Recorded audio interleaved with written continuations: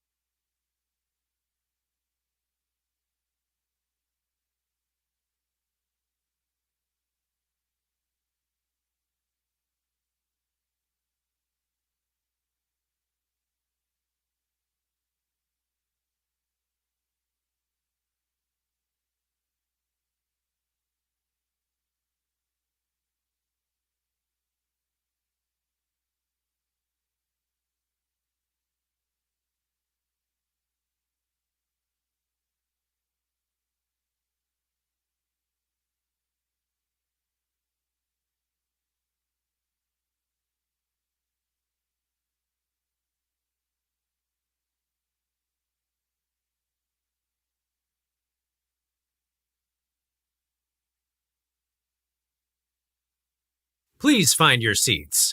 Winning the Middle will resume shortly.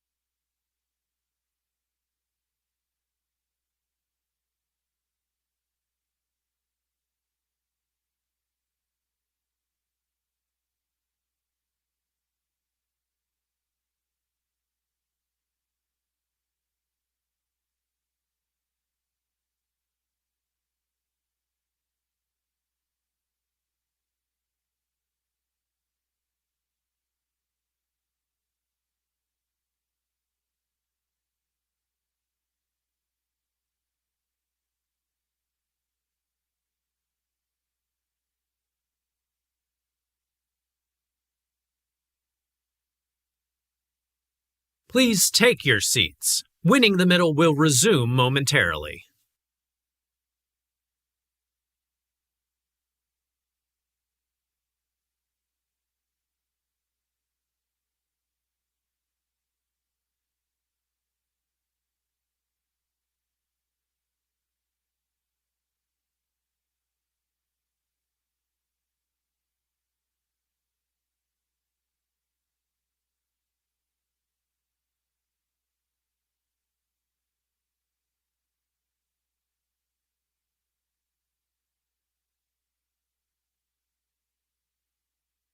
Good morning, and welcome to Day 2 of Third Way's Winning the Middle. To get us started, please welcome, from Third Way, Lene Erickson.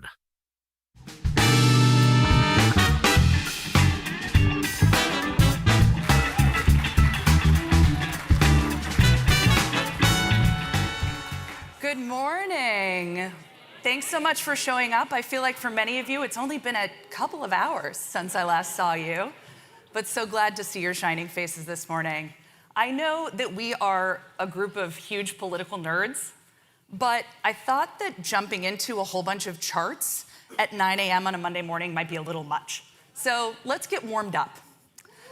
So if you haven't already, please go ahead and click the QR code on your phone, get signed up. If you're old school, you can type in the URL, and we are gonna flip the tables on you and make you take a couple of the questions from a poll we just did. So get ready. This is like your warm-up, like you're stretching before a big game. Oh, hold on. There it is. All right, we'll give you 15 more seconds. Only you. You should use your real name, Liam. No, names will not be displayed, but I might go in the back end and see what's going on, so you never know. All right, do you take public transportation regularly? Yes or no? The answer is regularly. The question is regularly. However you might interpret that, if you're a Democratic primary voter, is good. This is why JD can't sit up front, yes. Okay, looks like people are populating some answers here. My climate team is hoping there's a lot of you that say yes to this. Okay, let's see. Do you take public transportation regularly? That's not as many as I wanted to see, guys. Okay, that looks like about a third, but I'll give you some leeway, because in South Carolina, maybe there's more driving. Okay, next question. Do you watch your local TV news? Are you clicking on the local news to check the weather, see how your local sports team did, maybe see where ice is showing up next in your neighborhood? Whatever the thing is you're trying to track, are you watching it on local TV news, yes or no? Populate your answers, please. Do you have it on all day long like my in-laws, just in the back? Just all day. All right, let's see. Okay, it's about the same. Okay, I feel like those two groups of people aren't overlapping, though. that said yes to those questions. All right, this one, you guys got to get this right. Okay, do you read the New York Times regularly? Yes or no? If I had to do over-under on this one, I might win. All right, let's see. New York Times readers, who's digging into Tom Edsel's column looking for their quote? Oh, a lot of us. That looks like about 75%. All right, thought it might be a little higher. Okay. All right, this one is gonna be real high, I think. Keep in mind, about 60% of Americans don't have a college degree. I'm gonna go ahead and say that's probably not true in this room. Do you have a 4-year college degree, yes or no? Let's see, what's the guess? 110%? Pretty close. All right, okay. Now, last one, this one's for Jim Kessler. How frequently do you post about politics on social media? Now, if Matt Iglesias is in the room, I didn't put hourly on here as an option, just say daily. It's totally fine, we know. It's really more like minutely, it's fine. Got it. Daily is your most frequent potential option. You can write in the comments if it's more than that. Or you can say, I'm posting about politics on social media right now, currently, immediately now. All right, what do we think? Okay, so the green is daily. That's a good chunk. Weekly is the lighter purple. Okay, so we got a good smattering of folks. Thanks for getting warmed up with me. I think the question is, how does this compare to Democratic primary voters? And I think Kendrick Lamar said it best. When you ask Democratic primary voters how they're living their lives, what they're doing, it's kind of different from a lot of us who spend our career being paid to do this. So we want to introduce you to your Democratic primary voters. These are the folks that are going to help us select our nominees so that we can win and beat MAGA in 2028. So we should know a little bit more about them. So we worked with Global Strategy Group to poll 1,400 Democratic primary voters. This was the second week of February. And we wanted to understand, who are these people? What do they want in a leader right now? And where are they on the issues that are driving American politics? So let's start with who they are. When I think about a Democratic primary voter, I have 2 images that come to mind. The first is a protester on an elite college campus. And the second is my group chat of 30s and 40-year-old white women with like 15 graduate degrees. That group, after Elizabeth Warren dropped out, went to her website to buy all the swag so that they could make sure that their views were known last time around. So, who are these Democratic primary voters? Are they my group chat? Well, actually, they look a lot more like this. The typical Democratic primary voter is a white woman over the age of 55 without a college degree. In fact, there's a lot of women in this group. About 60% are women. 55% are over the age of 55. Just over 1 in 10 voters in this group are below the age of 30. There's a lot of white people in here, also a big chunk of non-white voters. And look at that bottom row. 60% of our Democratic primary voters don't have a college degree. So I also chose this picture very intentionally. You can see the woman is wearing a cross. 58% of the voters in our survey called themselves Christian. Only 9% of Democratic primary voters called themselves atheist. In fact, I was quite surprised to see that 3 times as many called themselves born again or evangelical as called themselves atheist. So this is not my stereotype of a Democratic primary voter, but this is who we're talking about. So let's get a fuller picture. We asked some fun questions. You just tried out a few of them. What do they do in their day-to-day lives? 76% drive a car on a regular basis. Only 24% are taking public transportation.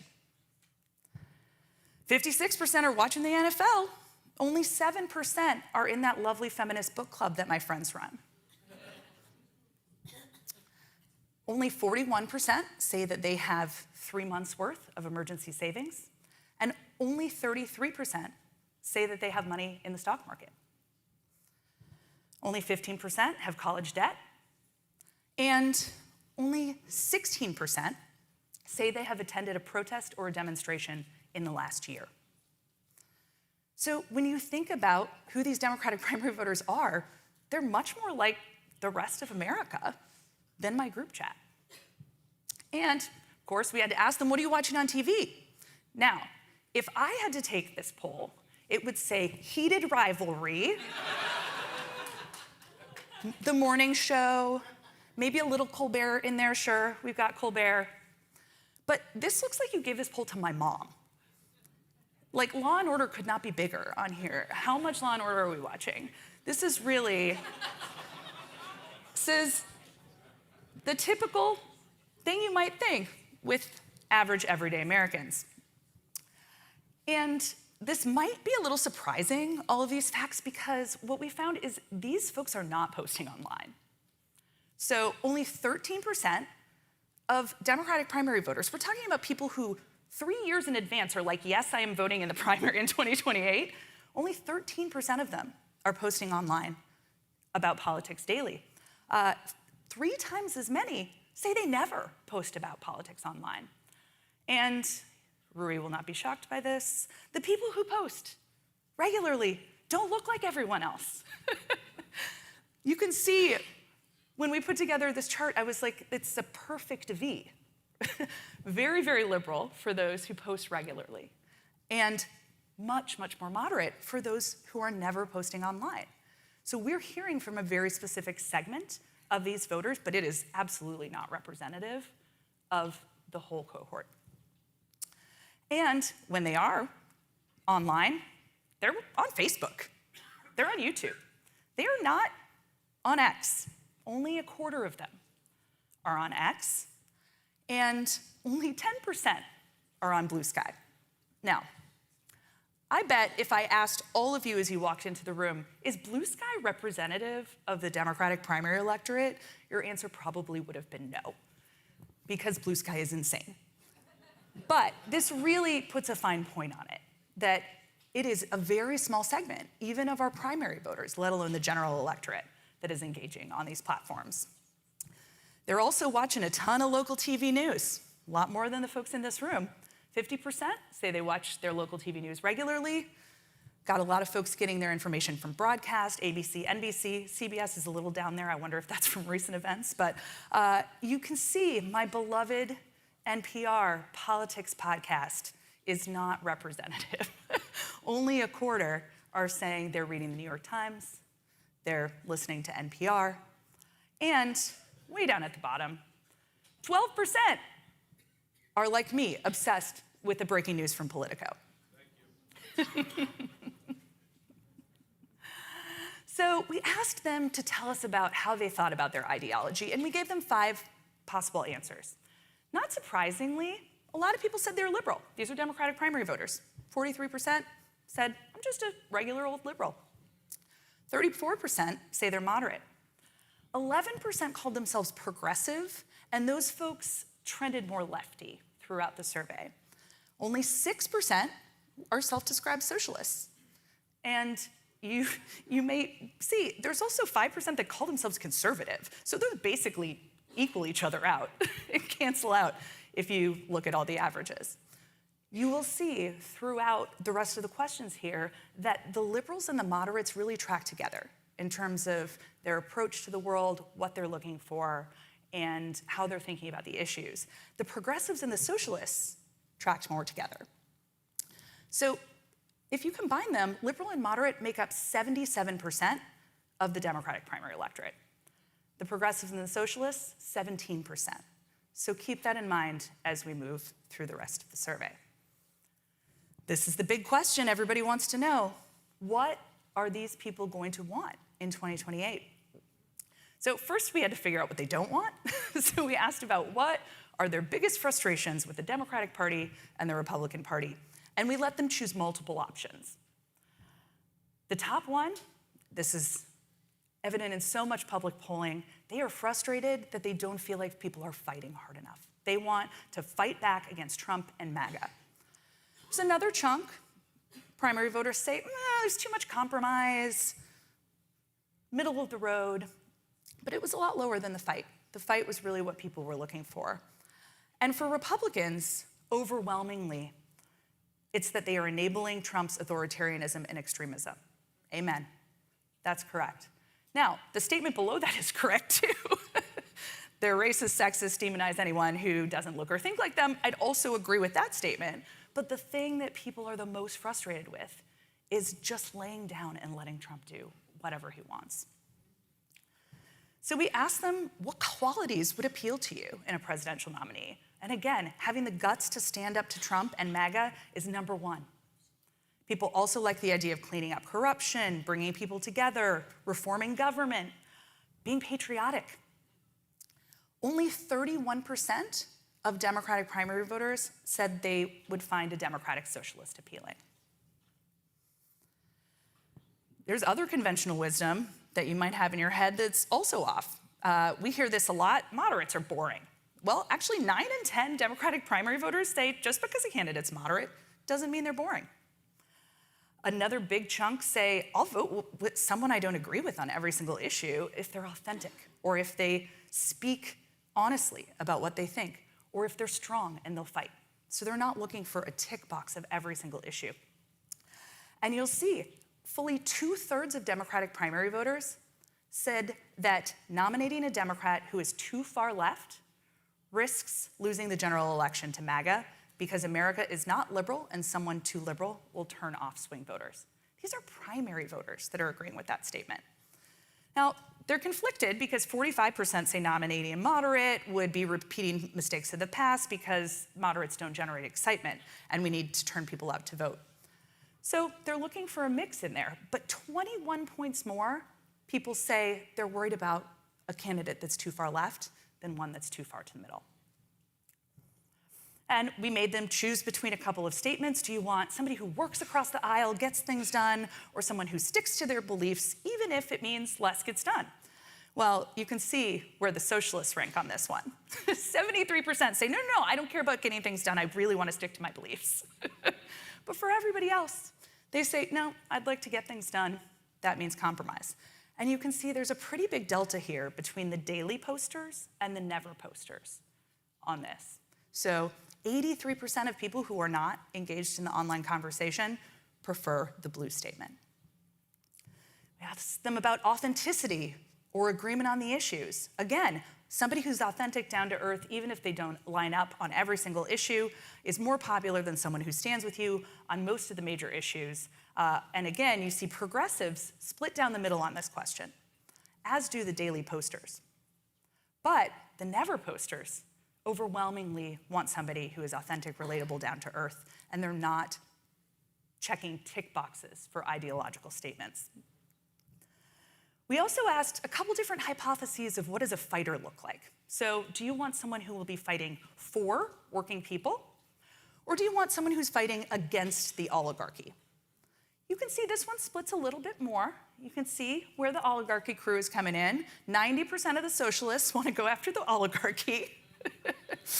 But the big chunk of liberal and moderate voters, that 77%, they're saying, by kind of a lot, I'd rather a fighter for working people than a fighter against the oligarchy.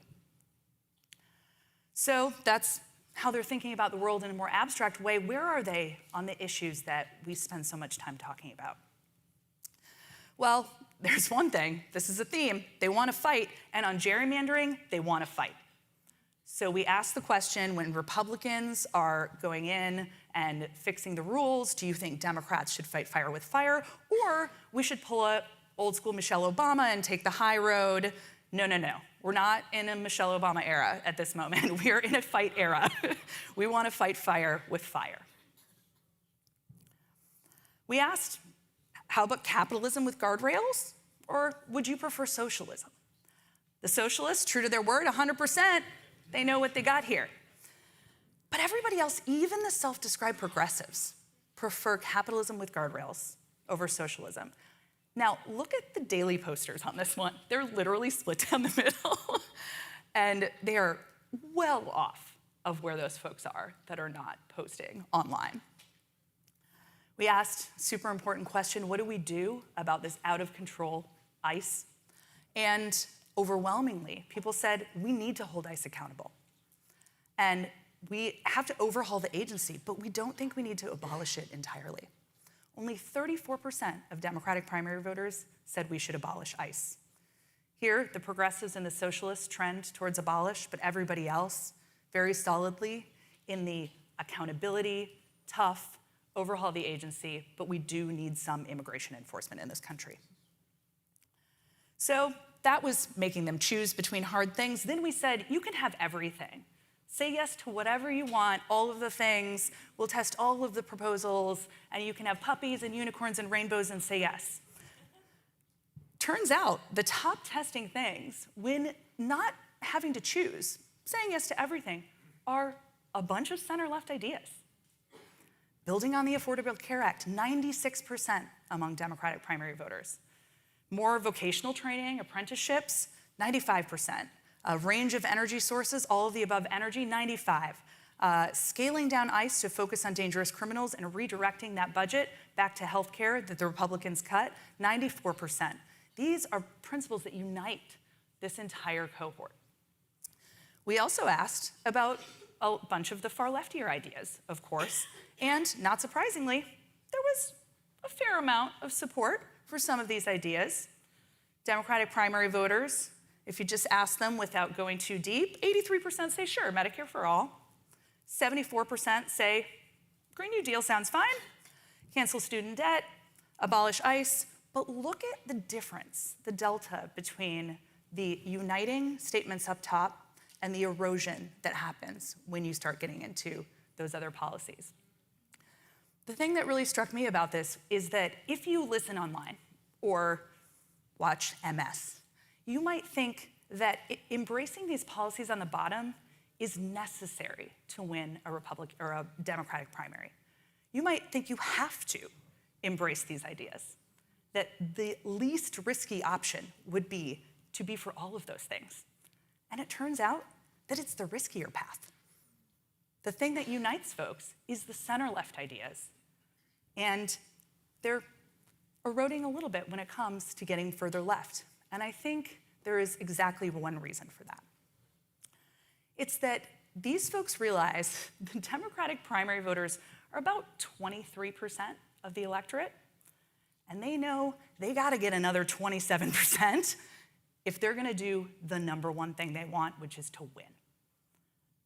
100% focus, we need to win. It is existential right now.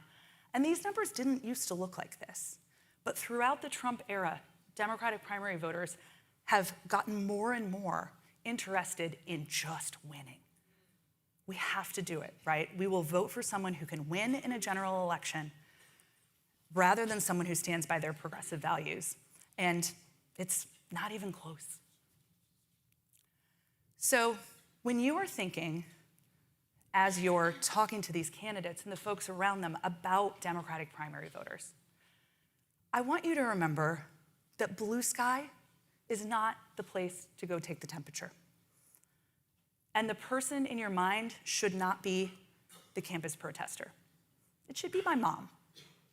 Marlene Erickson, Northern Minnesota, lifelong independent and deep Catholic conviction, who is absolutely going to vote in the Democratic primary, and in fact, 2 weeks ago, went to her Democratic precinct caucus.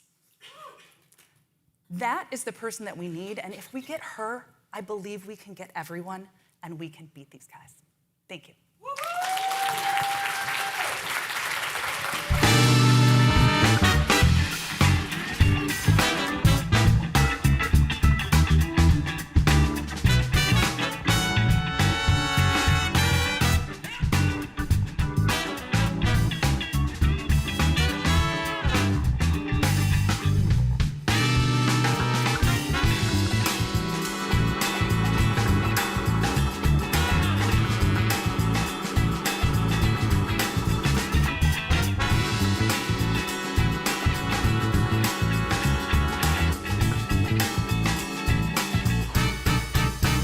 And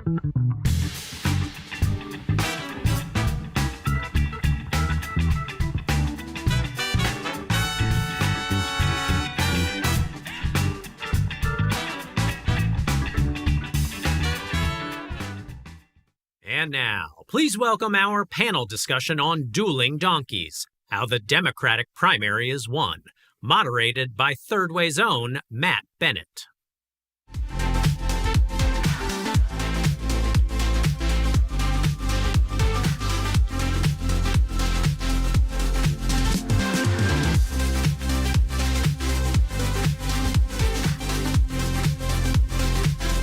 All right. Morning, everybody. As we will quickly establish, I am not as cool or sparkly as Lene. I'm not even as cool or sparkly as Lene's mom, but we can make up for that with this incredible panel that we have gathered here today. These are all people that you either know or should know, so I will do a very abbreviated introduction. Becca Siegel is a Democratic strategist and a data expert. She was chief analytics officer for Biden for president. And most recently, she was a senior advisor to the Harris campaign, doing the polling, analytics, and voter outreach. Simone Ward is a 2-decade veteran of Democratic politics, as senior leadership experience on 5 presidential campaigns. She was the Florida state director for Hillary in 2016 for both the primary and the general. And Amy Ruiz, of course, was the White House political director for President Biden. She was a field organizer for Clinton in 2008 in Nevada. And she was the Nevada director for President Obama's campaigns in 2012, among 19 other things. So we are very grateful to each of you. Look, this audience cares not just about how you win a primary, but how you win a primary in a way that strengthens the candidate for the general election. That is obviously the most important thing. So let's start there. Becca, let's start with you. You are an analytics person. You do math. And primaries involve complicated delegate math. Tell us what you've learned about that. That's such a tough tee up early in the morning. You guys want to hear about math? All right, well, I will give a primer, a brief primer on delegate math. It's something that I think many of us know, but then every 4 or 8 years, I have to remember all of the rules, and there are so many. So I'll do a primer with none of the caveats that every state does a lot of different things. But I think what I'll talk about is the ways that the math lead us to the strategy. So to win the primary, you have to win the majority of delegates. You have to win, it's close to 2,000, although the rules are ever changing. But majority of delegates, and you win delegates, of course, at the district or statewide level, proportional to your vote share. Basic rules. There are 2, I think, really critical parts of delegate math that lead certain candidates to have more success and are really critical to strategy. The first one is the 15% threshold. So in order to win any delegates in any district or state, you have to get at least 15% of the vote, which sounds easy, but in a many candidate race is not that easy, and many candidates do not reach that threshold. So that's thing one, is you have to get 15% of the vote. And then the second piece of important rules is that not every district has the same number of delegates. It actually varies quite widely. Some districts have 2 delegates, some districts have 10 or 11 delegates. So what these 2 rules lead to are 2 things. I think the most important thing that we saw in 2019 and 2020, and the most important thing that a candidate can do to win the primary, just logistically, is reach 15%, qualify everywhere. And what that means is that your breadth of support is actually much more valuable than any depth of support. So if you are popular with all of the Democratic Party, with all different locations, ages, people, you will do much better than if you are really, really popular with one part of the party, but not the rest of it. And that's why in certain parts of 2020, Joe Biden and Pete Buttigieg and Bernie Sanders all were polling about the same nationally, but Joe Biden had a huge delegate advantage. And it's because of the breadth rather than depth of support. So that's thing one. The other thing I'll just say on that 15% threshold is that doing well with the whole party means doing well with a lot of people who are not your donors, which if you've worked on a Democratic primary, it's hard to raise enough money to keep going. And so I don't want to like dispute the importance of donors, but you also have to do well with other voters, and that's how you will be successful. So that's thing one. And then to the second point, you can really run up the score in delegate-rich districts. Those districts are the ones with the most Democrats. So that generally looks like urban districts and majority black districts. Those are like the two districts, due to lots of reasons that we don't have to. Those are the two kinds of districts with the most Democrats, therefore the most delegates. And the way that our primary calendar works, we don't hit those big urban New York City, West Philadelphia districts until much later in the calendar. Now that could change, of course, but historically, the delegate-rich districts that come early are in the South, and they are majority black districts. So if you want to run up the score, once you have qualified everywhere, if you do really well with black voters, you will have a huge delegate advantage. Those are just the ways that the math works out in how we conduct primaries. It is different from how Republicans do it. They do a lot of winner take all. We don't do that. This is how our rules work, and these are the two ways on the Biden campaign where we felt, despite shaky performances in the first couple of states, we maintained a strong delegate advantage throughout because of those two rules. So, Simone, given all of that, given the math required to be everywhere, you have to be broadly popular, what does that look like when you're actually putting a campaign together on the ground? What do you need to do to reach those thresholds and actually win? Well, I think there's a lot of different ways to tackle this, but Becca said something I thought was really interesting that I just want to double click on. You're not going to reach the voters in the most urban or southern geographically until various parts of the Democratic primary timeline. So you have to avoid, I think, missing out on the opportunity to connect with voters who don't look like you or who are not necessarily in front of you at the moment. You have to think about the long game, right? So I think that there are many ways to do that, one of which I think is not, solely relying on those quote-unquote base voters to be your savior, right? Like you have to make sure that the moderates that that Lene was just talking about, that people that have alignment are stepping up and stepping forward and being willing to be allies in that community, allies, and you're communicating with them on a regular basis and not just waiting till the last minute, which is always a frustration, I think, especially in urban areas and majority minority communities.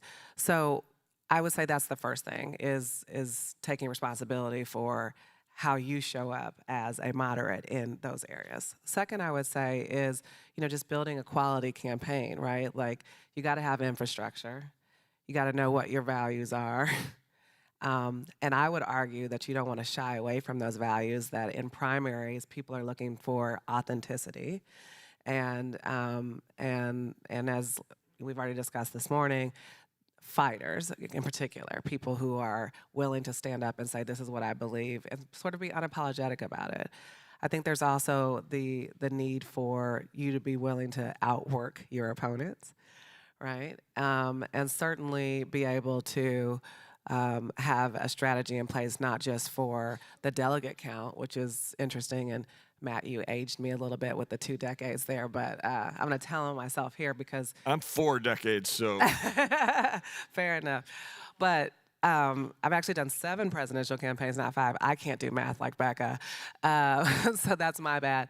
But 2 of those cycles were at the DNC, and which has a very unique role in the presidential primary system, not just because of the calendar, but also because of how they're setting the stage for debates, how they're setting the stage for, how they're enforcing the rules. You've got different members of your team who are, if you're lucky enough to have your own delegate Dave, right, like to work through, yeah, or Delegate Becca, to work through the math for that, but also thinking about what it means that you're doing today in, let's just call it South Carolina, since we're here, and what that impact will be for a Nevada or for a New Hampshire or any of the early primary states.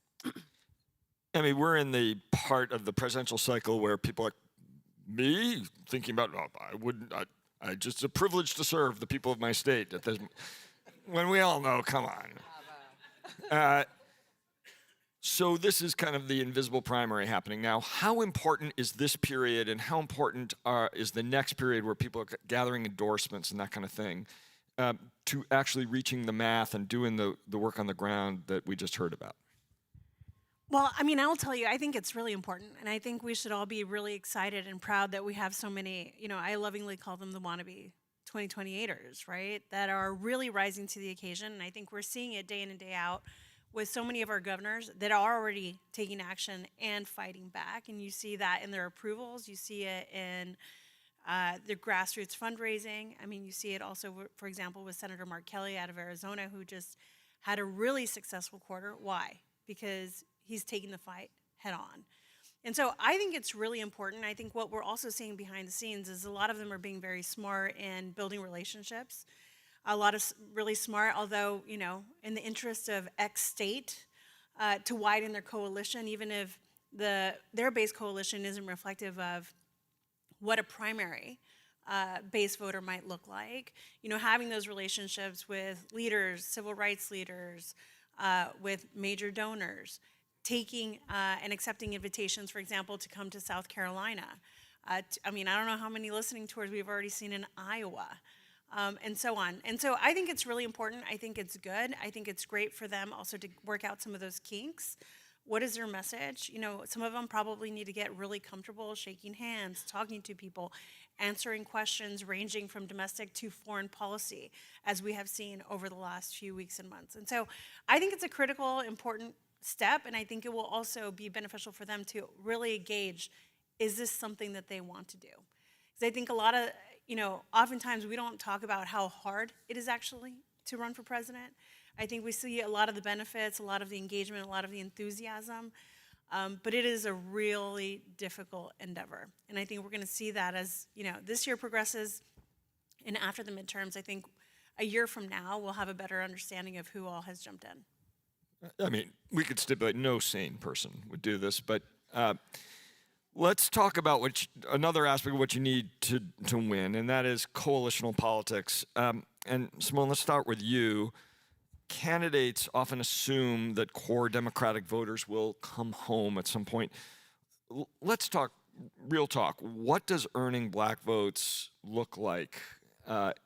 In an era where very often you hear from black voters that they're taken for granted, they're seen as a monolith. What should candidates do? Well, I think you just gave the prescription right there, Matt, right? Like, 1, don't take them for granted. 2, let's start early and often communicating with them and be clear about what you know and what you don't know. Also, don't put the burden of your entire campaign on the back of people of color and black people in this moment, right? Again, I said this at the beginning, you got to step up and step forward so that there is space for people to be at that table and to have a voice at that table. I think that I would reject a little bit of the premise of the question that voters have to come home. I'm not sure that, in particular, if you're talking about black voters, that they ever left, right? We voted 90% plus in every Democratic primary. So let's just be clear about that. And I think if you were to, track that over, let's just say the last 40 years, right? Like that is a consistent number. I think maybe the party feels like, voters feel like the party may have left them a little bit. And needs to, reconcile itself. So I think the ways you can do that, Emmy talked a little bit about coalition building. I think, again, it goes back to the authenticity. I think it's about sitting down and saying, here's what I know or assume I know, and ask a lot of questions. And don't make assumptions about things that you don't know, right? Like, it's okay to not be the smartest person in the room. Right?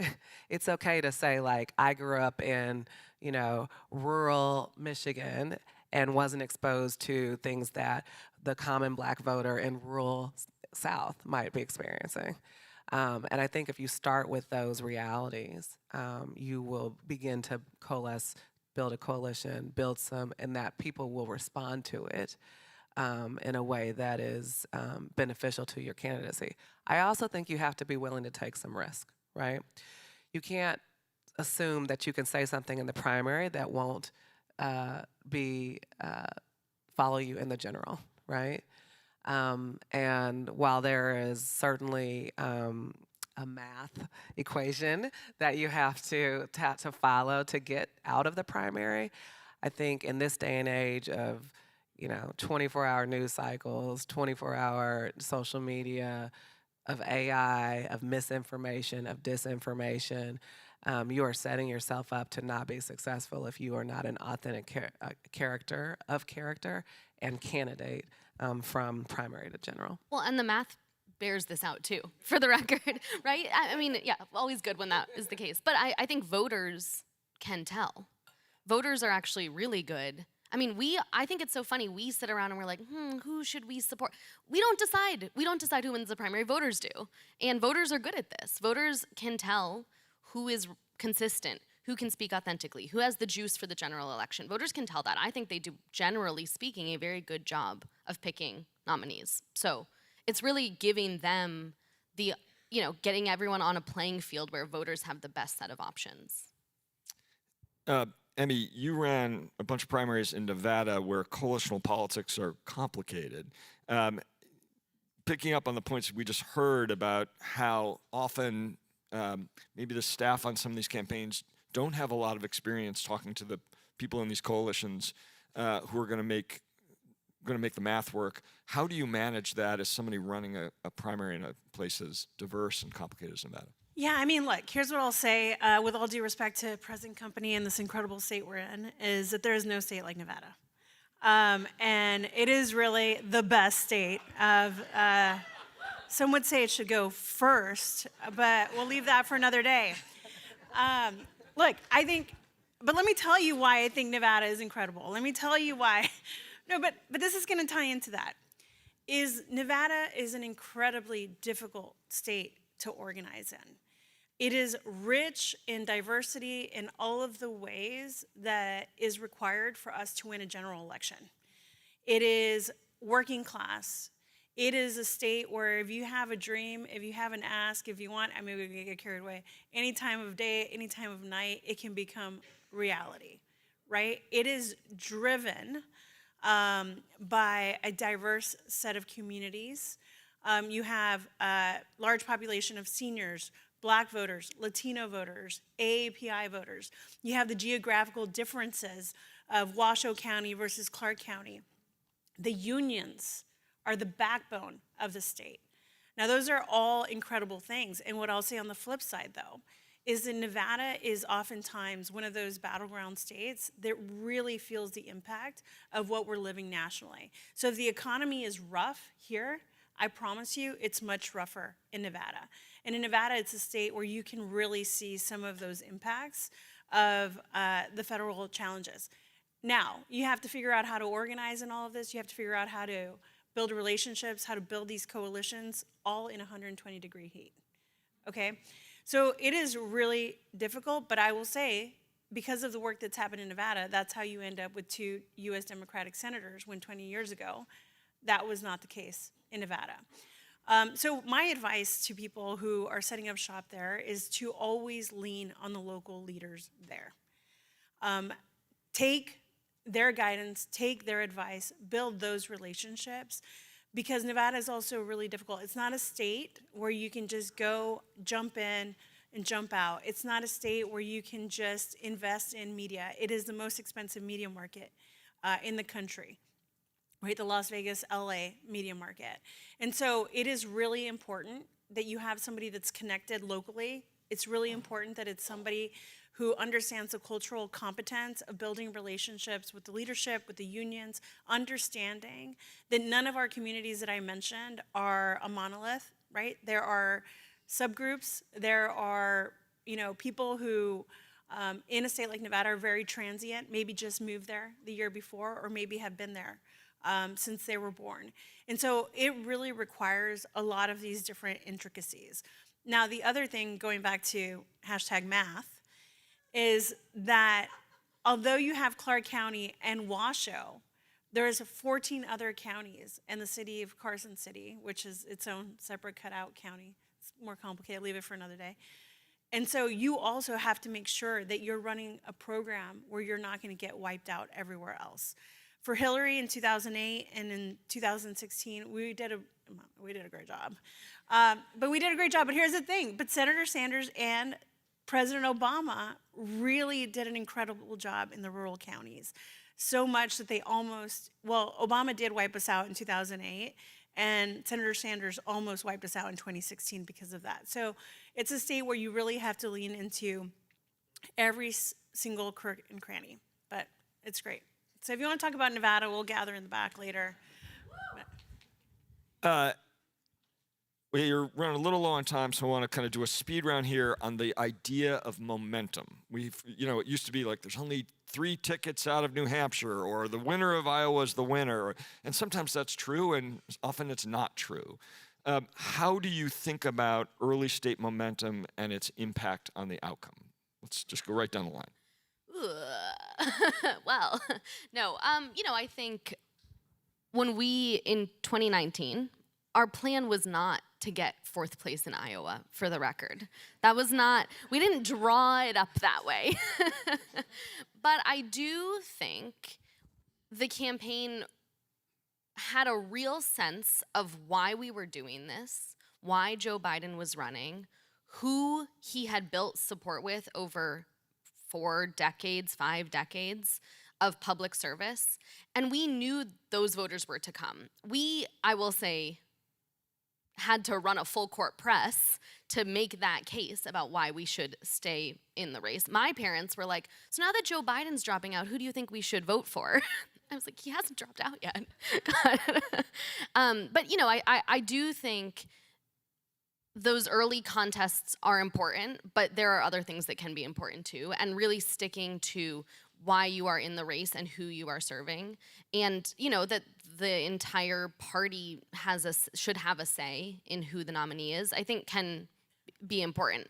But being able to run a good program in an early state is a really good indicator of how well you can run a program in a general election. So I don't want to write that off. I think it is important, and certainly voters are watching it. But where I think sometimes candidates can get mixed up is if you put everything into winning a farmer in Iowa, are you speaking to other voters? Do other voters feel seen by you? And maybe they do if you do it in the right way. But I think if we are over-torquing to, bend and constrict our body into winning every perfect set of voters, I'll just say, voters want to know why you are in the race. Voters want to feel like what you are saying you will follow through on. Like what you are saying is authentic to you as a candidate. I think that has to underlie everything you do. And if that works for you to win the early state, then great. But I would not trade that for some sort of flexible becoming a robot that can win exactly the voter right in front of you at the moment they're in front of you. That's sort of my take on the momentum piece.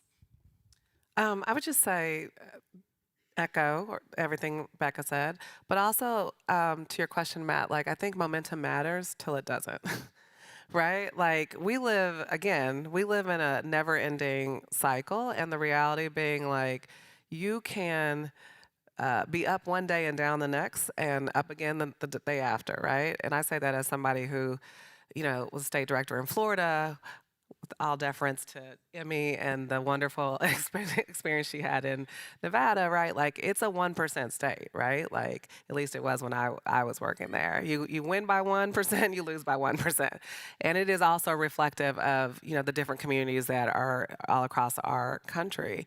So I think you have to be well prepared for that reality. And if you have multiple paths to victory, then that will help prepare you for the ups and downs of the momentum. And then the last thing I would just say is I'm going to paraphrase my colleague and friend Terrence Woodbury at Hit Strategies.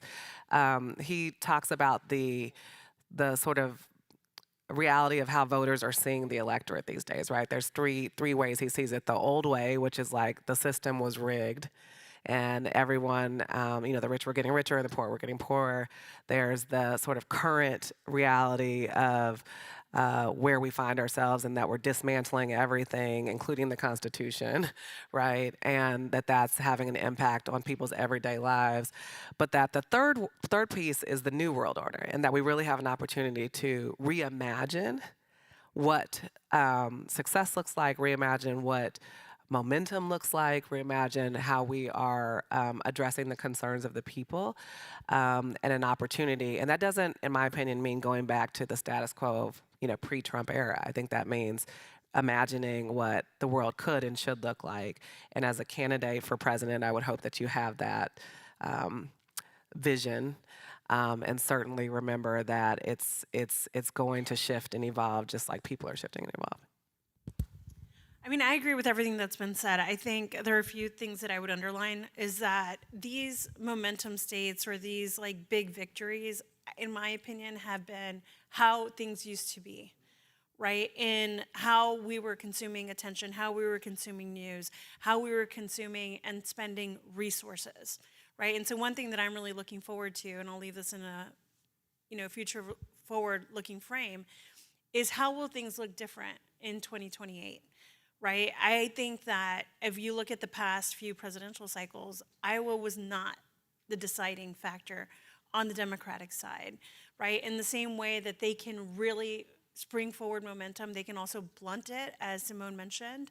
And so the most important thing, keep as many pathways to victory open as possible. And anyway, thanks for having us, Matt.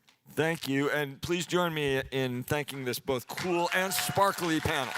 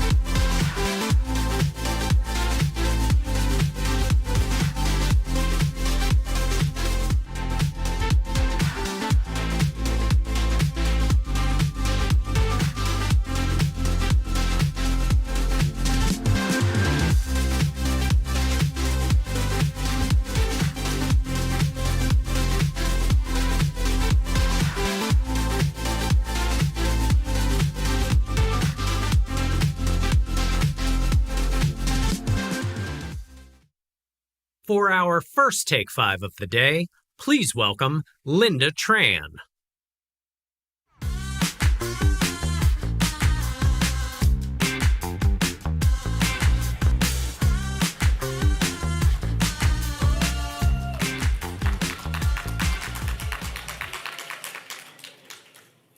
So you want to know what 2028 looks like? Let me save you on the focus groups and the consultant fees. Whoever makes it easier to eat wins. I'm not being glib. I am the daughter of immigrants, and I literally grew up hungry. And here's what I can tell you about hunger. No matter how full your plate is today, you remember when it was empty. That memory shapes you, it changes you. And right now, millions and millions of Americans are forming that memory. Pew Research tells us that 72% of Americans rank the economy as their top concern. You've got Gallup telling you that cost of living and inflation, those mentions have gone up between 2022 to 2024. They've gone up more than since the 1980s. And we just heard a State of the Union that talked about economic strength and stock market records. But the polls since then have shown us that independents are unconvinced because Wall Street success does not lower the price of groceries. It's not partisan, it's not blue, it's not red. It is the parent, like mine, who skipped meals to make sure that their kids could eat. It's the couple that is putting off having kids because they can't afford daycare. It's a universal problem, and it's not going away. So here's my advice if you want to win in 2028. You got to have a plan, an actual plan. And you have to be able to explain it like you're talking to your neighbor, not talking to an economist. So first, triage the crisis. Hungry kids today, they can't wait for long-term economic growth. Food instability, food insecurity went up to 17% in some regions since the pandemic. So we need to address it now. We need to expand SNAP access, shore up school meal programs, secure supply chains, food supply chains that are still vulnerable today. So the second thing is, we also need to think about opportunity. What does economic opportunity actually mean? Your plan as a candidate has to reflect what people actually care about. The Working Class Perspectives Project at Georgetown will tell you, Americans don't care about being millionaires. That's not what they dream about. They dream about stability. They want to own a modest home. They want to be able to afford to send their kid to school. They don't want to choose between medication or their grocery bill. So your plan has to represent their version of success. Affordable housing initiatives, access to community college and trade schools, and smart trade policies that don't drive up their target run by 20% the next time they go to the store. The third thing is that we really need to support the businesses that actually employ the majority of Americans.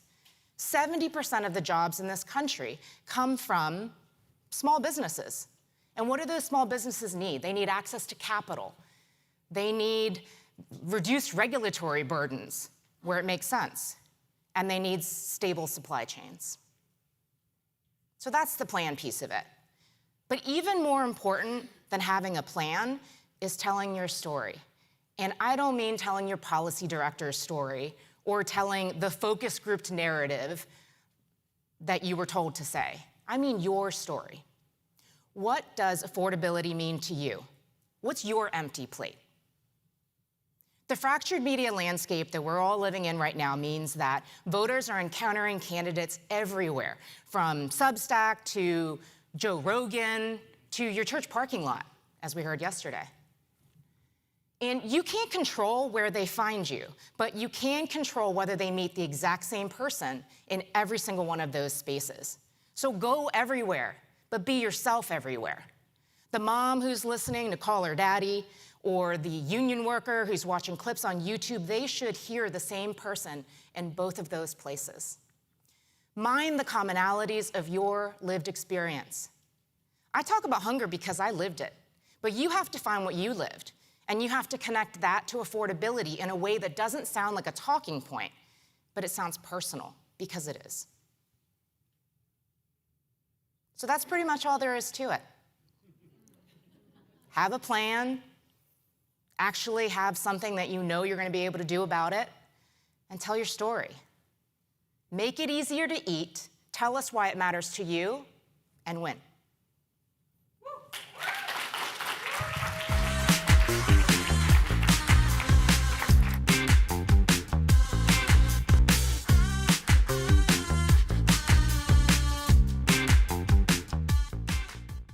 'For our next Take 5, please welcome former Congresswoman Xochitl Torres Small.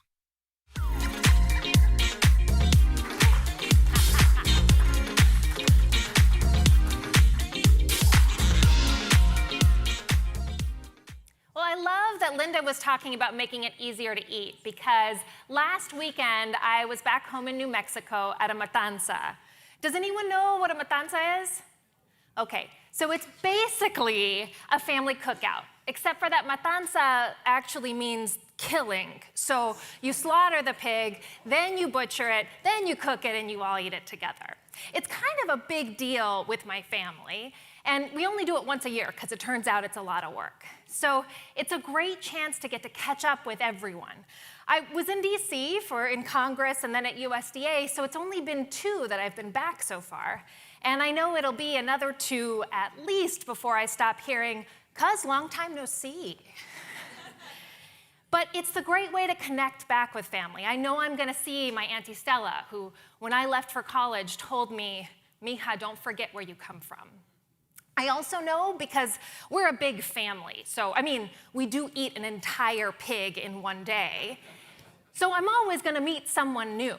This time it was my uncle's uncle by marriage, who had heard that there was this weirdo in the family who served in Congress and was probably Nancy Pelosi's personal puppet. But after 3 hours cutting meat side by side, we knew each other better. Frankly, I was less skeptical of him. And by the end of the day, he said, "Mija, I'm glad you're home, and you're welcome anytime." That's what spending time does. But Democrats have been told that we don't have to spend time in rural. Democrats have looked at the numbers and said, you know what, no, demographics is destiny. So as long as you've got the Latinos and all the other minorities, plus those soccer moms in suburbia, you don't have to show up in rural America. We've seen what happens when we do that. The electoral message is clear.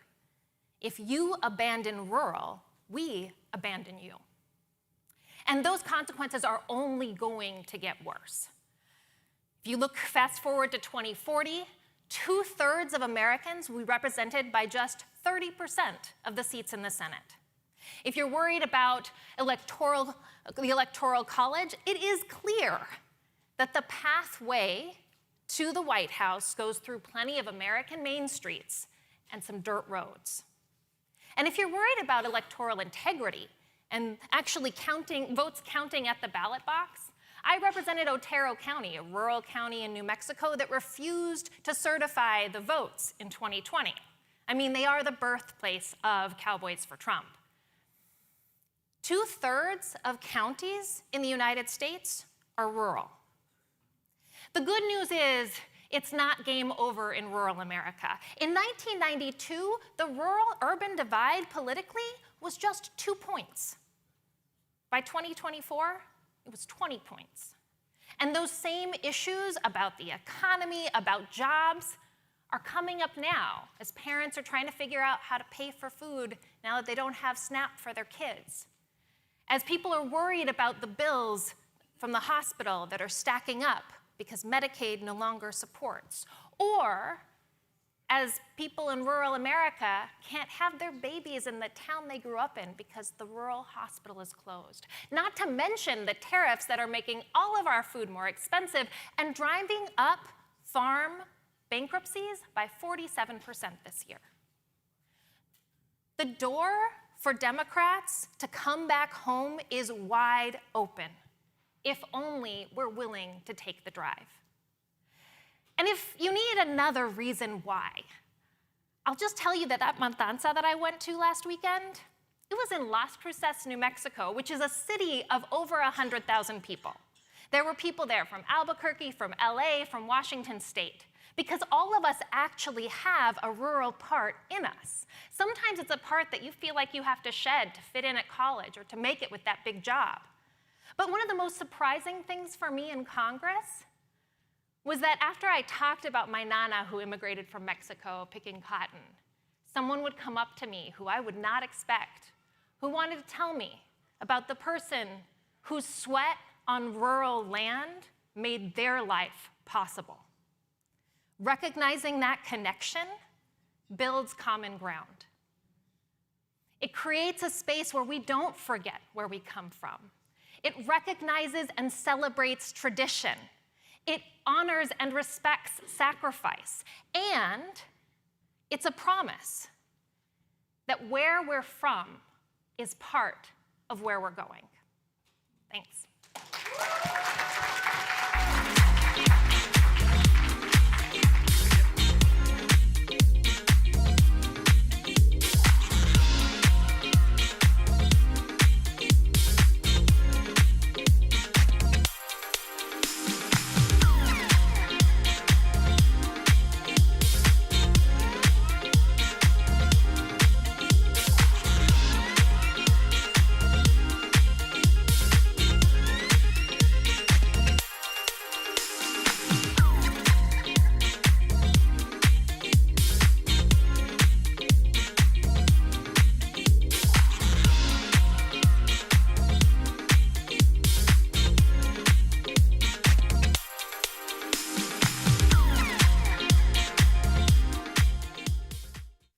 And now, for a panel discussion that's all about that base, who powers the party, please welcome our panelists and moderator Doug Thornell.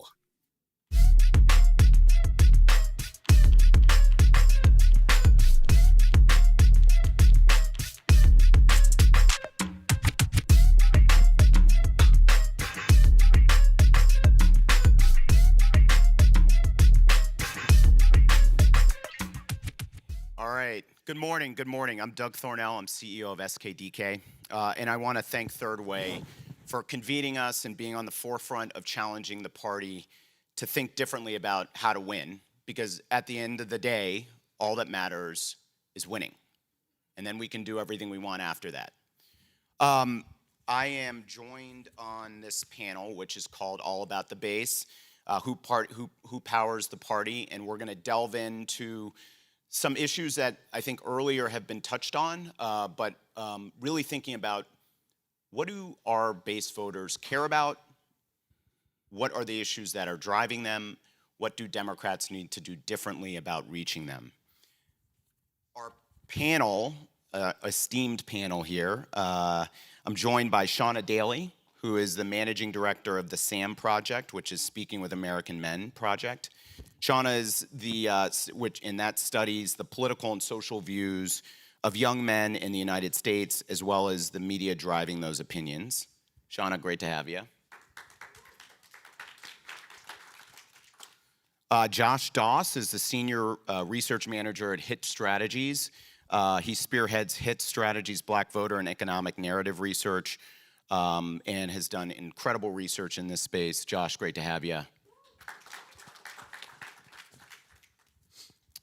And finally, last but not least, Clarissa Martinez. She is the vice president at UNIDOS. She focuses on Latino vote initiatives. She leads their efforts to advance an accurate understanding of Hispanic voters and their priorities to foster greater and more effective engagement with those voters and campaigns and systems that approach efforts to increase Latino electoral and advocacy participation. Clarissa, great to have you.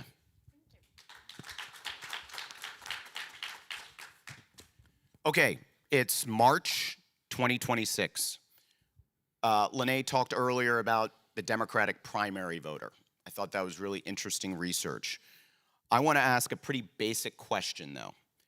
At this moment in time, who makes up the Democratic base? Shauna, I'm going to start with you. I would concur with Lene's research and say middle-aged women. Josh? Also would concur. I just want to be very particular and specific about Black women are the base of the Democratic Party. Clarissa? I would say it depends, right? From a Latino perspective, I think that when Latinos are called base voters, it's just like a pass to be neglected. So I would say also that given the age of the Latino electorate, fluidity is the word rather than looking at those voters at the base. And I know we're going to get into what that means, but I think we need to challenge the definitions of base because often it's just become an excuse not to talk to people. Yep. In 2024, and you could go back further than that, we have seen an erosion of support for the Democratic Party among young voters, among Black men, and among Latinos. So I guess my question is, and I'll start with you, Josh, on this one. We oftentimes think of these groups as monolithic. They're not. Obviously, they come from different regions of the country, different education levels, different socioeconomic standings, right? So let me specifically talk about Black men. Would you consider Black men still a part of the Democratic base? Yeah, I would say the Black men are still, I want to respect what you were saying about how we use that term base, and I think it is important that we don't use it as something to ignore a particular community. That being said, I would consider Black men to be a part of the base, and I think that what we're seeing among Black men and Black women, Black men when it comes to how they're participating in the elections, and Black women how they're responding to surveys about the Democratic Party, is frightening for them to be our base, right? When 75% of black women are saying that they feel like their votes are being taken for granted by the Democratic Party, even though they're turning out in large numbers, it's a harbinger, right? Like it should tell us something about what's to come. Directly to your question about black men, I think black men in a large part are renegotiating their relationship with the Democratic Party and being the base of the Democratic Party, but at the moment I would say that they still are. Clarissa, Latinos, a lot of talk about Latinos, their performance in the last election. Trump made some gains there.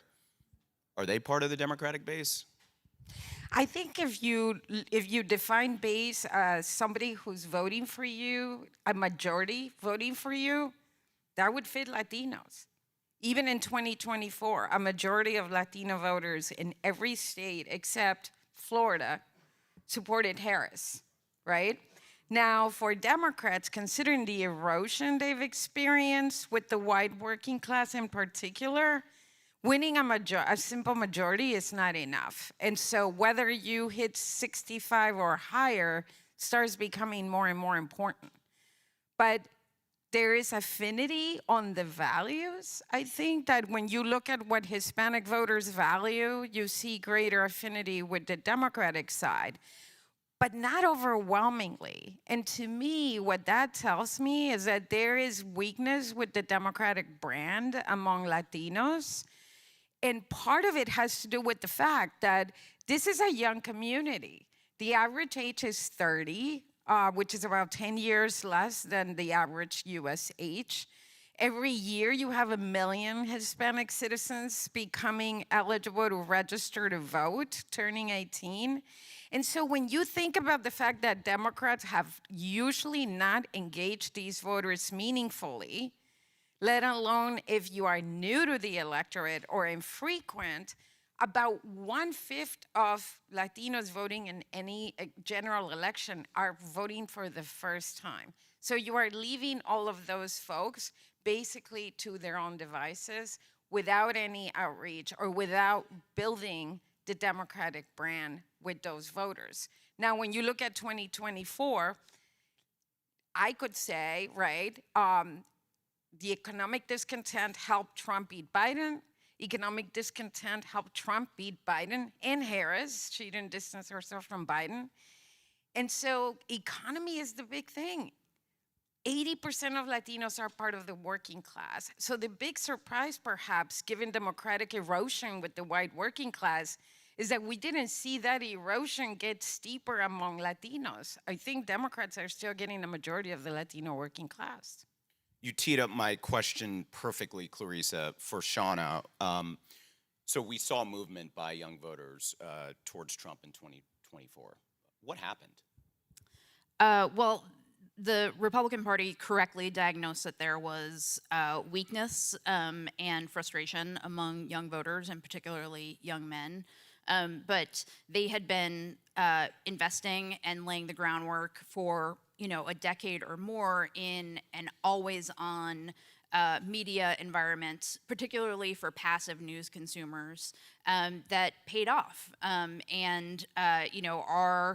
Our communication on the left, traditionally goes down in off years, and they weren't doing that on the right. They were investing in creators and media, and so they took the opportunity while Democrats, to echo what they were saying, got complacent about communities that they assumed were the base, and particularly young people. And so that meant not investing, not listening to these communities that were really frustrated, and frankly still are. Particularly, young people are very pissed off about a system that is not working for them. Josh, same question to you. What happened in 2024 as it relates to specifically black men and their movement to Trump? What did he do right? Or what did we do right? Yeah, the what did he do right part I was going to... well, I mean, when you look at the numbers and the percentages, I don't believe I'd love for somebody to check me on this if I'm wrong, but I don't believe that like Trump maybe increased his percentages, but the raw numbers I don't believe went up that much. I think so. What we did wrong was we didn't turn out our voters, and so it seems like maybe Trump is gaining popularity among black men when he actually might not have. I just think our voters didn't turn out and made the percentages different. This erosion of support for the Democratic Party has been happening since before Donald Trump. It's been happening, honestly, it's been happening since before President Obama. That kind of came in and threw, put a monkey wrench in the data, but this has been happening for a really long time, and the economic precarity that we're talking about that pushed young white men off the edge recently here has been happening in the black community for forever.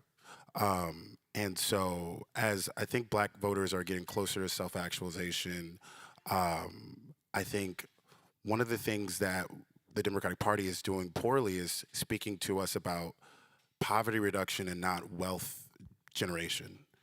And those two things can sound the same to someone who doesn't have that lived experience, but they're hitting black men's ears very differently than I think intended, and is making black men think differently about the party as a whole. Clarissa, similar question. What do Democrats get wrong about Latino voters right now? And how to communicate with them, issues? They seem, I think that there's from my vantage point, it seems like there's a perception that they might be more liberal than what your everyday Latino voter is on certain issues, but I'm just curious what you're seeing. I like to say that Latino voters are ni muy muy, ni tan tan. In other words, not too much, not too little. They kind of don't gravitate to the extremes. But the economic part is huge, right? If you look at issue priorities, 4 out of the top 5 top priorities have been related to the pocketbook in several of the previous cycles. When you have 80% who are part of the working class, also a message that is about the value of work, something that people are proud of. That's what they see as their contribution, not just to their family, but to the country. And a lot of times, I think what they hear from Democrats is more about programs that help people who can't help themselves. And that, I think, it's kind of turns people off. At the same time, I think that there's a brand issue, right? So a lot of folks looking at 2024 mainly looked at it through the lens of immigration. It's like, how can people support Trump if he's talking like this? I think on the one hand, that really goes to show how intense the challenge of making ends meet has become for a community who was already struggling before the pandemic. Then that tanked people's economics. And then just when they were pulling through, the subsidies that happened through the pandemic were taken away, and the recession hits, and you go under again. So it speaks about how powerful just the economic thing has become. And we should talk about immigration, because I think that Democrats have also made mistakes on immigration, where they think that they can either talk about open borders or bury their head in the sand. And I think the Biden administration fumbled that ball. Latino voters want to see order, not chaos, but they also don't want to see brutality. And I think that there's an opportunity right now, because many of the ones who supported Trump didn't think he would go as far, or they don't feel that this is what they thought he was going to do. Shauna, what do Democrats get wrong about young voters? I think the Democratic Party, I worked on the Obama campaign, a lot of people here did, and I think too many of us are still stuck in 2008. And we assume that, sort of young people are excited and love the party, and that they are just sort of born into it, and that we can assume that they will stay with us forever. So I think that the Democratic Party has forgotten that it needs to work for this audience. And I also think that, frankly, the Democratic Party is not speaking to the real anxiety and frustration that's happening among young people about, affordability is sort of the baseline, but about their futures and about the anxiety that they have that, the fundamental promise of America has been broken with them, and they're angry about that, and I would say rightfully. And I don't see folks in the Democratic Party speaking to that, as well as, frankly, Charlie Kirk was the best at it, but J.D. Vance speaks really well at channeling that, and we need to be able to address that anxiety. Josh, same question to you, and maybe I'll phrase it a little bit differently, but are there some myths that Democrats hold about black voters that we need to debunk? Yeah.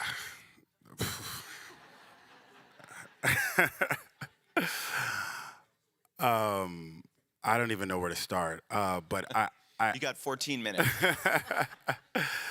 There are a ton of myths. Before I actually go on that, I just want to touch on something you said about young voters, and this is, I'm sure, about young black men, and I think maybe about young men in general. A thing that I think we're getting wrong is, as we're seeing some of them, move their ideologies from left to right on maybe policy or their perspectives of women or things of that nature.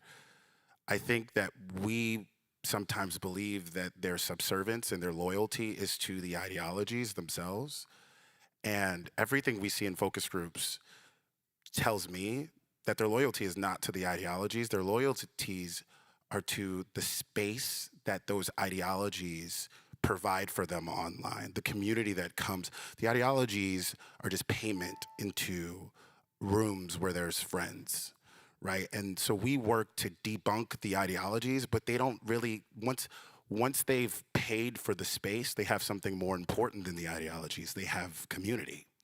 And we're bad at creating community for young men on the left.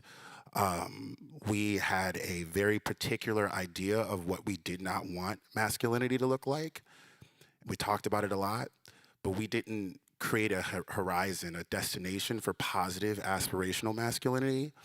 And we left a lot of room for some of the worst actors to speak to young men about what it means to be a man.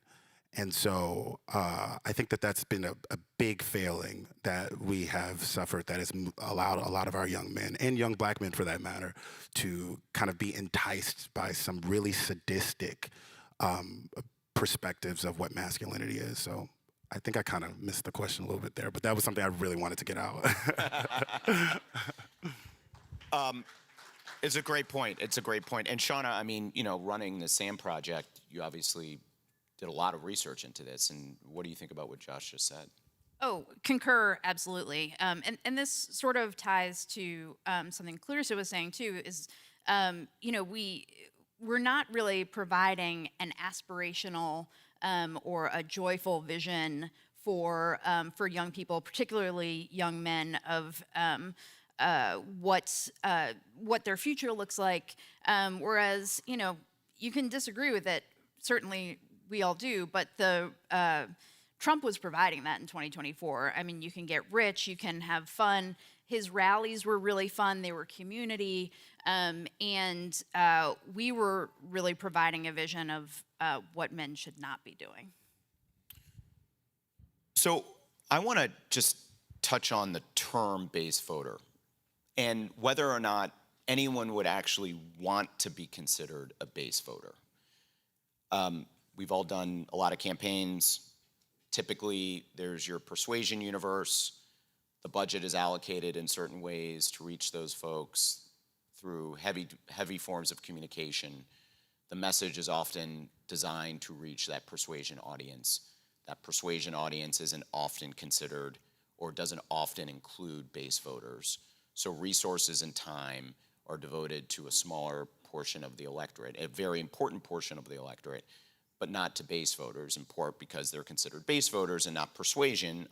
I generally believe there's a lot of base voters who are persuasion. But is there a stigma attached to that term? Josh, you were touching on this, that essentially, like, all we need to do is sort of talk to them at the end of the day, and then they're going to show up, versus treating them like free agents. And so I just want to, and Josh, I'll start with you. Do you think we need to just sort of rethink how we're actually thinking about these voters, not as base voters, but as something like essentially a part of a persuasion universe as well? Yeah, particularly among younger Black voters and younger voters in general who are renegotiating their relationships with all institutions, not even just institutions of politics or the Democratic Party. We're seeing young Black voters renegotiate their relationships with the institutions of Christianity and higher learning. And so this idea of like you are a base voter kind of comes with you have like a blind subservience to this party. And that is just not something that we're seeing Gen Z being particularly interested in. If it does have a stigma, it only has a stigma in these rooms, right? With people who are deciding on whether or not we're going to persuade or mobilize when we get to our, our program strategies. But like, yeah, I think that it has an enormous stigma among us, and I think that we need to see Black voters as mobilization and persuasion targets. Clarissa, same question to you.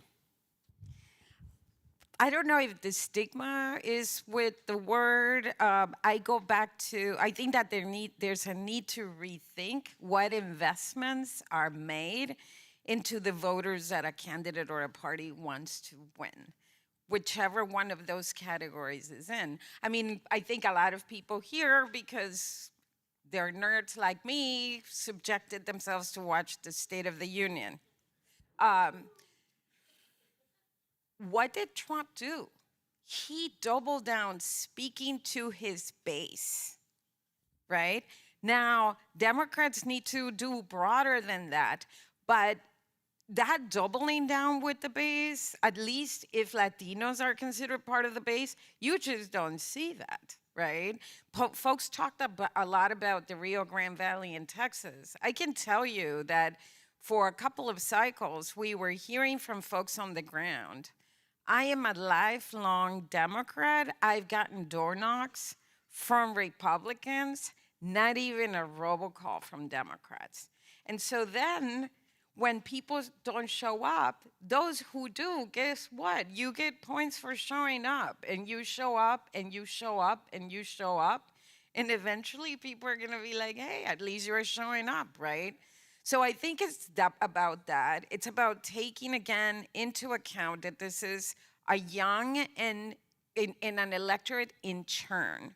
If 1/5 of Hispanic voters in a given general election are doing so for the very first time, and Democrats know that they are experiencing a certain amount of brand weakness, imagine with folks who are brand spanking new.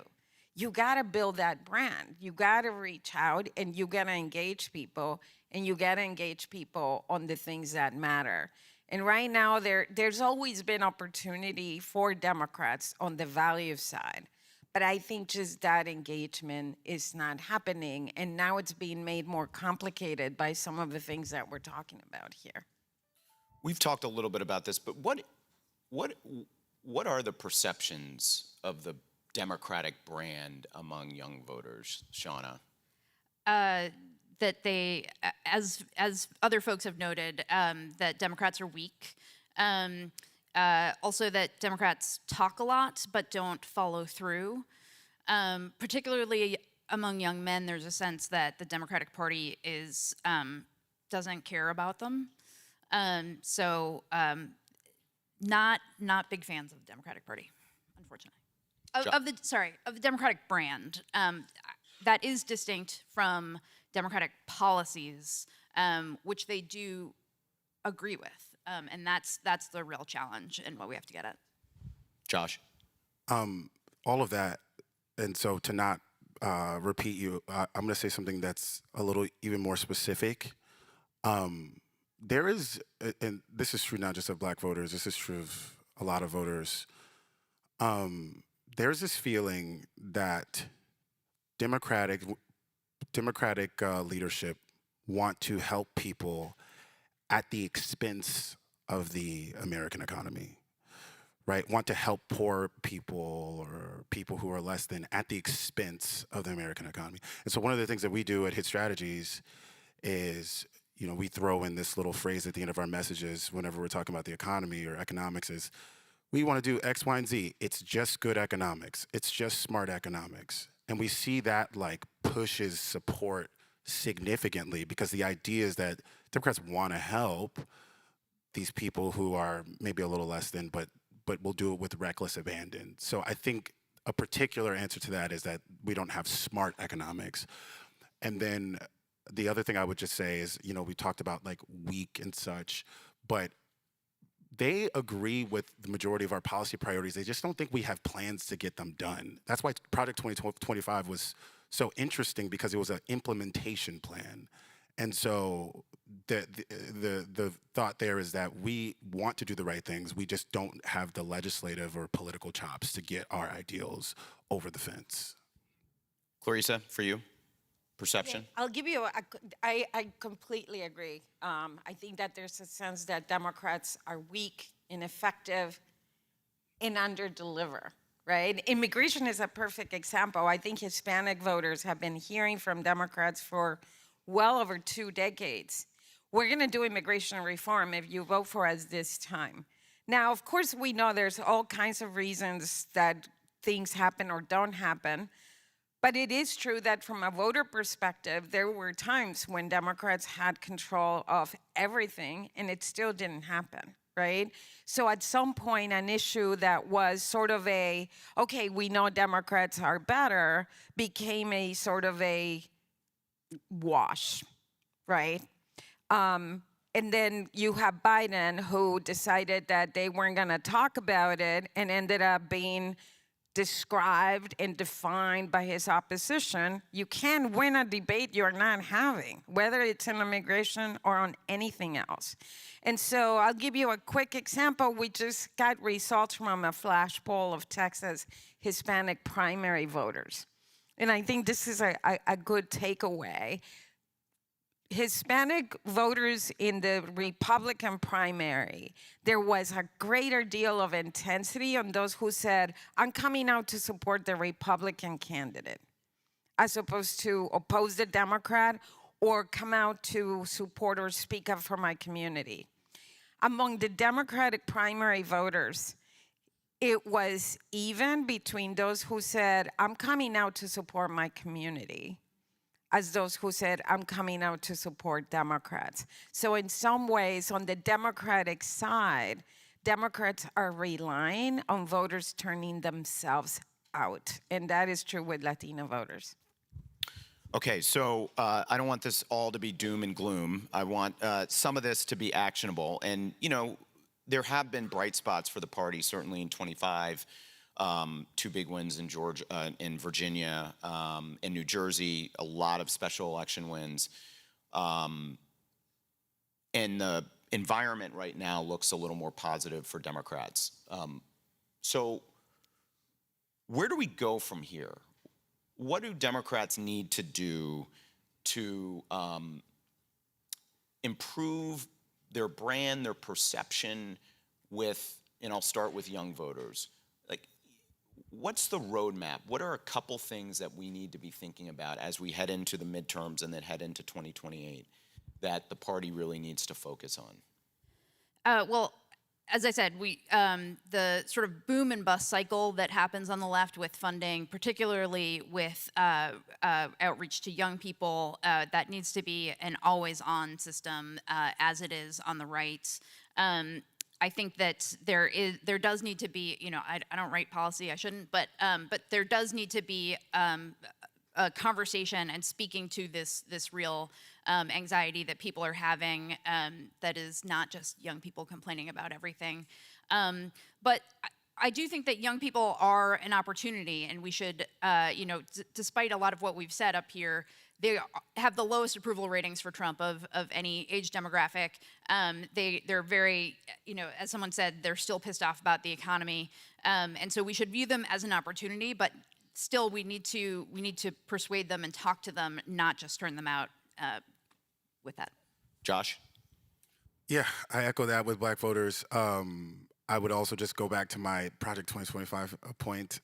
I don't think we need a exact replica of that, but I think what was at the substance there was a very clear communication that we have an actual plan to get the things that we're in a post-promise world with Black voters. I'll put it like that. Like, promises in messages don't work. They either have to, any message, any communication strategy to Black voters either needs to be connecting them to the resources that we've already provided for them. We left a lot of points on the board with the Biden administration that did a lot of good, and we connected Black voters to almost none of it. Or it needs to be talking about not just what we want to do, but how we actually plan on getting those things done when we get power, and then actually have a plan to get those things done when we have power. So, Clarissa, you have the last word before we break. Candidates matter, their positions matter, and meaningful outreach is essential. I think authenticity is the operating word everybody hears. Cultural competence, and that doesn't mean showing up and speaking Spanish, is what good candidates do.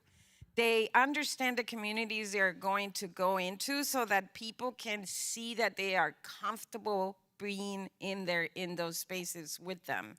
And infrastructure, which is really top of mind when everybody looks at energy in Texas, is like, are we gonna flip it? It's like, how much infrastructure have been building before a month ago when this became the big thing?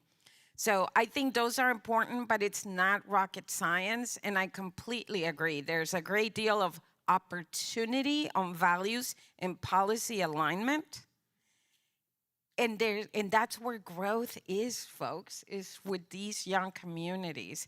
So when you have opportunity and alignment, the lack of progress with the Democrats and with these populations just really boils down to political malpractice. Three of the best. Thank you, Shauna. Thank you, Josh. Thank you, Clarissa. Thank you, Third Way.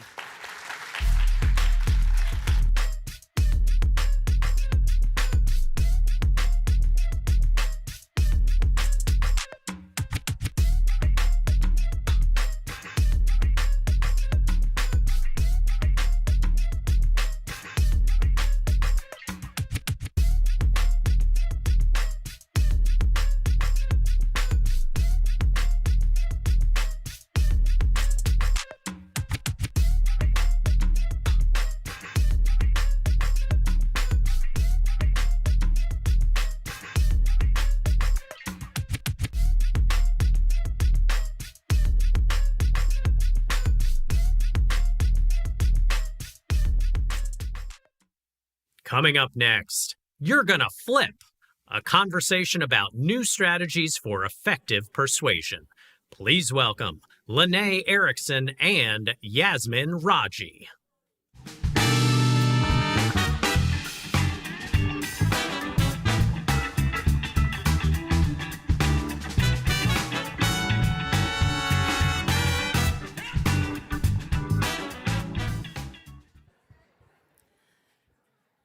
So apparently that last panel was called All About That Bass, and no one went for the no trouble joke. Come on, guys, what are we doing here? I am so excited to hang out with Yaz for a little bit and talk about what they're doing at Swing Left. You may think that when Yaz and I were sat at a women's dinner next to each other, someone was trying to start some good trouble. By putting Third Way and Swing Left next to each other. Doesn't sound like that goes together, but it turns out it does. And Yaz and I got into a great conversation and have now made a great friendship around talking about how we win, because that's what we're trying to do here. So Yaz, tell us about what y'all are doing at Swing Left, and then we'll get into some of the newfangled things that you're trying on the ground. Yes. Well, thank you, Lene. And for those unfamiliar with Swing Left, as Lene talked about in our first get-together, Swing Left was founded in 2017 with the singular purpose of winning back Democratic majorities, starting with the House. And we do that by channeling volunteer and donors to the most competitive races up and down the ballot. And so with that lens, ruthless pragmatism has been our North Star, because it doesn't matter if we fall in love with a candidate or don't. If they're going to get us to the majority, we need to help them. And so we just focus on flippable and must-hold seats. We're really proud of the work that we've done at Swing Left. We've raised $140 million directly to Democratic campaigns and state parties. We've talked to 50 million voters. Scale is what we do at the volunteer and at the grassroots donor level. But looking back at 2024, a big sort of existential question came our way, which is if we're just directing volunteers and donors to campaigns, but we are standing on ground that is unstable, infrastructure that is broken, then we've got to do things really differently, and we need to be really honest about what hasn't been working. And so our approach since 2024 has been, which I'm really excited to get into on this panel, has been trying to completely reimagine voter contact and bring voter contact into the 21st century when, as one of the panelists said earlier, a lot of us are still stuck in sort of shades of 2008, and we've got to move to the future. And it sounds like sustained contact has been a theme of the morning. Tell me about Ground Truth, your new campaign you launched, and how you guys are reimagining. What are you doing differently to make sure that we can maintain that level of sustained contact that we know we need?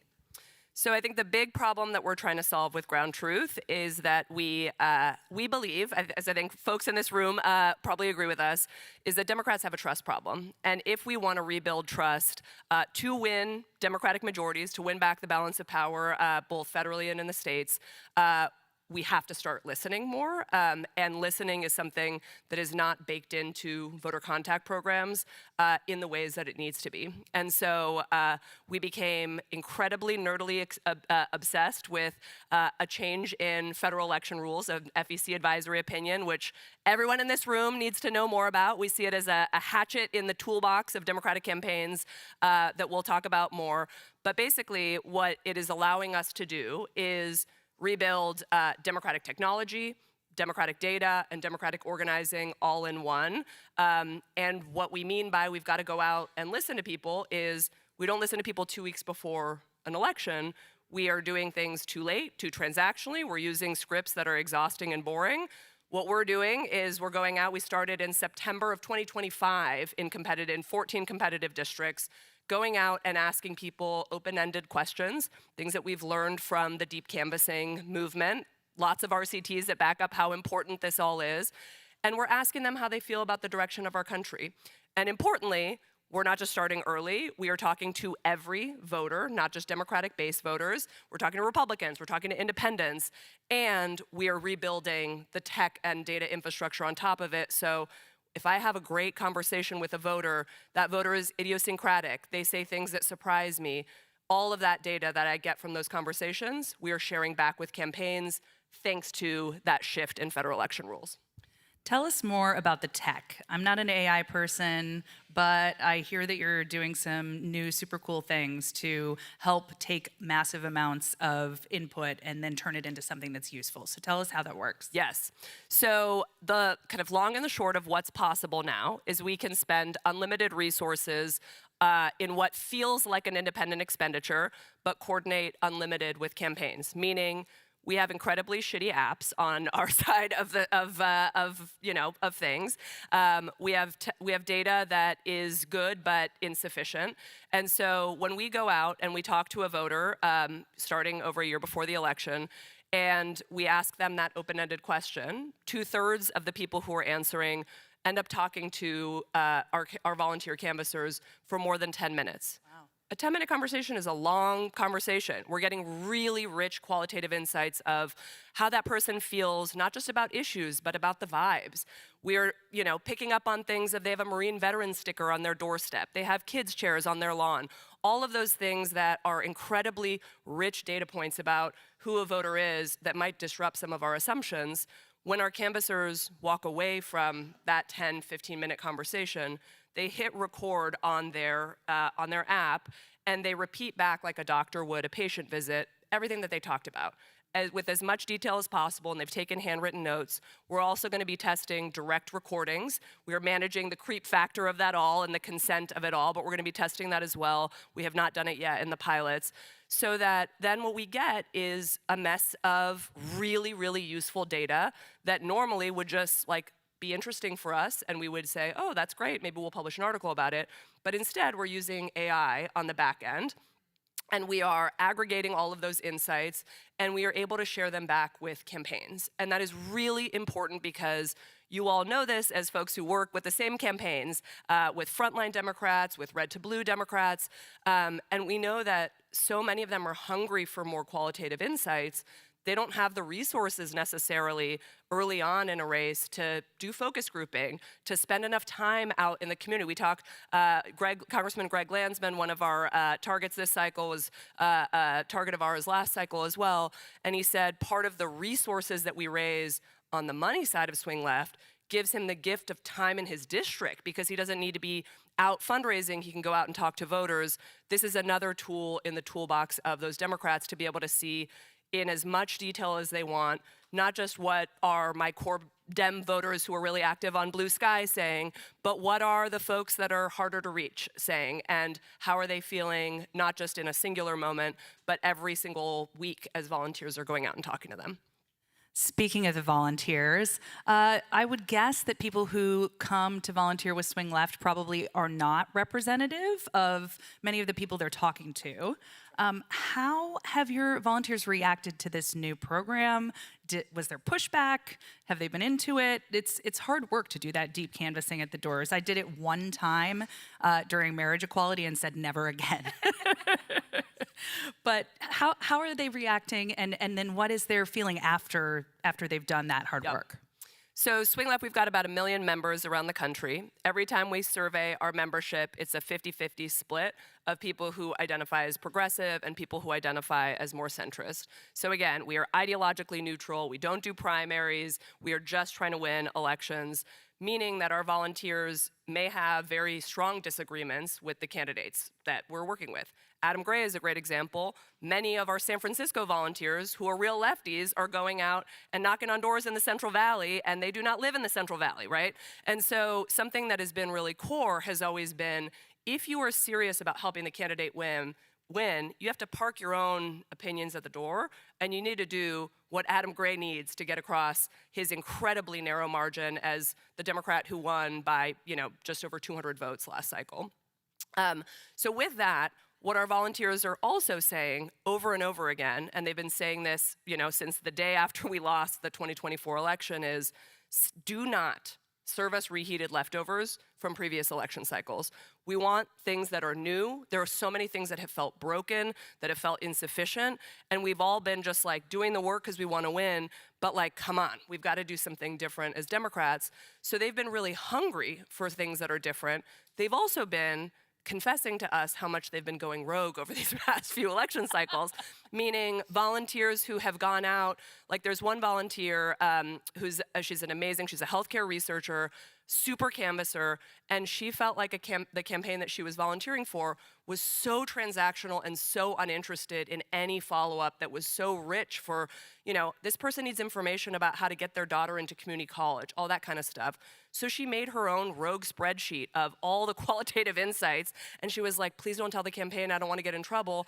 But she would go follow up. She went out to get out the vote and went back to, when we talked 2 months ago, this is what you said, et cetera. That's awesome. I think it probably was really effective, but we've got to test it. We can't just let people go rogue on their own instincts. We've got to figure out, is that something that we ought to be doing? And so that's one. And then the final piece on what volunteers are really loving about this program, and the sort of high 90s% of all of our survey results have been, 10 out of 10 experiences, because folks are really enjoying being able to connect with voters they disagree with. They're very hungry for that. And that's, I'll do a drop of some of our favorite social science research that I think is under-discussed in the realm of volunteerism, is a study by David Brockman and Josh Calla about the effects of when people go out and talk to voters, what is the effect of that on the volunteer or on the person doing the voter contact? And I think this will appeal to the folks in this room. It makes them more moderate because voters are strange. And if you talk to voters a lot, you realize you can't be incredibly principled. So that's been, it's been remarkable for our volunteers, and they feel like they want to sink their teeth into something that feels as big and as serious as this moment. And they feel like just signing petitions and going to protests is like a thing they can do once or twice, but they want to be a part of the solution, and they don't feel like they have sufficient on-ramps to do that. So I feel like there are people in our business that make their living making an argument that persuasion is not a thing, that we only need to focus on turnout, and we can't really persuade, so why would we try? Obviously, I don't think you're going to agree with that based on what you do, but tell us what you've learned about persuasion and how what you all are doing and engaging with is different than what the campaigns maybe thought of in their voter contact in the past. Yes. So I think what we really understand as Democrats in sort of like, organizer speak is we understand social pressure mobilization of, rhymes with a lot of what we've talked about before of if someone knows they're going to vote for a Democrat, if they are like your mom and are going to be a Democratic primary voter, if they know that, we have down to an incredible science, and I'm looking at Aaron Strauss, it's like hard not to make eye contact as I'm talking about all this, is we have down to an incredible science. How do we get that person to go out and vote? Persuasion is complicated, it's weird. A lot of our tests have been, contradictory, and so we understand way less about persuasion than we wish that we did. And for a campaign that is putting their resources really late into field and is like, I only have so many staff, my resources came in late, which every donor who's not maxed to all of these frontline and red to blue races do it now so they can hire people earlier. But when they have that, they're like, well, we're just gonna focus on getting out the vote. We're gonna do a little bit of persuasion, but we don't really know enough. It's not worth the sort of like big investment in programming. Our take is really different, and we think that there is so much potential in persuasion if we start early, if we are communicating non-transactionally, and if we are collecting really, really rich insights that don't just live in an interesting report at Swing Left, but get back to the campaign, get to their consultants, get to their pollsters, because those qualitative insights are so important. And so we have a massive group of volunteers. Anybody in the country who wants to participate in the program can join our first phase of outreach, which is deep listening. And then we have sort of like our super group of volunteers that we're training on the best practices of persuasion for the follow-up. And I think for us, it is not just the sort of art of listening and testing the hypothesis of, is it the listening that makes a difference? That's what our friends in the deep canvassing and the marriage equality movement would say. Or is it the follow-up that is what is going to persuade people? We're going to be testing both, looking to testing both. But it's also this question of what happens when we have more time and when we have an army of volunteers giving us the scale that a lot of campaigns just assume isn't possible. And so that's, I think, our vision is early, big, and then going deep, including with the people that we don't always talk to. And one just like hopeful nugget on what we're seeing in persuasion possibilities. 1 in 3 of the strong Republicans that we've been talking to, people with such low Democratic propensity scores, they've been on none of the slides today because they are not necessarily considered moderate voters. These are conservative voters. 1 in 3 of the ones that we've been out talking to are expressing real openness to voting for Democrats. And so we can't just say they're not persuasion targets because they're challenging and inconvenient. If we actually want to win these low margin races, we've got to talk to everybody, even the people who don't neatly fit into our existing assumptions. Beautiful. I try really hard not to live in a bubble, but I work at a think tank. And as before mentioned, I don't like to do deep canvassing because it's really hard. So tell me what we're missing. What is going on out there on the ground that I'm not going to pick up in a poll, that I'm not going to observe from my Farragut North office? What's really going on out there? I think beyond what we talked about of the more we go out and talk to voters directly, the more important that is for winning elections, also the more it transforms the Democratic base because we understand the idiosyncrasies of voters, and I really think that's important. I think the other thing is, we went into our pilot, which was between early September and Thanksgiving in 14 competitive congressional districts. And one of the wonders was like, are we actually going to learn anything that's different from what we already know? I mean, we all read the polls, we all, et cetera. And I was certain that the top issue we'd be hearing about was affordability, because of course it's going to be affordability. what the top issue, head and shoulders above anything else, was a broad feeling that the system is broken, that both parties suck, and that nobody gives a damn about that voter in their community. And it came over with a sort of range of sentiments attached to it, but that was with Republicans, with independents, with Democrats, with squishy Democrats, with hardcore Democrats, with everybody. And that does not necessarily give the roadmap to a campaign about how to talk about what follows. And what we found was what follows is not, and then we are having a single issue conversation. Almost every conversation was about 2 or more issues, often blended together in the same sentence. And so sort of like neat issue categories feel really insufficient for the moment that we're in. But it also it allows a roadmap for a campaign that has limited resources, that's trying to figure out, like my favorite use case example for what's ahead is, what happens for an Arizona congressional race with a competitive primary that all of a sudden is waking up to the general election in late August because their primary is so late and they've just been talking to those Democratic base voters that we talked about earlier? What happens if they get all that rich qualitative data that we got and it is handed to, and some of those brilliant pollsters are right here in this room, to a pollster that's crafting a general election poll to see, okay, this system is broken theme is coming up in not just a sort of like general way, but here are the quotes. Here is the sort of like how it's showing up differently across demographics, regions in the district, et cetera. And so for us, it feels like the possibilities are endless through a deep partnership with campaigns. And I think the final piece that I'll just say there is, I think we feel ideological about, not about ideology at Swing Left, but about the importance of capital D democratic infrastructure. It is not enough for the independent expenditure world to be strong if campaigns are flailing, and if campaigns are not resourced, and if campaigns do not have good data, good tech, and good tactics. And so if we want to win not just the House, but set up our eventual presidential nominee for success, we've got to do a lot of cleanup, not just of the work, but of the richness of information that campaigns can call on, can depend on, and then can leverage in very different ways. And it's going to look really different across these campaigns, and I'm excited about that. Janelle Bynum in Oregon is already asking us very different questions about how she can use this data than Kristen McDonald-Rivet in Michigan. Such different districts, such different places, and I hope that they use these insights in really different ways to connect with voters. Well, on behalf of the Democratic Party, I just want to thank you for doing the really hard work and also really giving people a way to engage in a way that feels meaningful right now, which I'm sure has a huge impact on your volunteers. So thank you so much for your work. Thank you.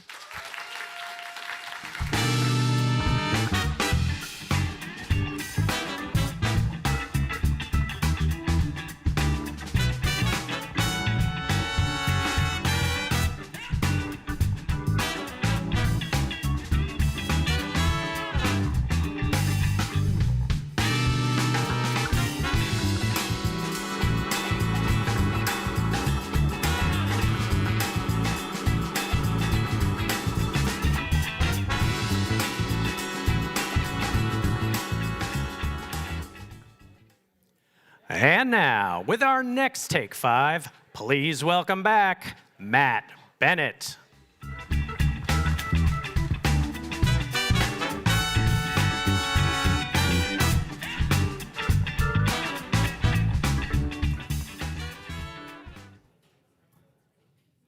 I am the man who put Mike Dukakis in a tank. So naturally, when we decided to add a Take 5 about national security, I was the obvious choice. How we are going to handle national security and foreign policy might matter in 2028, and it might not. Let's face it, in those, God help me, 40 years since the tank event, these issues have mattered in a presidential cycle precisely once. In 2004, when it was, as the saying goes, noun, verb, 9/11. It really mattered in 2004. It hasn't mattered much in any of these other cycles. But it might matter this time. World events, Trumpian chaos might lead to an election that turns on questions of national security and foreign policy. And obviously, in this moment, with Americans dying in a war in the Middle East, it is something that we need to think about carefully. Because for us in this room, in politics, and for voters, it feels like the world is on fire right now. There's a war in Iran. There's the Venezuela military action. There's fluctuating tariffs every damn day. There's the ongoing fighting in Gaza. There is a huge war in the center of Europe. There's a campaign to starve Cuba. There are boat strikes in the Caribbean. There is 4 planned summits with China this year. There are killer robots. There's a request for an additional $500 billion in national security spending. And we are alienating our allies over Greenland. Like, crazy shit is happening, and we need to think about it. And for voters, this feels overwhelming. It is constant, it is accumulating, and it feels like chaos. We just did a series of focus groups with swing voters on questions of foreign policy. Obviously, they occurred before the Iran action began. But the dominant reaction we got, I think, would be the same today as it was then, which is not a detailed ideological critique of the Trump administration's foreign policy, but rather a feeling that it seems erratic and it seems very unstable. The voters in our groups do not credit Trump with his vaunted unpredictability as being a good thing. They think that is a bad thing. They think that is a weakness. However, and this will not surprise you, here's the challenge. They don't like us either. They view Republicans still as strong, and they view Democrats as weak. This is a thing that we have been encountering in our research on national security for 20 years. Now, our respondents in these focus groups did not like Trumpian theatrics, but they see him as decisive. Democrats are seen as steady and diplomatic, but overly cautious. They're too comfortable allowing red lines to be crossed in national security.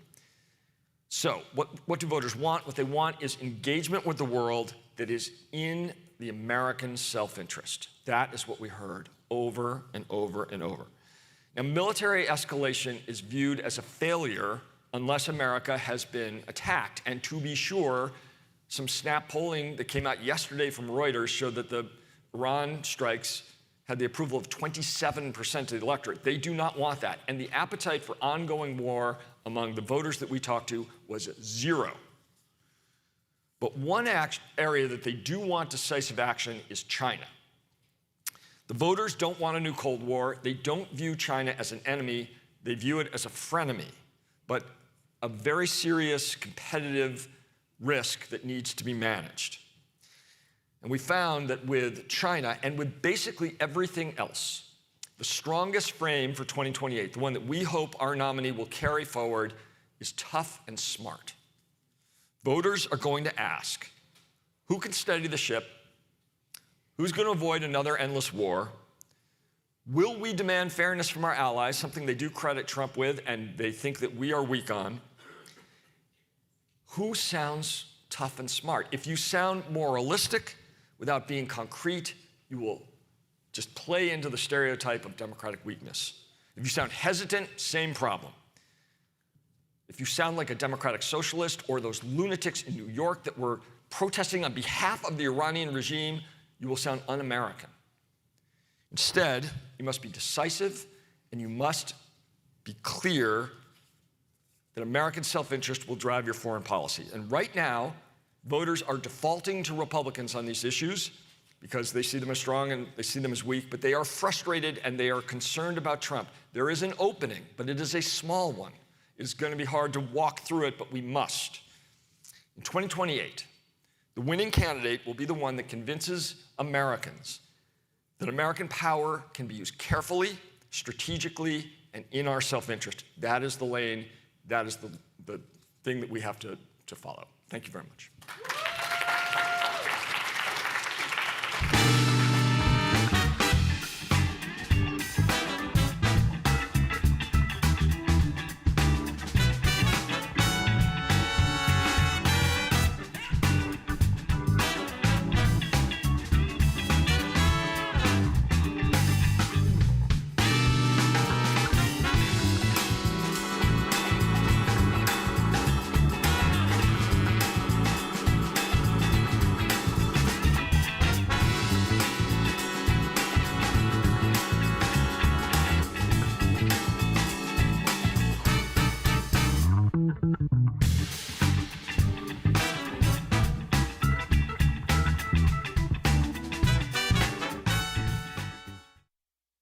Coming to the stage now, Don't F It Up, Restoring the Brand by Governing Well. Please welcome our panelists and moderator, Matt Iglesias.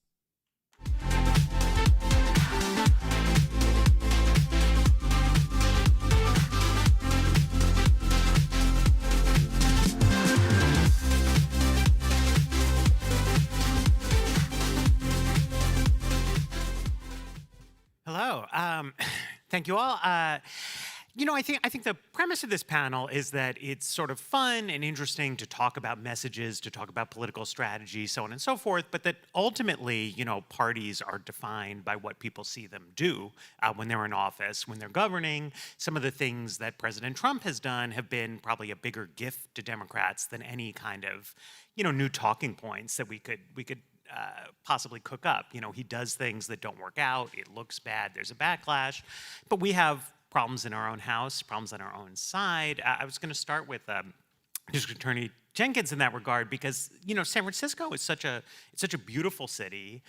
Is such, you know, extraordinary innovative companies coming out of there. And yet for years, whenever I would go to visit, I would think like this is crazy. Like, what's happening here? You know, I've only ever once been like peed on by another person, and it was in San Francisco. And then I went back to my hotel, I changed, like the BART escalator was closed because somebody had pooped on it. And, you know, I get to my meeting late and I'm like, what's going on? And they're like, well, you know, that's life in the city. And there's been a remarkable turnaround recently, and I met the mayor, and at first he was claiming all credit, but then he admitted that really the turnaround had started with you. And so what went into that? Like, how do you make San Francisco a nice place to live? You have to govern pragmatically.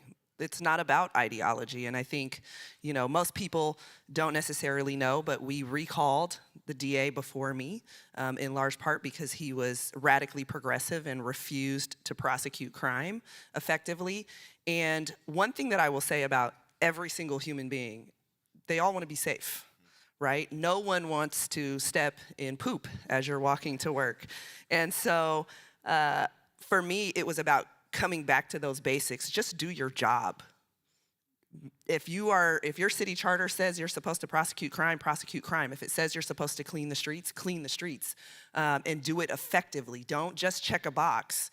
Make sure that the street is actually clean. Make sure that prosecutions are actually effective.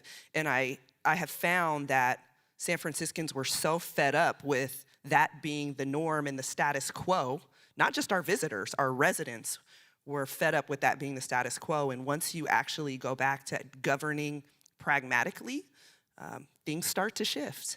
And so 3.5 years later, we're doing much better. So, Mayor Bibb, Cleveland is a city that does not have the same kind of wealth, you know, that necessarily exists in the Bay Area, and that for many years have been sort of disinvested in, you know, by the private sector. And there's been something of a turnaround of that, you know, a lot more interest in economic growth, a lot more housing demand, more development happening. And what's sort of your role in that? I mean, how do you think as a Democrat about cultivating, you know, business and economic growth in a city? Well, in my time as mayor, I've really abided by this quote that I love from the former mayor of Pittsburgh, and he says this: there are 3 political parties in America: Republicans, Democrats, and mayors. And I say that because not only am I a political figurehead for Northeast Ohio, which represents 2 million people, but my residents don't give a damn about my political affiliation. They want the pothole fixed. They want the trash picked up. They want the snow removed. And before I got elected in 2021, I had never been in electoral politics. I spent 10 years in the private sector. And so I view my job as the chief executive officer of a $2.4 billion corporation with 8,000 employees. And what we've done in Cleveland is we've really laid a strong foundation since I got elected to really reimagine this legacy American city. Cleveland was once considered America's first Silicon Valley. because the world's first billionaire, John D. Rockefeller, got his start in Cleveland. And Standard Oil, which fueled America's first industrial revolution, started in Cleveland. And so we've had a sense of urgency. When I took office, we had a $61 million deficit. We closed it by balancing our budgets and making hard financial choices. We've also engaged the private sector in a different way. For example, we're putting $100 million of capital to work to convert 1,000 acres of brownfield land into shovel-ready job sites for the future. So you have to restore credibility, you have to engage in public-private partnerships, and you have to convene every single day as a mayor. So, Congressman, you're in a legislative office, you're in the minority in the House. There's only so much governing that can really be done from that forum, but what do you, I mean, you represent a fairly safe district, but I think also, have a reputation as a thoughtful member, as somebody who wants to change the image of the Democratic Party. And so what do you do, beyond sort of anti-Trumpism to make people think of Democrats, at least some Democrats in the House, as, creative thinkers or new ideas or a new image?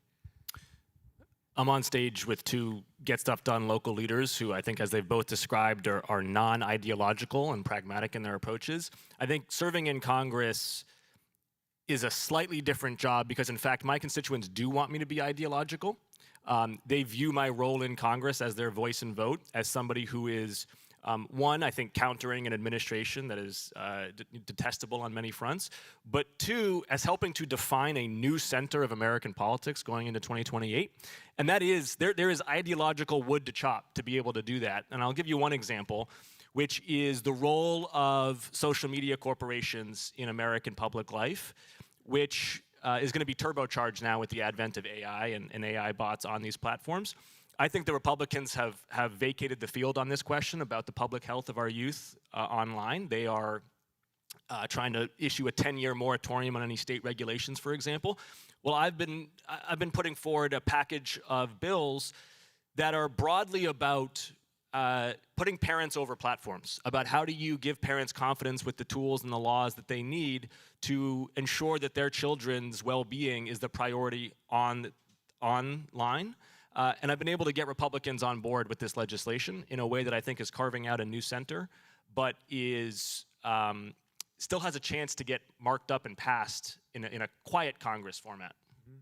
So, District Attorney, we were talking, backstage, you were talking about how clearance rates have gone up in San Francisco and what kind of tools were deployed for that. And I think it's interesting because I think that gets into an area where, yes, it's pragmatic, but also it pushes against, some of the hang-ups that people in the advocacy community have. Yes, so San Francisco, a few years ago, passed a ballot initiative. So the voters passed a ballot initiative that allowed us to use license plate reader cameras and drone technology. It basically radically changed the amount of technology that our police department is allowed to use in order to investigate and solve crime. The reason that it had to go to the voters was because our Board of Supervisors would not allow it. They would not vote for it. And so our previous mayor said, well, then we will leave it in the hands of San Franciscans. Again, I think it comes back to convincing the public that we need these tools in order to effectively do our jobs. You want clean and safe streets, well then we cannot simply stand our ground on, again, an ideological position that, I just agree with the ACLU on everything and so forget it. We need the tools to effectively be able to do what you want done. If you want us to stop retail crime, we need tools to be able to do that. If you don't like drug dealing in your neighborhood, we need the tools to effectively address it. And as you message correctly to them and you build the trust that you won't abuse the technology, you won't abuse the tools that you're being given, and that's what we did, they had the confidence and the trust to allow us to use it. What we have seen is the number of arrests skyrocket for crimes that normally people would be able to get away with, right? That they'd be able to flee and be, not be able to be caught. And what we have seen is now online, a number of people saying, hey, don't go to San Francisco anymore. You're not gonna get away with it. And we want that message to spread. I want that message to spread. And again, we've seen a reduction in crime that surpasses the national average. While we know crime is down nationally, San Francisco is actually the furthest ahead of that curve, in large part because we have figured out how to message to the ordinary person, right? I call them the silent majority, the people who, again, just want us to govern effectively, that you can trust us to use tools that we need to get the job done for you. And, I mean, I think that's a specific story, but it connects to some of the larger themes of this event, that, you're talking about voters in probably the most liberal electorate in America. And still, by going over the heads of the supervisors to those voters, you got to a more moderate, more workable, more pragmatic solution. But because a lot of politics is being intermediated by these kind of advocacy organizations that don't necessarily represent, what people really think. I'm curious, I mean, are you using drones? Are you using license plate readers? Is any of that happening there? All of the above. We have to use every tool in our toolbox to keep our streets safe and secure. Just last week, I had a hard conversation with victims of family members who died because of police violence. And for the last 11 years, Cleveland has been under a federal consent decree because in 2014, we saw the tragic murder of Tamir Rice. And over the last 11 years, we've made dramatic strides under this federal consent decree to actually have constitutionally appropriate policing in Cleveland. And I was pushing back with some activists because they said, we don't need all this technology. And I said, well, not only should we protect folks' civil liberties, but I got to keep the streets safe. For example, because of ShotSpotter, because of the fact that we have a crime gut intelligence center, we had an 80% homicide solve rate last year in Cleveland, right? Those tools play a role.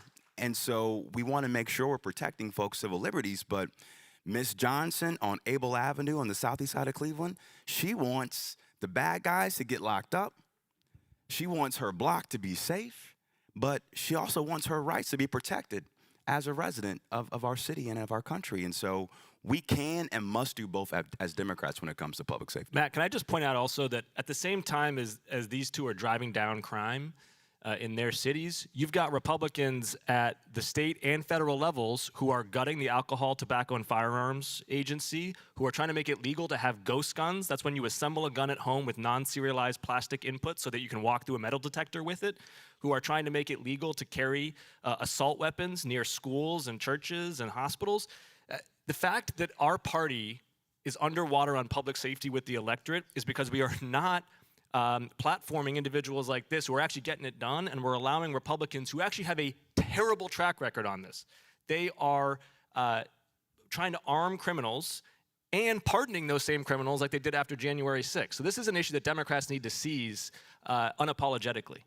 No, I mean, I think that's right. And I think that, particularly mayors who are in red states, have a problem with this because the downside consequences of guns being loosed everywhere don't really fall on the communities where the Republican state legislators are coming from, right? I mean, it's in Cleveland, it's in Cincinnati, Akron, where people pay the price for that kind of thing. Absolutely. I want to just build on what the congressman alluded to. There are more than 3 cities in America, right? The idea that the only model of how we govern and lead cities is the model of New York, Chicago, and LA is ludicrous. There are common sense, pragmatic mayors in Ohio, in Georgia, in Texas, who I think really represent the future of the Democratic Party. Not only do we fight and struggle against extreme MAGA governors and extreme MAGA-led Republican legislatures, but I have to work across the aisle in Ohio. Because if I don't, I won't see progress in my city. Can I debunk something as well? And I had to debunk this in San Francisco against these radical progressives, that still roam around.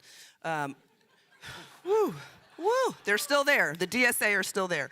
But there was a question on the prior panel about debunking beliefs or stereotypes about black voters. And one thing that I heard consistently from non-black elected officials and others, advocates, was that the black community would be against me doing my job, right? That they were somehow against effective prosecution or addressing crime.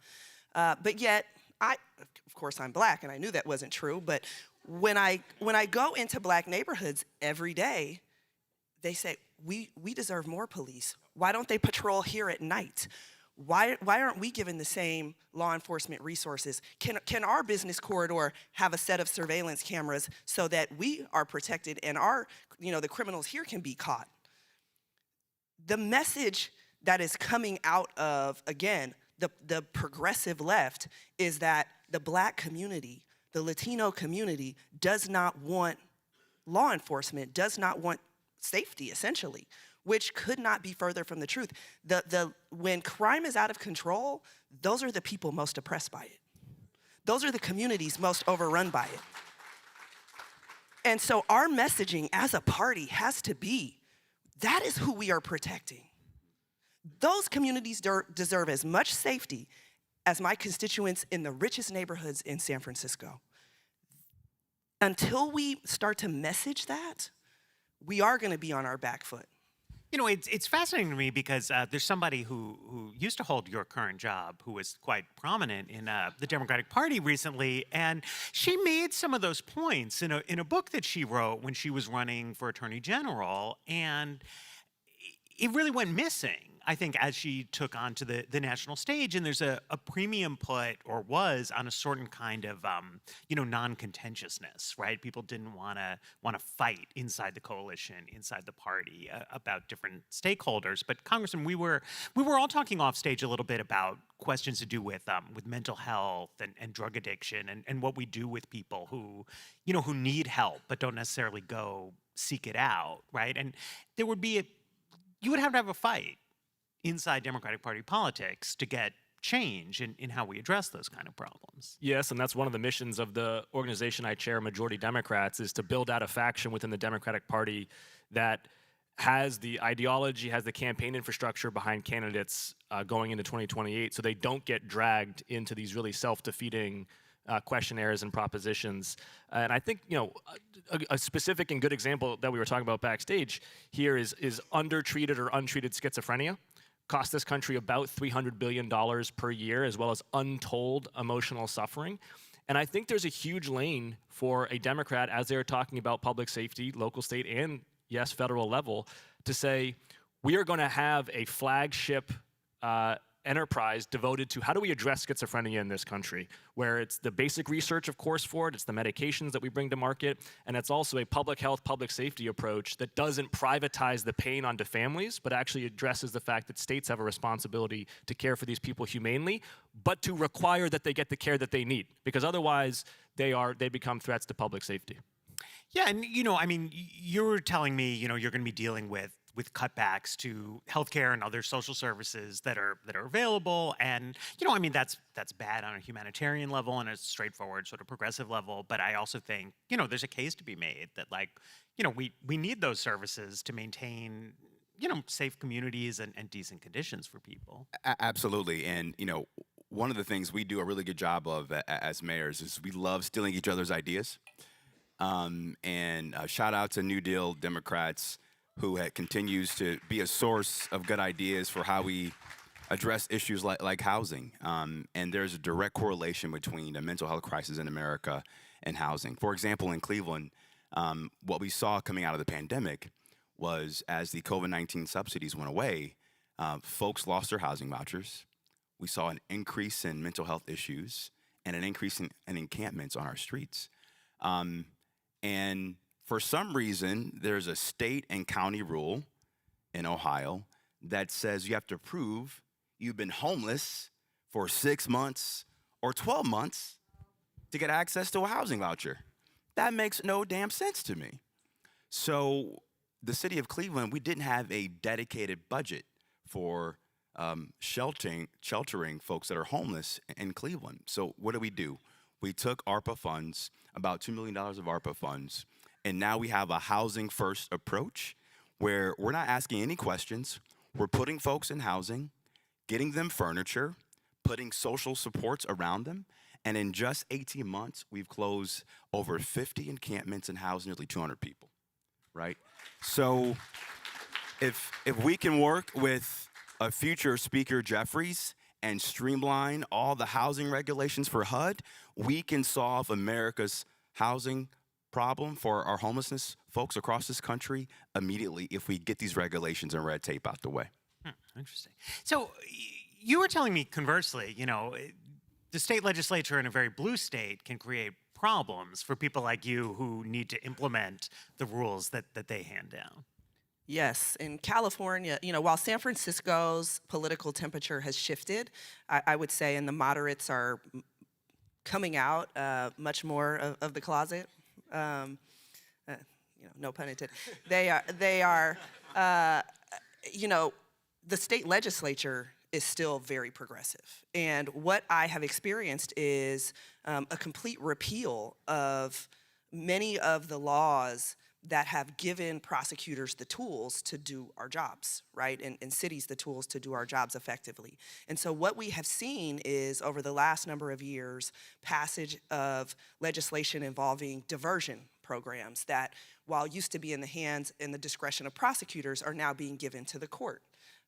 One most commonly, or more recently, is something called mental health diversion, which anything short of murder and forced rape is allowed into this diversionary program at the behest of a judge, and people are allowed to reoffend, leave, abscond from their mental health treatment programs, and then the judges are allowing them back in to still access diversion. They end up 2 years later with no conviction and actually aren't on any better footing with their mental health. Any DSM-5 diagnosis is allowed in, so it could be, I have ADHD and I committed an armed robbery, and that qualifies. I mean, it has gotten so out of hand, and what I've realized as a local elected is that most constituents don't know what the legislature is doing. They get upset at me that there's this problem that persists on their street, and I have to inform them that, hey, the legislature passed a bill that now no longer criminalizes loitering with the intent to commit prostitution. So those women that are roaming your street, very obviously marketing themselves, that's not a crime anymore. The police have to actually catch them in a transaction. And they look at me and they say, what do you mean? When did that happen? And I have to tell them, well, who passed that? Whose bill was that? I have to tell them. And so that is still an issue that persists. And again, that is our party doing it to ourselves. Unless and until those of us who are experiencing the problems at the local level start to be transparent about what legislators are doing and what they're voting on, we're gonna continue to have no accountability at the state level and only accountability at our level. And so, again, it's my fellow politicians don't necessarily enjoy it, but I've been very transparent with the voters about why I can't solve a particular problem that's on their street if it's at the behest, again, of one of my colleagues. Well, and I think this is important. I saw some coverage of this event yesterday, and it said, Third Way is, positioned as antithetical to AOC and to the squad and things like that, which of course there's something to that. But the legislation you're talking about, I mean, this is signed by Governor Newsom, who I think is considered by most people to be a mainstream establishment Democrat. California is a quintessential blue state. It's very well known. But these are the kind of actions that define the party in the eyes of most people, I think. And I'm going to put Congressman on the spot here, but it seems to me it's the mainstream Democrats who are viewed as too left-wing and too out of touch on some of these questions, not the furthest left members of the caucus. Well, if you're saying that the Democratic Party's brand is underwater, I think that's irrefutable. I think we're seeing that. We're seeing that even in blue states like Massachusetts, where at this point I think only about 25% of Bay Staters are actually enrolled as Democrats, and 2/3 of Bay Staters are unenrolled. So there's no question that the party's brand has suffered, and that it has been over-defined, as the mayor said, by maybe a few cities and very prominent politicians, and under-defined by the actual work that's getting done. I think the ideological approach to solving that, though, can't be to try to take MAGA populism and match it with some kind of left-wing populism and try to offer what I call Diet Coke populism. If voters want Coca-Cola, they're going to order a Coca-Cola. They don't want Diet Coke populism served in their stead. And instead, we have to redefine a new center of American politics that doesn't water down ideas from left or right, but just actually takes the best ideas from across the political spectrum. So you had mentioned the left. The left has made wealth inequality, for example, a central focus of their diagnosis of America's ills. I agree with them. I think they're right. And I think that the next presidential candidate who, who's standing on that stage should talk about, for example, a fresh start tax code that is very progressive and that taxes inherited wealth in order to invest in the next generation of American children through education and otherwise. So we can take good ideas from the left. One of them is not going to be their approach to public safety, right? And we can take good ideas, for that matter, from the right. The libertarians and traditional conservatives have long been very skeptical of an overpowerful, arrogant presidency. I would say Americans kind of agree with them right now. And we should take that and be like, you know what, you're right. And we're going to empower people in their states and cities, and we're going to stand for Congress taking back powers from an out-of-control presidency. Like, we can drag and drop good ideas from across the political spectrum. What we shouldn't do is just play tug of war and hope for 50.5%. Mm-hmm. So I'm curious, Mayor, how that sort of wealth inequality, how does that scale down at a local level? Because something that I find is that, when you talk to mayors, when you talk to governors, particularly smaller states, medium-sized cities, you want investment. Right? The people with your kind of job worry a lot about scaring off business people and things like that, which is different from the kind of national perspective where we worry about the distributional consequences and things like that. And so, I mean, how do you think about, wealthy Clevelanders, Cleveland business interests? Yeah. There has to be a balancing act. Obviously, we want to have corporate accountability. We want to make sure that our employers in Cleveland are paying a living, family-sustaining wage. But I want to have one day San Francisco's growth problems or Miami's growth problems. That's the kind of economic environment I'm trying to create. And I also think that it's incumbent upon the public sector to lay the foundation for private investments. So, for example, Cleveland was the first city in America nearly 100 years ago to have its own municipally owned airport.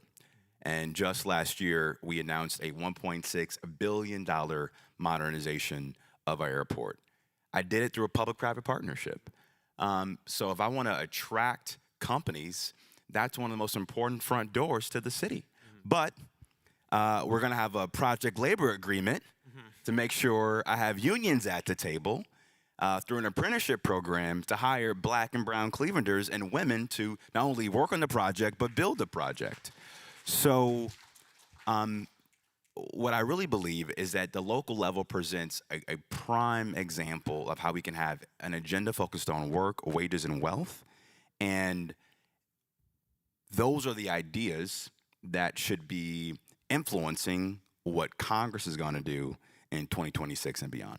Can I jump on that just for 1 second? Because I think there's an analog to that sort of pro-business, pro-accountability policy that the mayor is describing at the federal level, which needs to be that the best industrial policy that America can run is abundant, high baseload, clean energy.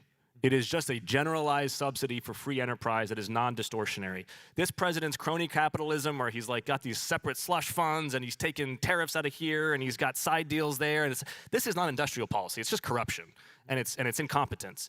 Whereas if Democrats came forward and we said we want energy dominance as a nation, and we're going to add 2 to 4 quads per year onto the grid, which is about 2 to 4% more energy production every single year.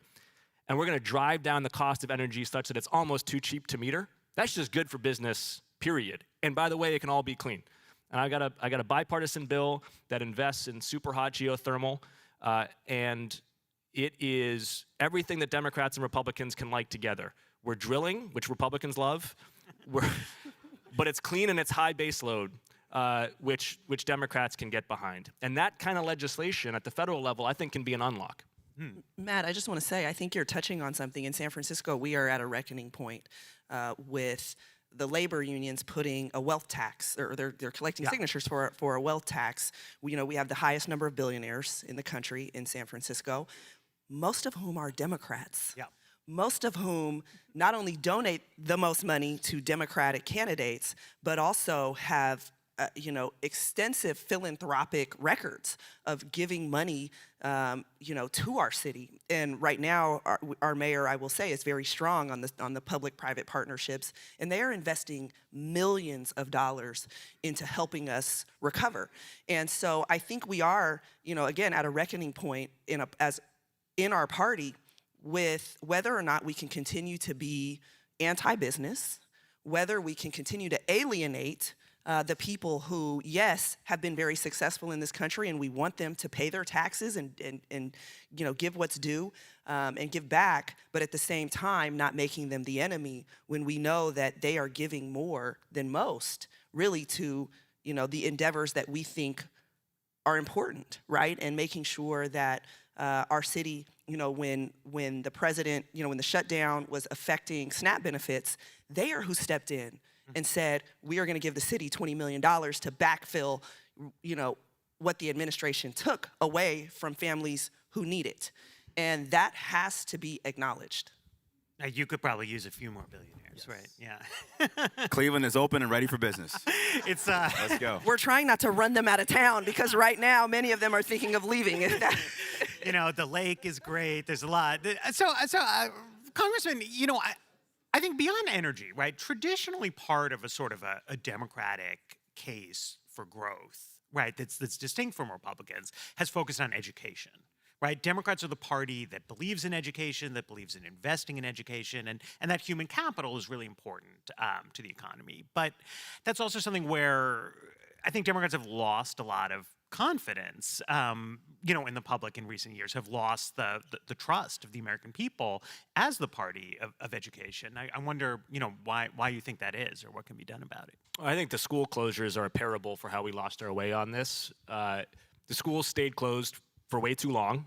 By May of 2020, the evidence, both epidemiological and social, was clear that the schools needed to reopen. And that's not my opinion. Dr. Ashish Jha, who was Biden's COVID coordinator, said that in May of 2020. And they stayed closed for 12, 18 months after that. And the damage has been profound, both socio-emotionally and academically, for our children. Democrats need to start by saying it was wrong, and it's not going to happen again. But more importantly, we then have to offer something to help fix it. And I've proposed legislation at the federal level that would tax the digital advertising revenue of the social media corporations and use it to invest in one-on-one, high-skilled, live online tutoring for all 25 million American students. We know that one-on-one high-dosage tutoring works. We've seen it. I've seen it in my own district. And you do it for literacy, 1st and 2nd grade. You do it for math in 6th and 7th grade. The effects are profound.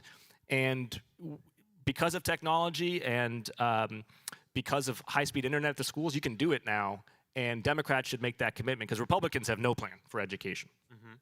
So what's your engagement with school system in Cleveland? What are we doing? Yeah, well, I'm one of the only mayors in the country who has mayoral control of the schools. And I realize and recognize that without a thriving urban school district, we can't grow our tax base, and we can't grow the number of families living and working in Cleveland. A day after my reelection last November, I had to close and merge 30 schools across the city of Cleveland. Because over the last 2 decades, so from the early 2000s until today, we've lost 50% of our student population, going from 70,000 students to 35,000 students. And so what did that mean? Well, that means that we had finite resources to ensure there's high quality education in every part of our city. For example, last year, less than 70 8th grade students in Cleveland took Algebra 1 before the 9th grade. That would never be acceptable in a suburban school district because we were delaying hard choice after hard choice after hard choice. Now, because of this consolidation effort, we're going to have the financing and the investments and resources we need to make sure that regardless of a child's zip code, they have a high-quality education and high-quality seats in every neighborhood. But we as Democrats have to be okay with making hard choices. And, the union wasn't really happy. Parents weren't happy.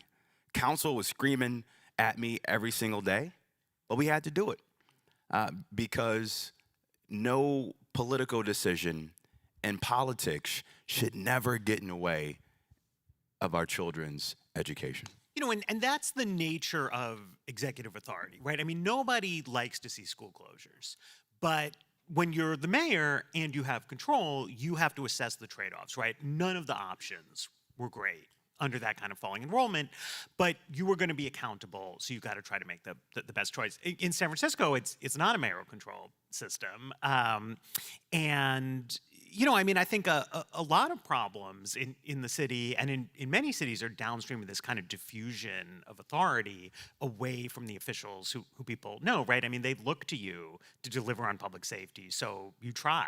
And when your predecessor didn't, you know, they got rid of him. But so many other areas of policy, the lines of accountability are left very murky. And I think voters don't know what to make of it because they're thinking, you know, it sounds good. We're all progressives here. There's not really partisan competition. Again, I think it's about voter education, and San Francisco has really woken up to some of these issues. And actually, prior to the DA recall actually making it on the ballot, there was a school board recall that had ensued. And so we had 3 school board members be recalled because they were more interested in renaming the schools than putting children back in the seats during COVID. And so, again, I think it's about really helping, and I think we have the responsibility of helping voters be educated, not just on our own policy, not just on, again, my lane with respect to public safety, but on who is responsible for the issues that matter most to them and what the cogs in the wheel are, right? What is failing them? And again, what I've seen is voters become more and more interested in San Francisco. They are starting to educate themselves. They believe now in accountability for elected officials. We actually just recalled a supervisor. I mean, we've had 5 elected officials be recalled in the last 4 years. It's because voters have said enough is enough. If you're not going to govern the way that we think you should, and that is effectively, then we have no problem replacing you. So, Congressman, to come back to this, I mean, you mentioned school closures, right, during COVID. This was downstream of labor union politics, fundamentally, right? I mean, that was the issue there. And as the mayor was saying, it was an issue where he needs to try to manage the budget responsibly.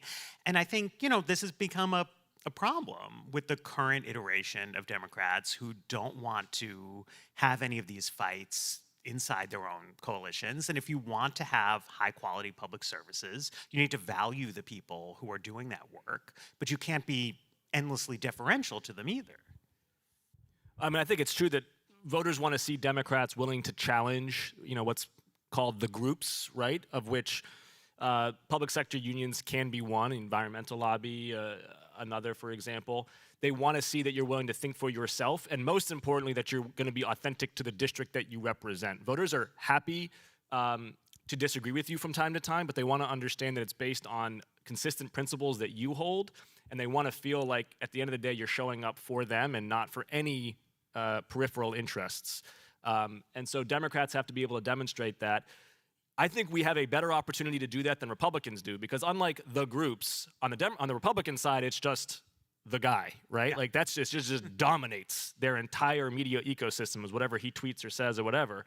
And I don't think they are able to get out from under that in 2028. I think they're going to have to just be MAGA through and through. And in some ways, they might actually become more evangelical about their MAGA-ness to try to prove their bona fides after he's shuffled off the stage. Whereas Democrats have a chance, I think, to actually truly have heterodox candidates challenge the status quo. So speaking of the president, I wanted to ask our municipal officials about immigration enforcement because, you know, this is something that he's put a lot of pressure on state and city governments to do more, to cooperate with ICE more. I imagine not super popular idea with your constituents. And how are you trying to navigate this? So this has been a battle, and as most people probably saw, we had been given word that he was sending the National Guard to San Francisco. We knew that ICE was arriving. They were actually being staged across the bridge, ready to, take over the city right after the president said it. And we did a lot. Obviously, there were a lot of factors at play that stopped him from sending them. But my messaging to the people was very clear. It was, I've seen what they're doing around the country. If they come here and they violate the law, if they abuse their power, if there's a shooting that is unlawful, I will do my job to prosecute them. And what I found is that, again, it goes back to the people want to see the fight. San Franciscans, they just wanted to know, right, just like everybody around this country, that we're not just going to roll over and take it. That the people who can fight back are ready and prepared to do so. And we are a sanctuary city, of course. We have been the target of much of the demands to coordinate. We have stood our ground, and there have been threats that if it doesn't remain safe, that they might still come. But I think we just have to continue to message what the fight is, what that fight looks like, and people will have confidence in us that we're doing everything that we can. Because you started to hear from folks that they're like, well, what is the city going to do? Are we prepared? What's going to happen? How is this how are we going to manage this? And they just needed to be reassured that we're prepared to fight back, and not just in rhetoric, but in other ways as well, right? Having strategic plans in place. Fantastic, thank you. We're out of time here. So thank you all for listening. Great discussion.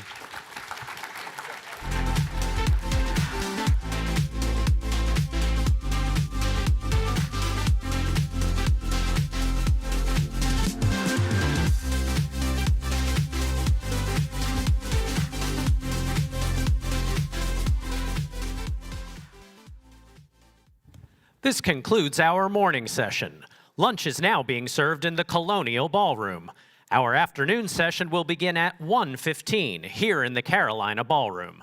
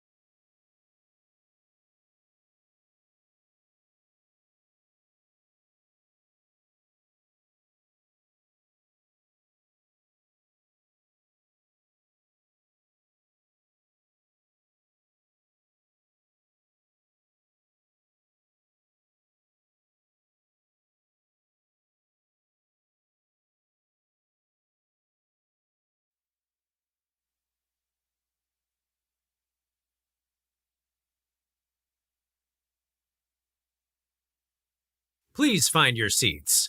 Winning the Middle will resume shortly.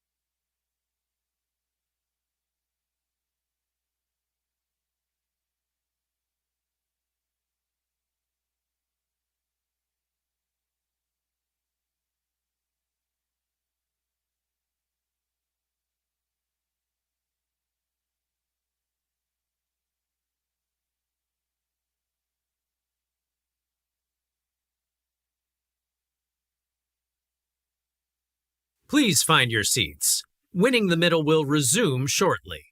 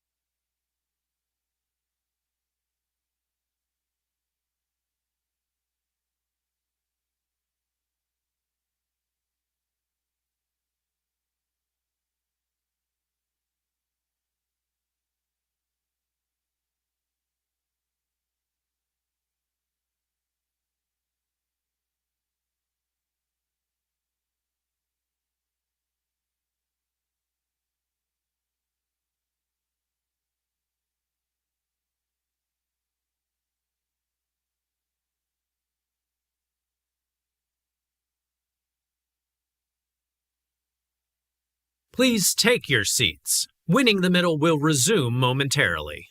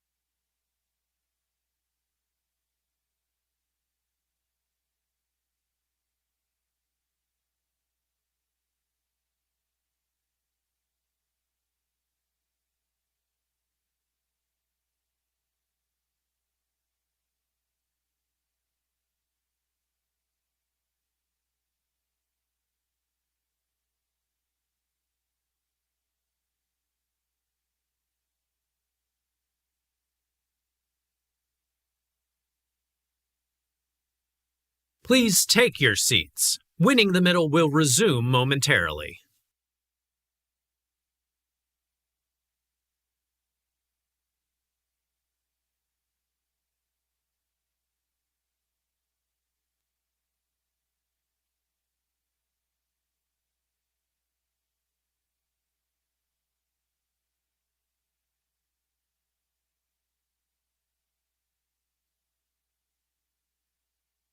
Welcome back. For our next Take 5, please welcome Trey Eason.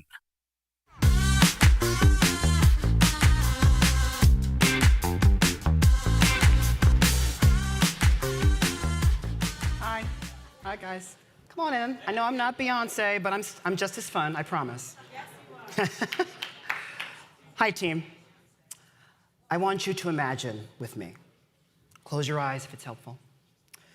It's 11 p.m. on the East Coast, November 7th, 2028, and NBC News is ready to project that Democrats have stormed back into the White House.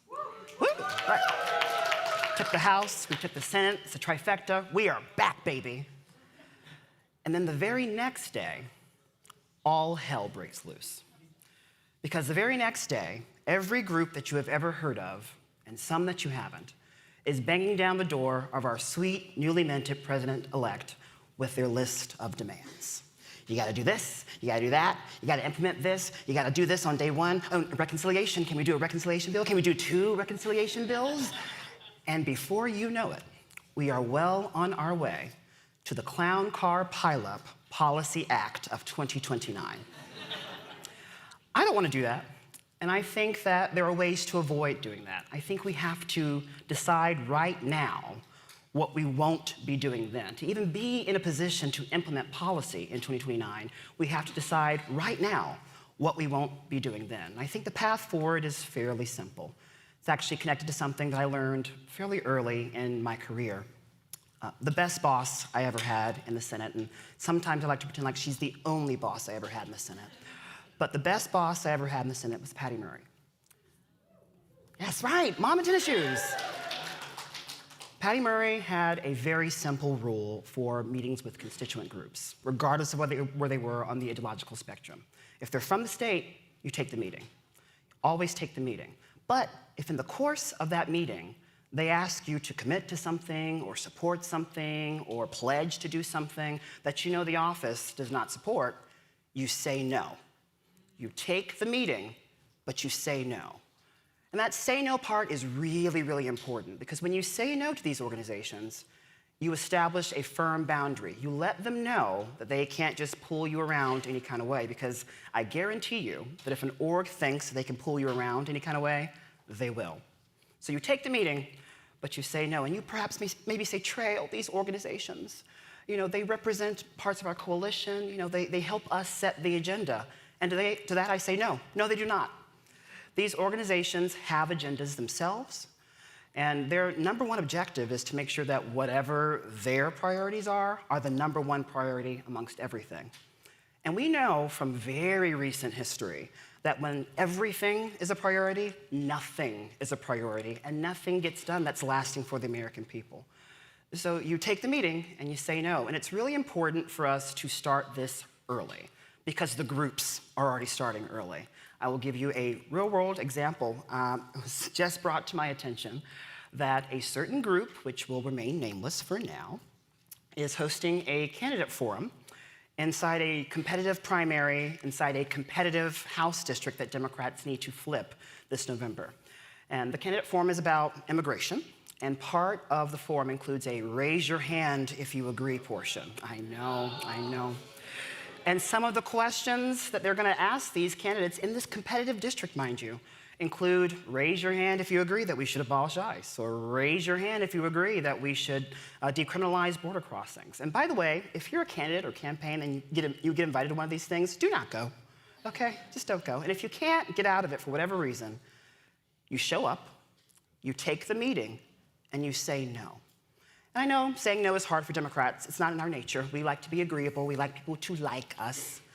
And these groups are counting on that. So you take the meeting, you say no, you establish the parameters of your relationship with these organizations early and reinforce the boundaries often. And I want to leave you with this. Candidates, campaigns, staff, the whole apparatus, elected officials, you have more agency in all of this than I think you give yourself credit for. Because in the back of these groups' minds, they know that their agenda only moves forward if Democrats are the ones driving the car. So that should give everyone a lot of confidence to always, always, always be willing to take the meeting and always, always, always be ready to say no.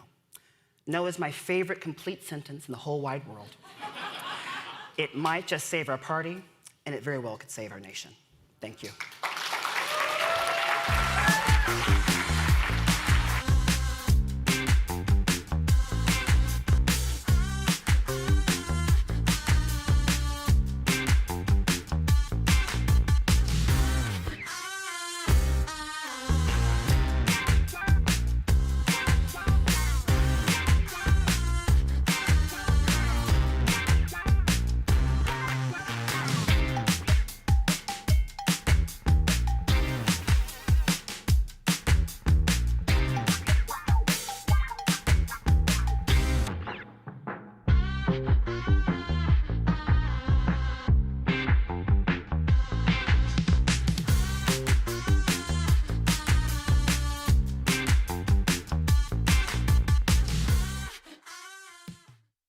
Now, for a discussion on affordability, buzzword or breakthrough, please welcome our panelists, and from Third Way, moderator Gabe Horwitz.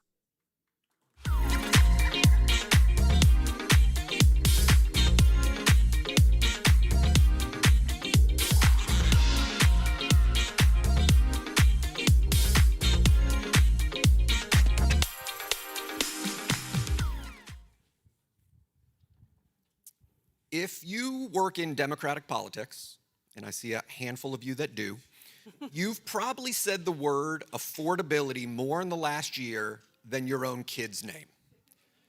Raise your hand if you've ever put the word affordability in an ad you did, a speech you wrote, or a policy rollout you coordinated. I think some of you are lying. I think it's more. Voters tell us affordability is their top issue.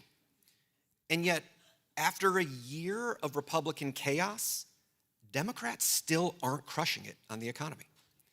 There's a real gap between what we are saying and what voters believe. Voters way too often trust Republicans on the economy or think neither party really gets this issue. And so that gap is what we're going to explore and solve, no pressure, today. We're going to get honest about what voters actually mean when they say cost of living, where Democrats are missing the mark, and then what we as a party need to do differently. And so what I've asked my panelists to do is start by doing 15-minute opening statements with slides. No, we're gonna jump right in. And Matt, I wanna start with you, and I wanna start by getting concrete about how voters think about this issue. So Working America talks to non-union workers across the country. And when they say cost of living is their top issue, what on earth do they mean? Well, first of all, I don't know why we're talking about affordability. Didn't you hear that Trump won that? Trump did. Good point. Well, sincerely, I think that affordability is a useful package, and it's become a useful package as of late because it encompasses a broader swath of the electorate than what we've traditionally dealt with in terms of people who are worried about the cost of living. And so if you're seeing your heating bill go from $400 to $800, if you are worried about the price of food, if you are saying $5 is just too much for a gallon of milk, then you are a person who is dealing with a lot more existential needs in terms of what it means to have an affordable lifestyle. We just finished talking to about 4,000 or so people in the most competitive congressional districts in the country. And we asked them, what's on your mind? Not surprisingly, you see that rising cost, that affects everyone, but it actually transcends party pretty clearly. A good example of this is that if you look at, are you concerned about medical bills? About a third of the voters in these districts are concerned about medical bills. And it doesn't matter what their income level is. So if you're making less than $50,000 or more than $150,000, you're still concerned about that. At the same time, we see that if you're concerned about things like debt collection and your medical bills going into debt collection, about a quarter of Trump voters told us that they've had issues with debt collection in their medical bills. The same thing for Democratic, for Harris voters. And so what we're dealing with are people who are feeling the pressure of the economy in a way that's unrelenting and they can't escape it. Interesting. Angie, I'm curious if you agree, and I'm also curious whether, are you seeing voters worried about prices or a broader feeling that something isn't working in the system? Well, thank you for having me. Angie Kiefler, I'm a partner at a global strategy group. I am a pollster, so actually 15-minute slides is a platform I'm much more comfortable with, but glad to be here. So a lot of times as public opinion researchers, people assume we only do polling, but the reality is a lot of the more helpful research we do is qualitative, meaning focus groups, online journals. I see we have some qualitative fans in the room. That makes me so happy. And one of the things that has been interesting over the last few years is that it is certainly true that voters have always had some concerns about their own economic place in the world. They've always wanted to make more money. They've always wanted to feel more secure. But what has really changed is not so much the words they use, whether it's affordability or cost of living. I don't really care. You can call it whatever you want. That's not what's important. What's changing in their answers to focus groups to questions like when we ask, what would you show a politician if you could show them a snapshot in your life? We hear things like, I would show them sitting at my kitchen table trying to figure out what bills I pay this month because I can't afford to pay every single one.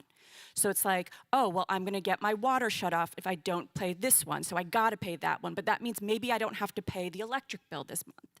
They talk about not being able to fill their grocery carts up with the same staples that they have bought for years. Now they can't do that anymore because their dollars aren't going as far. And so the stories they tell have become much more intense. They've become much more emotional. The tone and tenor has become dire and urgent. And it is incumbent upon all of us, frankly, to hear that and know that and make sure that is how we're communicating and being able to reflect on some of these stories. And I'm sorry, I forgot the second part of your question. No, how much of it is prices? Okay, and how much of it is I'm feeling left behind or something else isn't working? It's a little bit of both, right? But the reality is they'd be fine with whatever system if they could pay their bills. So it's not so much, yes, they believe the system is rigged. They believe there's a problem with the system that is allowing them to not be able to afford their bills. But an important thing to point out here is that when voters say there's a problem with the system, they're not just talking about wealthy not paying enough taxes or corporations being evil. That's not it. They put a pox on both parties in politics and government who don't understand their lives and don't prioritize the things they need. Interesting. Melissa, Matt said these issues don't necessarily break down along ideological lines. And I'm curious, based on your research, are you seeing differences when people talk about cost of living, affordability? is there any sort of demographic differences that you're seeing? Well, I think it's really important to note that for cost of living, it's not an ideological issue for people. It's an everyday experience issue for people. So I think just to give you some context from a Latino voter perspective, in our latest research we found 64% of Latinos would rate the US economy as poor.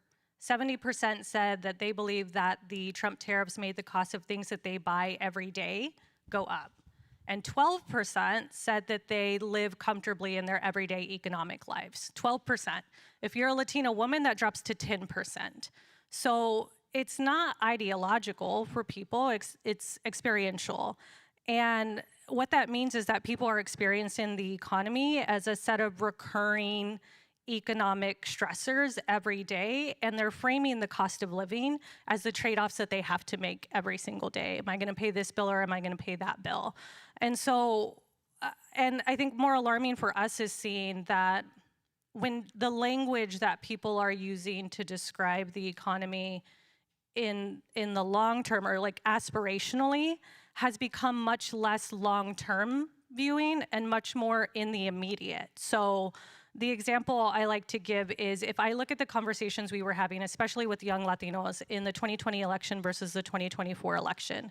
In 2020, the conversation we were having was, they were telling us, it's really important for me that I own my own home one day. It's really hard to do that in this country. I'm gonna have to grind and everything's gonna have to go right, and that's what I'm gonna have to do. By 2024, the conversation with young Latinos became, I will never own my own home. That shift in reality in 4 years was stark, and it was pretty tangible. So I think when we're talking about affordability, or when they talk to us about affordability, first of all, they don't use the term affordability. It barely makes sense in English, and it is a nightmare to translate into Spanish. So can we please call it something else? They're talking about costs and whether they can afford to live, and maybe one day they can afford to dream about what the future looks like. So they're not asking us for economic theory, they're asking us for a set of everyday solutions, and if we want to connect with them, that's how we're gonna have to do it. So we're going to come back to how we're going to connect with them, I promise, but I want to get a little depressing, so everyone take a deep breath for a sec. Okay, let's talk about the Democratic disconnect. And Angie, I want to start with you. Where are Democrats getting this wrong? I'm so glad you started with me. I love answering this question. There's a few ways. First, we don't define the problem with the level of nuance and comprehension that most voters define the problem. And second, our solutions at best, therefore, don't fit their definition of the problem, and at worst, make people feel bad about themselves. So what do I mean by that? First, a definition of the problem. I had a man in a focus group, and I've told this story many times because it sits with me, say, I've never met a Democrat who didn't know how to solve a problem without another government program. And you're familiar with Democrats then, yes. And I struggle to push back on that, right? And we often will define the problem as, again, corporations being bad, wealthy not paying enough. And in a poll, people will agree with those things, right?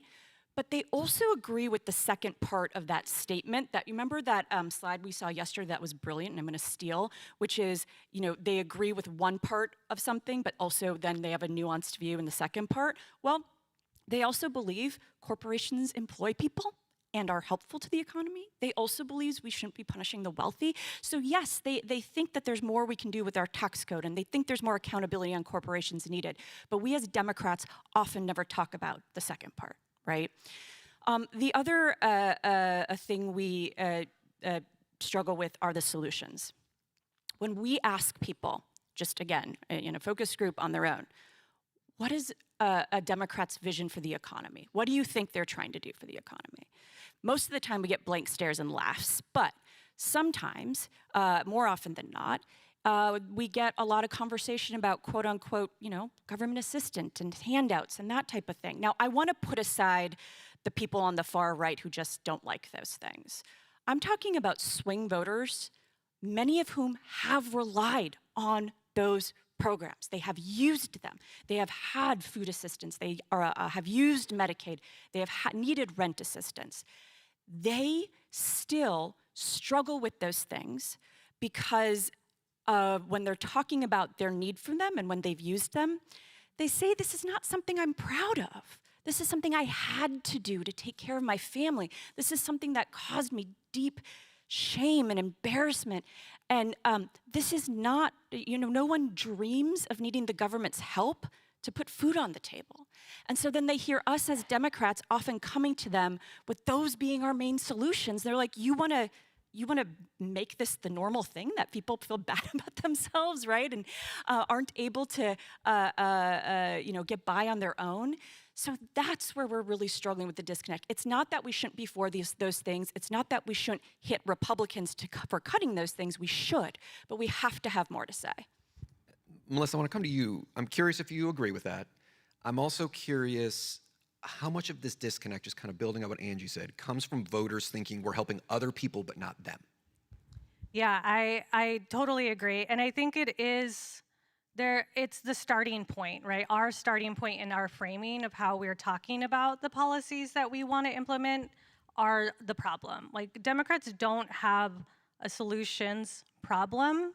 Well, I would have said that a year ago. I think we do have a solutions problem, but we have a bigger problem in the way that we frame our solutions, because our starting point is seeing people as impoverished and ourselves as the savior, right? As a set of doers, we tend to frame ourselves in this savior-like mentality. And that is not how people see themselves, and it's not aspirational to people to see themselves in that way. And the big example that I like to give in a concrete way is if we think about the messaging that we rolled out around the child tax credit. When we rolled out the child tax credit to the American people, the two talking points that I remember heavily making the rounds were that the child tax credit was going to cut child poverty in half, and second, that the child tax credit in particular was going to lift 40% of Latino children out of poverty. It was going to lift 40% of Latino children out of poverty. So we, the government, Democrats, are coming in to save your poor Latino children. In that way, we set up the government as the hero and working people as people who need to be saved. That turns people off so hard. I've been working for the last few years with the Winning Jobs Narrative Project, who put a lot of time and effort into this to say then, okay, how can we talk about these things in a way that doesn't leave people feeling completely without agency? We found that if we actually first of all, we found that when we tested it that way, we actually drove down support for the child tax credit. By framing it that way. When we flipped the script and we said that the child tax credit would allow working parents to get back to work so that they could work and take care of their families, we not only increased support for the child tax credit, we increased support on the statement, do Democrats care about people like you? Because in that way, it is the working parent who is the hero of that economic story. And the more that we can do that, the more we increase people's agency, and that's what people want to see. Matt, I want to... Agreed. I want to just follow up with you. You're a generic Democrat is door knocking. Working class voter answers the door. Where are you seeing the disconnect right now? Wow. Well, first of all, let me plus what. Solve all our problems, Matt. Yeah. I think for starters, most of what we're communicating is through mechanisms that aren't that interpersonal. And so, yes, I mean, door knocking has its place, mail or TV or whatever it is has its place, but it's a kind of cacophony of sound that's indistinguishable. We heard some of the panelists yesterday from South Carolina talk about the importance of having relationship and using that as a mechanism to increase the ability of your audience to hear what you have to say. You know, Melissa has done an amazing job with Winning Jobs, and one of the things that she reminded me of just a couple of years ago now is that you really have to start the conversation from a place of what does the person already believe? This isn't the first time they've had this thought, and so starting from where they are then changes how receptive they can be to anything that follows. So in terms of the Democratic disconnect, one, it would be nice to actually have meaningful relationship that's not just transactional with voters that shows up, during election season only. But two, and I know that the groups are unpopular in this room, but we have to find a mechanism where you can have those relationships because the credibility is just not going to be with the party and the candidate. The second thing, though, is that I actually want to push against something I saw, I think, in presentations yesterday about moderates and the role of moderates in the electorate. Moderates are, I'm searching for the term. There's this famous scatter plot. Lee Druckmann, I believe, put it together. Aaron Strauss and I were just talking about it, where it shows on the left, excuse me, on the x-axis, closer to the zero, or closer to the left, I should say, you are more economically liberal. On the y-axis, it's ideological. Closer to the bottom, you're more socially liberal. And what you see there is that from the 2016 electorate, and I understand this was just replicated after 2024, is that most of the voters, or the plurality of voters, exist in the upper left quadrant. That is, they are people who are economically progressive and have mixed ideological views. And so it's not that they're conflicted about minimum wage, or it's not that they're conflicted about tax equity between Warren Buffett and his secretary. It's that they also have misgivings about trans youth in sports. And so we have to reconcile with the fact that folks are looking for something a lot more audacious when it comes to the economic solutions, and that is the majority of the electorate.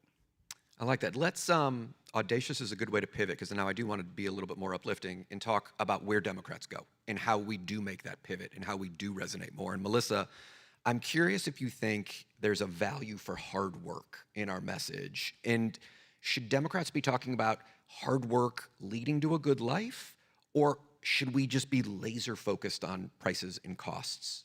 What do you think? I think the two are really interconnected for people, because it all ties back to their lived experience, right?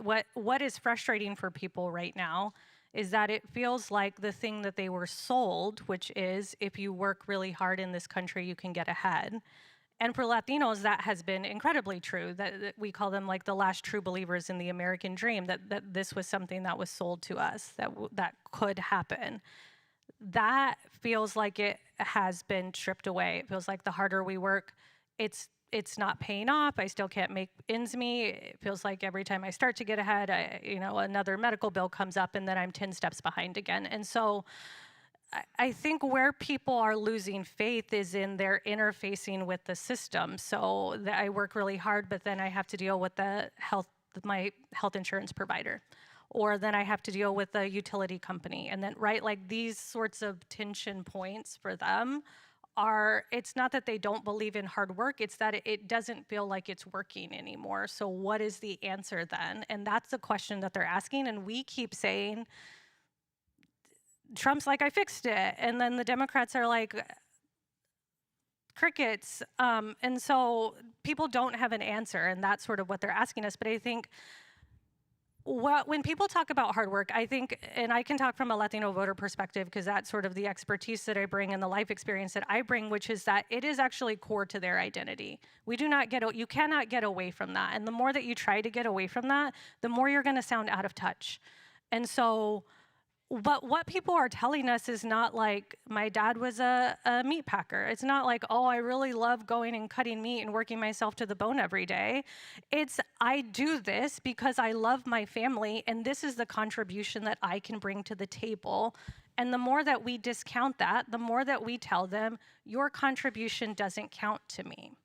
You don't get to bring that to the table. So we need to acknowledge it, but what they are asking us to do is to make that contribution count for something. What are the ways that we are making their lives a little bit easier every single day? They're not asking us for like the fucking how we got to the moon. They're asking us to solve their grocery bill and their utility bill. And I think if we can even provide a little bit of a solution that makes their everyday life a little bit easier, it's gonna get us way farther down the road than we are right now. I love that. Angie, let me ask you, voters often trust Republicans on these, I call them macroeconomic issues, jobs, GDP, manufacturing output. Do we need to have some of that in our economic message, or should we be more focused on these individual costs? I reject the premise of the question. I mean, yes, and I would say to solve our economic challenge when it comes to messaging, It's much more than either or of those two things. I want to piggyback a little bit off of what you said. When I was telling the story about focus groups and how people were showing what they wanted to show politicians in terms of a snapshot in their day, and they talked about their bills, you know what every single one of them also said? They said, I would also show them how hard I work. And that I'm not trying to get something from nothing. I am putting in the elbow grease.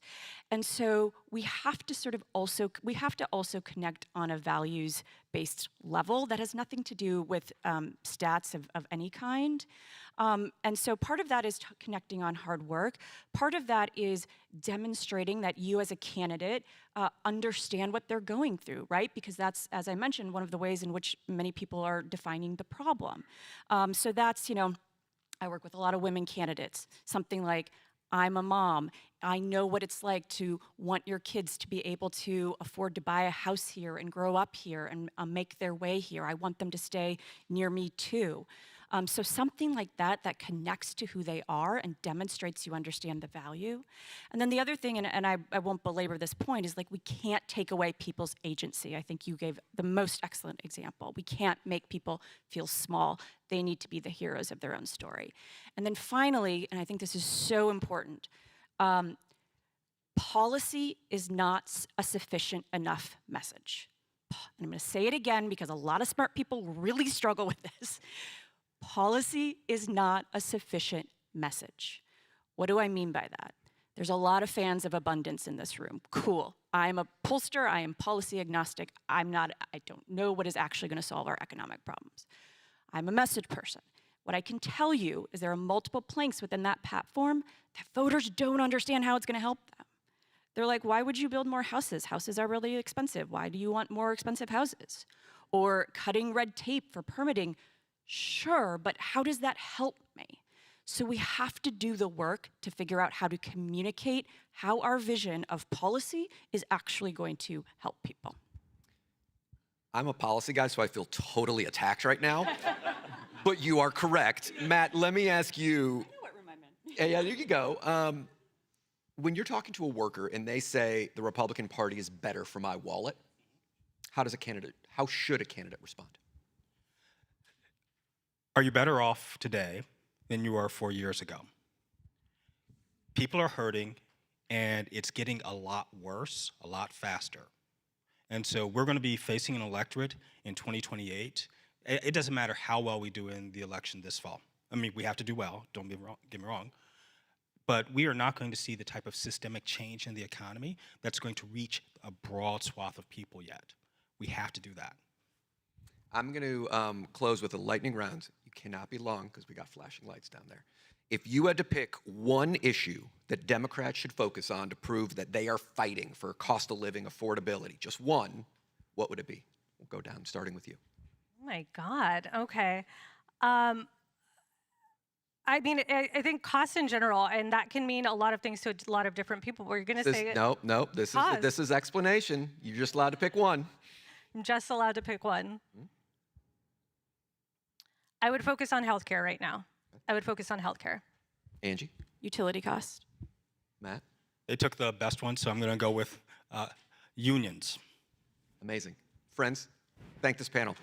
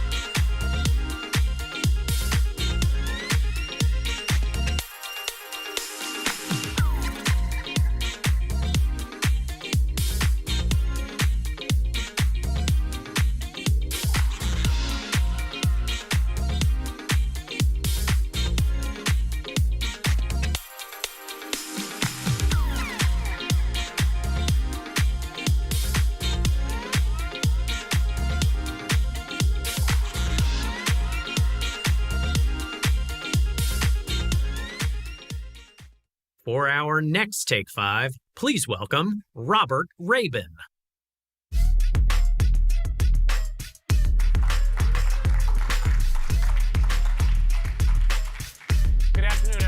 first, I'm here to talk about faith, but first, an enormous thank you to Third Way for curating really a fantastic conference.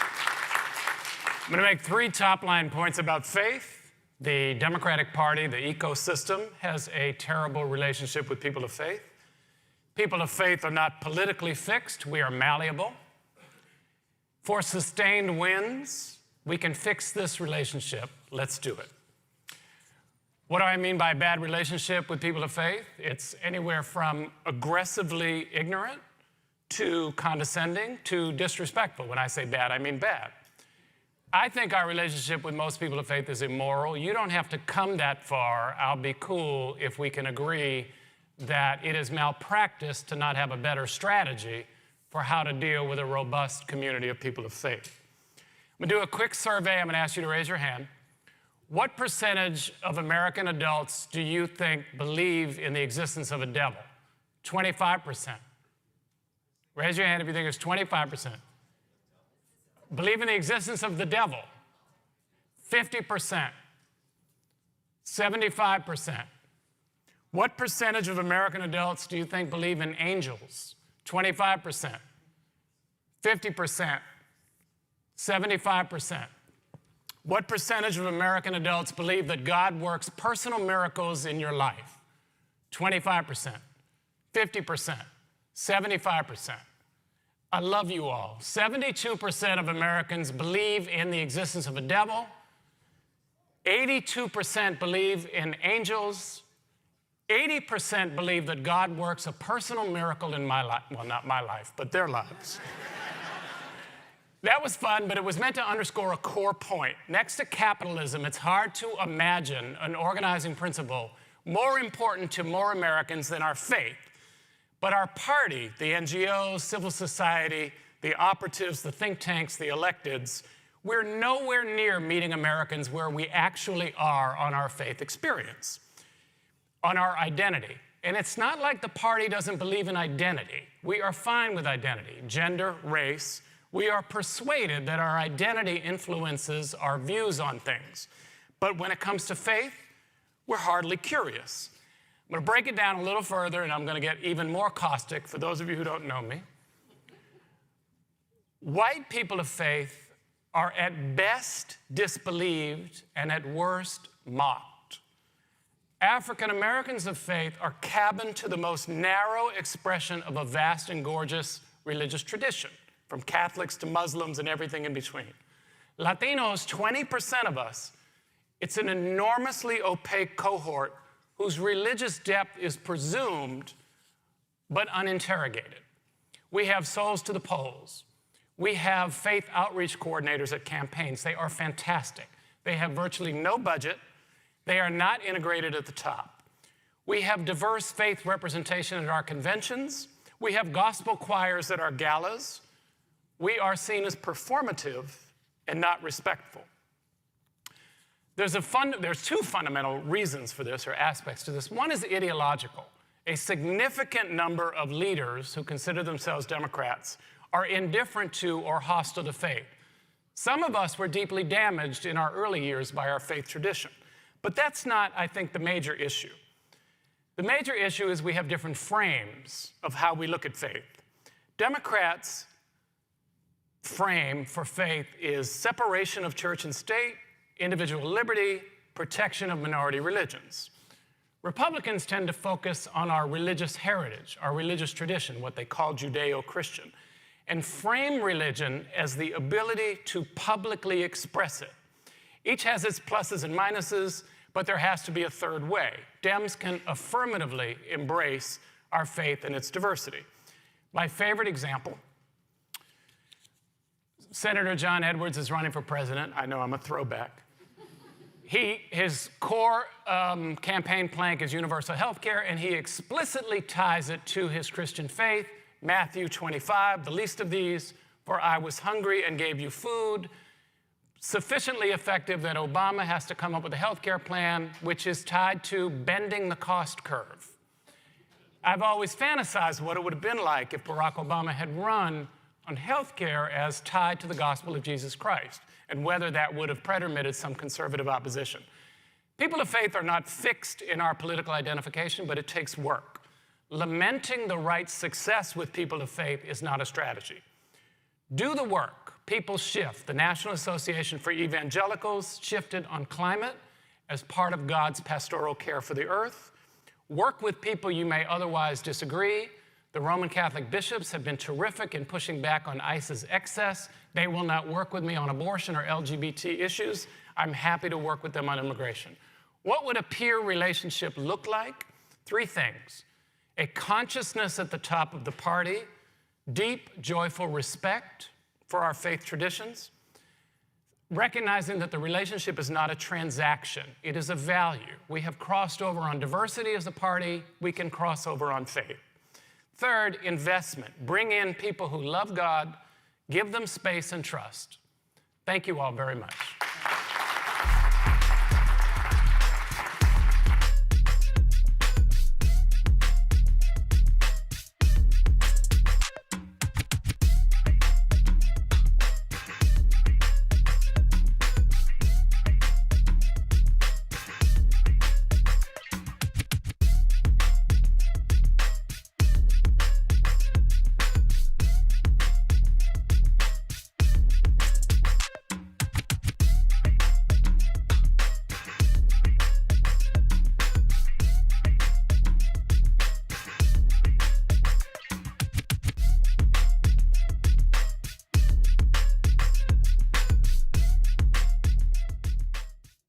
Please welcome our panel about the Red Zone, Making Your Case in MAGAland, moderated by Sarah McCammon.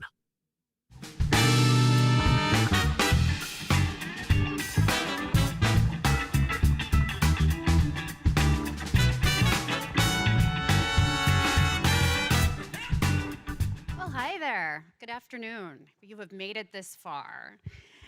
We've been talking a lot this weekend about persuasion and what voters want and need to hear from Democrats. It is one thing to persuade Democrats to get out and vote for Democrats. It's another thing altogether to persuade people in the middle to do that. Undecided voters, disaffected Republicans, people who aren't quite sold on the Democratic Party and maybe don't trust Democrats, maybe don't even like them. So next we're going to talk about that, about how to talk to those middle-of-the-road voters, how to reach them. And we brought together 2 people who've spent a lot of time thinking about this and who understand the MAGA movement from 2 different vantage points. Right next to me is Yemisi Egbewale. She served under President Biden in several roles, including Chief of Staff to the White House Press Office. She's also worked on Capitol Hill, and she's the founder of Podium Strategies, as well as a political commentator offering a Democratic perspective on Fox News. Joe Walsh over here is a former Republican congressman, former Tea Party voice, and these days, a Democrat. Hi, Joe. Oh my God. I want to go back to that, Joe. I'll start with you. In 2016, you enthusiastically supported Donald Trump for president before becoming an anti-Trump Republican, then an independent, now a Democrat. That's a lot. Yeah, it is. As you talk to current or former Republicans, what are some of the things that Democrats say and do that turn them off? Thank you, Sarah, and it's great to be with you both. Look, most people who are not part of the Democratic base, most independents, former Republicans, people looking to vote Democrat, who are even tired of Trump, they think the Democratic Party's weak. I hear that everywhere I go. They think the Democratic Party's weak, they're out of touch, they're not talking about shit that we care about, that regular people care about. I campaigned my ass off for Kamala Harris in 2024 in every battleground state. And what I heard from every voter kind of in the middle or middle right, and this is weird because it was like, Sarah, every voter said pretty much the same thing. Joe, I know Trump's an asshole, but the Democrats don't understand me. They look down on me. They dismiss me. I heard that everywhere I went. The other word I heard was weak. I think what people on that side would love to see, who are gettable, is Democrats who will fight, who will sound real and not sound like damn politicians, and people who understand and will talk to issues that most regular people really give a damn about. Yeah, Missy, you've been in the room talking to Democratic officials about how to talk. How are Democrats differentiating between speaking to their base versus speaking to voters in the middle? And how does that look different? Well, I think Dems are really starting to learn that if you start by calling everybody sexist and racist, you've lost half your audience. And I was really lucky that when I worked in the Senate, I worked for Senator Mark Warner and Amy Klobuchar, two people who know how to talk. And the great thing about them is they can talk to both sides. And so I always look at it as, look, I'm a black woman, college-educated parents, grew up in the suburbs of Atlanta.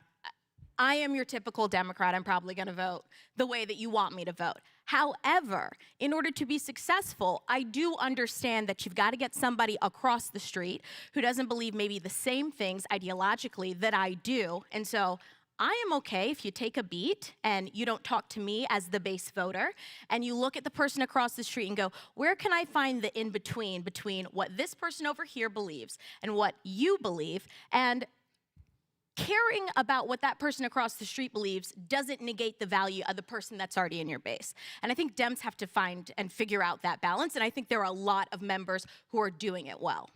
Really quickly, what does that in-between look and sound like? Well, I think when we talk about things like, look, I talked a lot on Fox News about crime, especially when the National Guard was coming in and we were looking at crime in D.C. I think Muriel Bowser, our mayor, did the best that she could understanding home rule and that she was in a different position as a local elected versus other mayors across the United States. And that's a nuance that not a lot of people got and understood. And what a lot of people did initially was they rolled out, okay, well, crime is down. Crime is down in Baltimore, crime is down. And it is. It is. Congratulations. That's great. But I live in a neighborhood in D.C. where you walk outside and you see people openly doing drugs. And so to the average everyday person that is leaving their home, that they either pay too much rent for or the mortgage is high on and they're going to their job and then after that they're picking up their kids and they're going to church, to the person who is just living their everyday life and they see things on the streets, your crime is down by 35% doesn't mean anything. And so you do have to pull in that middle ground of, okay, we care about crime and we care about public safety. And I know it's a very simple thing to just say we care about crime, but incredibly powerful to just admit that crime does exist and like we as Democrats believe that those who commit crime should be prosecuted. Can I second everything she said? It's those two issues that Democrats have, my new party, traditionally not connected with people, just regular folk, regular conservatives even. They care about street crime. They care about immigration. I would argue Democrats dropped the ball on immigration. And I'll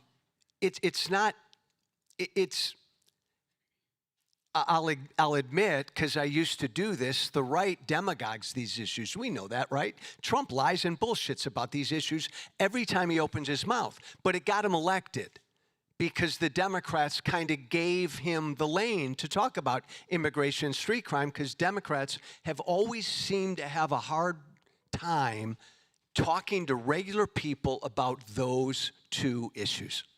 There's how you talk, and then there's also how you govern. And hopefully those two things aren't totally disconnected. But as we know, in 24, Democrats lost ground with many of the groups that they once relied on, working class voters, many non-white voters, younger voters. How much of that loss do each of you think was about Democratic messaging versus Democratic policies? Tone! My God! And just disagree. But yeah, my Democrats come across as like professors, academics, elites. I mean, my God, rip off your freaking sport coat and talk to me, listen to me like I'm a regular human being. I think I tend to overemphasize tone. I know policy is really important. I was a former congressman. I don't want to downplay policy. But I hear so much from those folks that it's tone. Democrats sound like politicians. Democrats sound like they've got a consultant in this year, an advisor in this year, and a pollster on top of their head, and they're not going to answer the question until they figure out what all three want them to say. Yeah, they're so careful, and we won't disagree on this, actually. They are incredibly careful in a way that ends up winning over no one. The fear of what I call the big online left monster, in that I cannot talk to a regular person because somebody with a huge significant following and their rabid online fans is then going to denigrate me and ratio me to hell because I didn't agree agree with this basic principle, which is that, I don't know, things should be affordable, crime shouldn't exist on the street. There are things that we just miss the moment on because we are so concerned with everybody. And let me tell you something. Not everybody's gonna get a seat at the table. And sometimes you just need to be the adult in the room and look at everybody and go, look, I know you wanna do this land acknowledgement at this time right now, but like we've got real things to talk about, and it's okay if some people feel left out of the conversation. If we win, when we win, we'll bring them all in. But if you are so concerned before you're even putting wins on the board about everybody getting their say, well, guess what? We're all talking in a room and nobody's listening to us because we don't have the majority in anything. So I think that's an incredible point about tone. And, you know, I don't have a personal beef with land acknowledgements, only when they happen at the DNC. You know, you make an important point, though, Yemisi. I mean, our research tells us that moderate voters see a lot of complexity in the world. They don't like extremes, and they feel really unheard and unseen online because, as you alluded to, the loudest voices online are the most extreme voices. We've seen earlier today, moderate people are often very quiet online. Some of them don't post at all. So how can Democrats speak to this moment, demonstrate the strength we've been talking about, without resorting to name calling or these kinds of maximalist positions that may be popular online, but don't actually represent what most voters want? Well, so I think that we're all playing into this game because the people that work for Trump, we were talking about this backstage, I was saying, they live in this la-la land that a lot of what happens doesn't affect them. In fact, if you pretend that it affects you, what do they say? Oh, you fell for the trap. You played into the game. So they operate in this whole other world, like almost with like no impunity. And the trap that I think some folks in the Democratic Party end up making is that they're trying to emulate.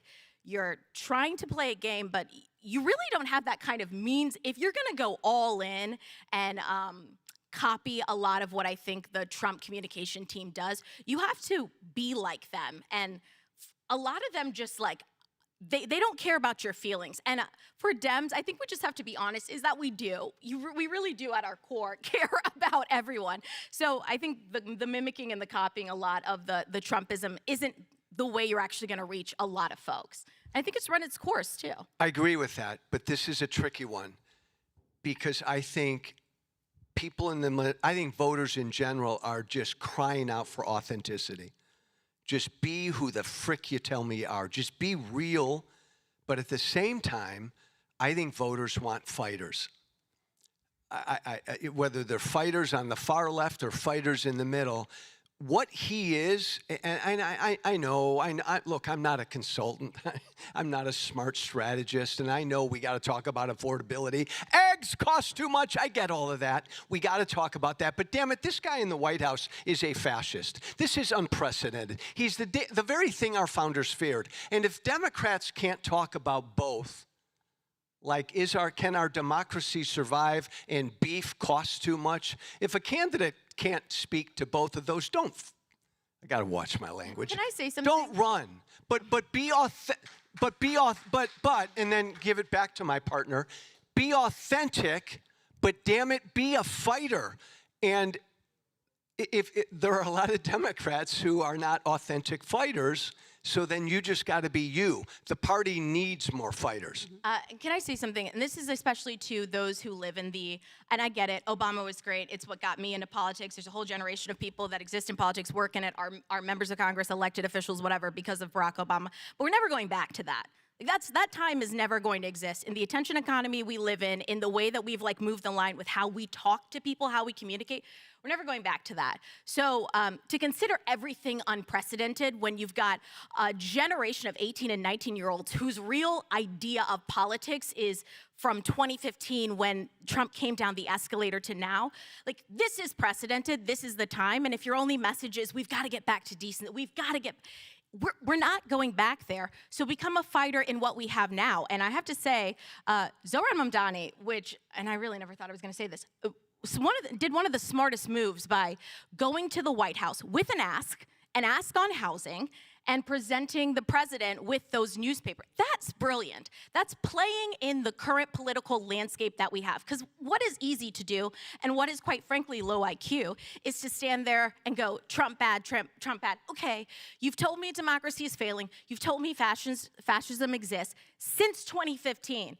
And we're still here. And you know what? The average day American person is still going to work, and they're going to brunch, and they're going to concerts. I'm seeing Olivia Dean this summer. Hello. Like, we're still living our life. And so if your message is everything has stopped because he is president, but everyone around you is still living, albeit a little bit difficult with these prices and these eggs.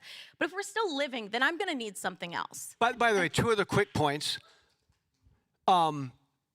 This is not the moment for a Barack Obama right now. That's not what the Democratic Party needs right now. And I say that with all due respect to a president that I used to fight with back in the day. And I have immense respect for him. That's not what the party needs right now. And it's not like you got to be like Trump. No, you have to fight Trump. You have to be like him. I don't really like the shit that Gavin Newsom does. I don't like the whole trolling thing. I want someone to be righteously angry and on principle fight what he is. You know, the world has changed a lot, too, in the last decade plus. And I think you alluded, Missy, to the way the media has changed. And I want to talk a little bit about where and how to reach voters. Because, you know, you can have the perfect message, but if nobody hears it, it doesn't matter. Republicans have been incredibly successful for a really long time now at harnessing the power of talk radio. You were part of that, Joe. Cable news, digital media. Our research indicates that the far left and the far right are overrepresented on social media, as I mentioned. You host a podcast show that aims for some of those middle-of-the-road voters. What do Democrats need to understand about the way the current media landscape is working? I could be dead wrong on this, and I fell in love with Kamala Harris as a candidate.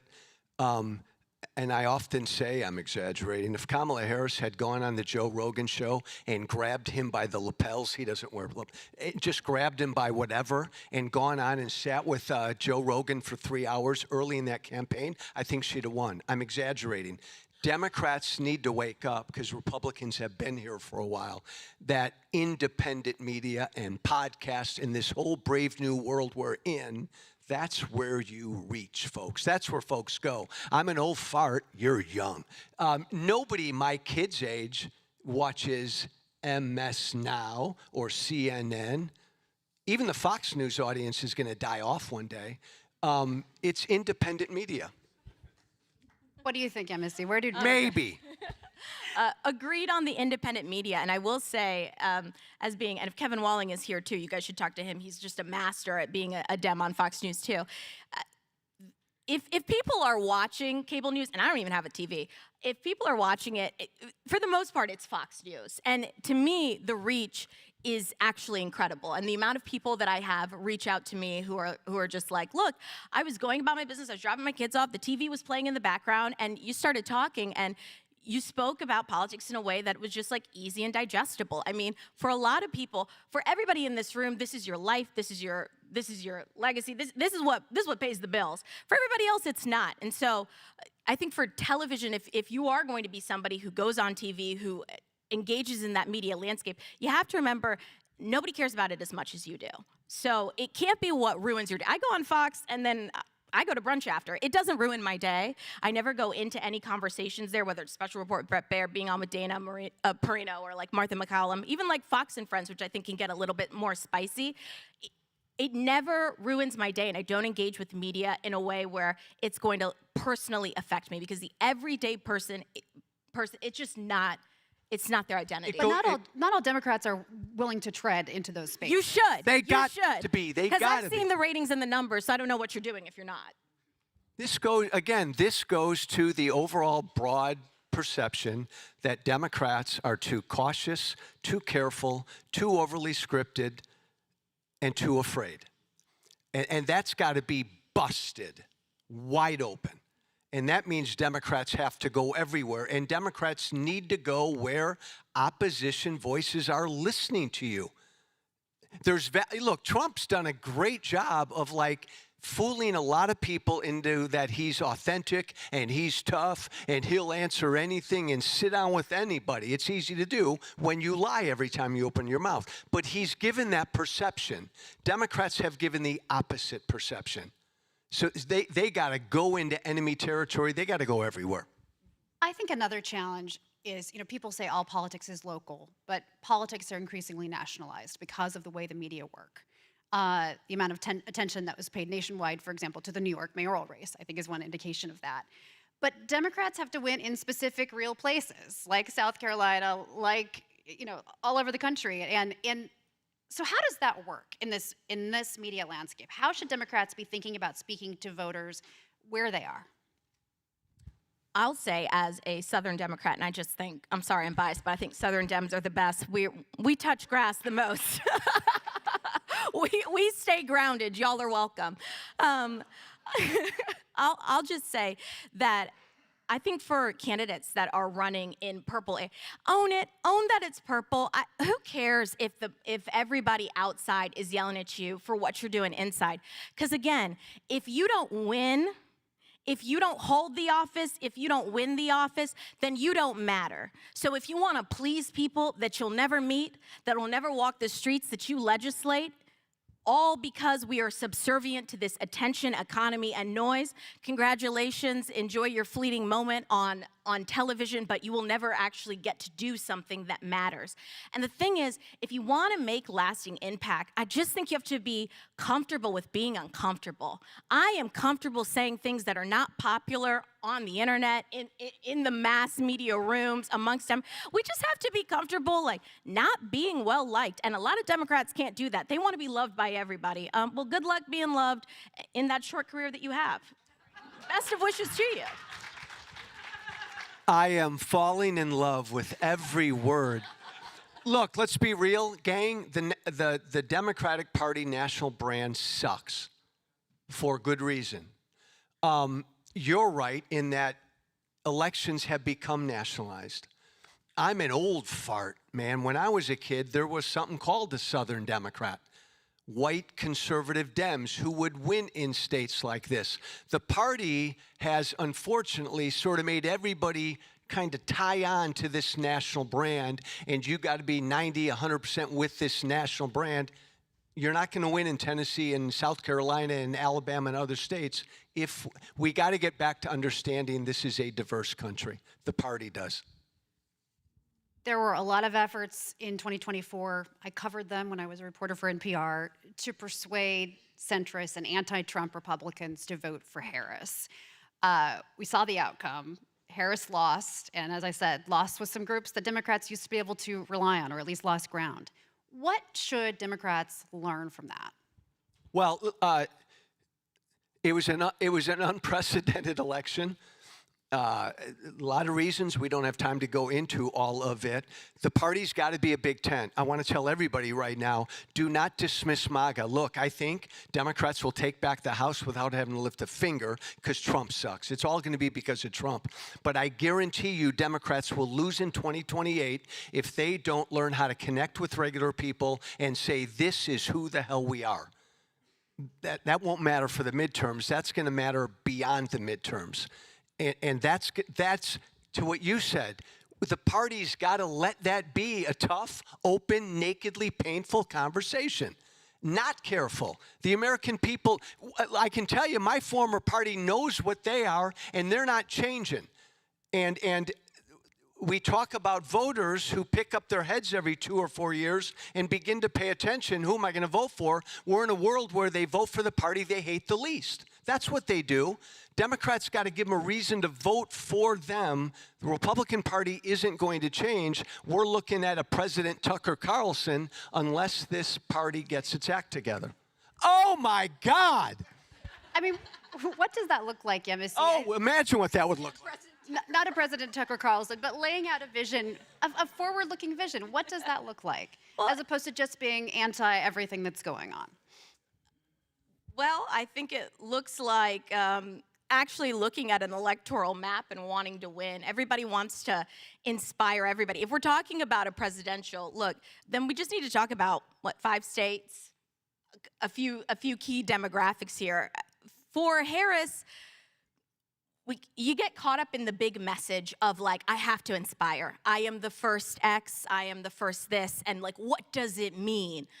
Okay, well, it doesn't mean anything if you don't win. So I think I don't care as much about being inspired, and I more care about what's your plan to win. And for the consultants in this room, for the people who work on campaigns in this room, if that person isn't giving you a real roadmap while looking at the electoral college, which everybody can complain about it, but it's not going anywhere. It's what you have to use. It is what it is. So I think it just means like less flowery language and like inspiration. I don't need to be inspired. I'm fine. Just like make life affordable. By the way, I agree with all that, but every Democratic candidate beyond 26, if you're going to run on something, run on the fact that we need run on immigration. Present a plan that most Americans support you on immigration. We need to change. Democrats, man, grab the ball on our public education. Our schools need to be transformed. The Republican Party is not going to talk about stuff like this. Present a positive agenda for how we can change schooling in this country. And then the last thing Democrats ought to run on is AI is going to change everybody's world in this room tomorrow. And we don't even talk about it as a government. Republicans won't talk about it. We better figure it out, or it's going to displace millions and millions of Americans. Take a lead on those issues. Okay, we have about 1 minute left. And for my last question, I want to ask each of you to answer very succinctly, and this may be hard for one of us. No way. In a nutshell, to reach the middle, Democrats should stop doing what and start doing what?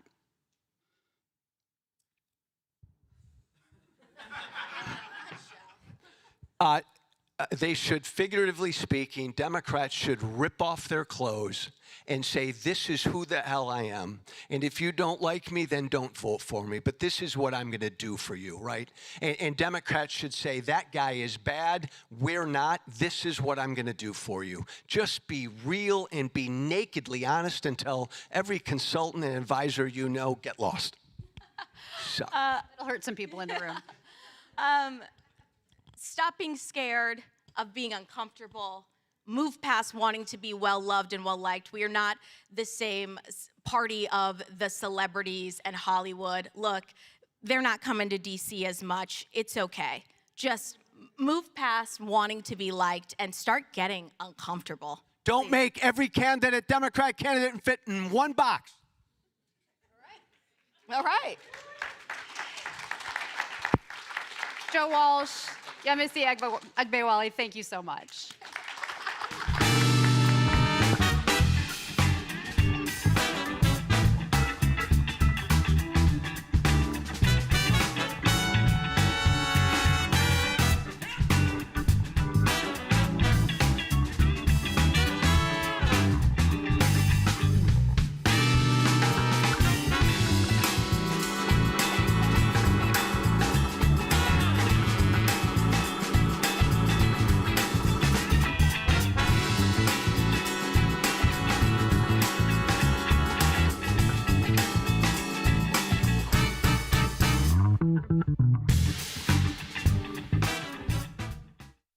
For our final Take 5, please welcome Jason Mangone.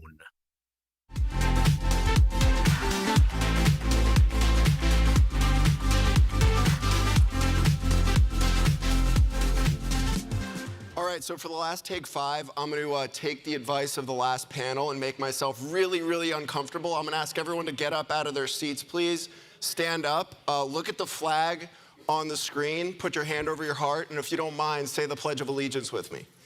I pledge allegiance to the flag of the United States of America and to the republic for which it stands, one nation, under God, indivisible, with liberty and justice for all.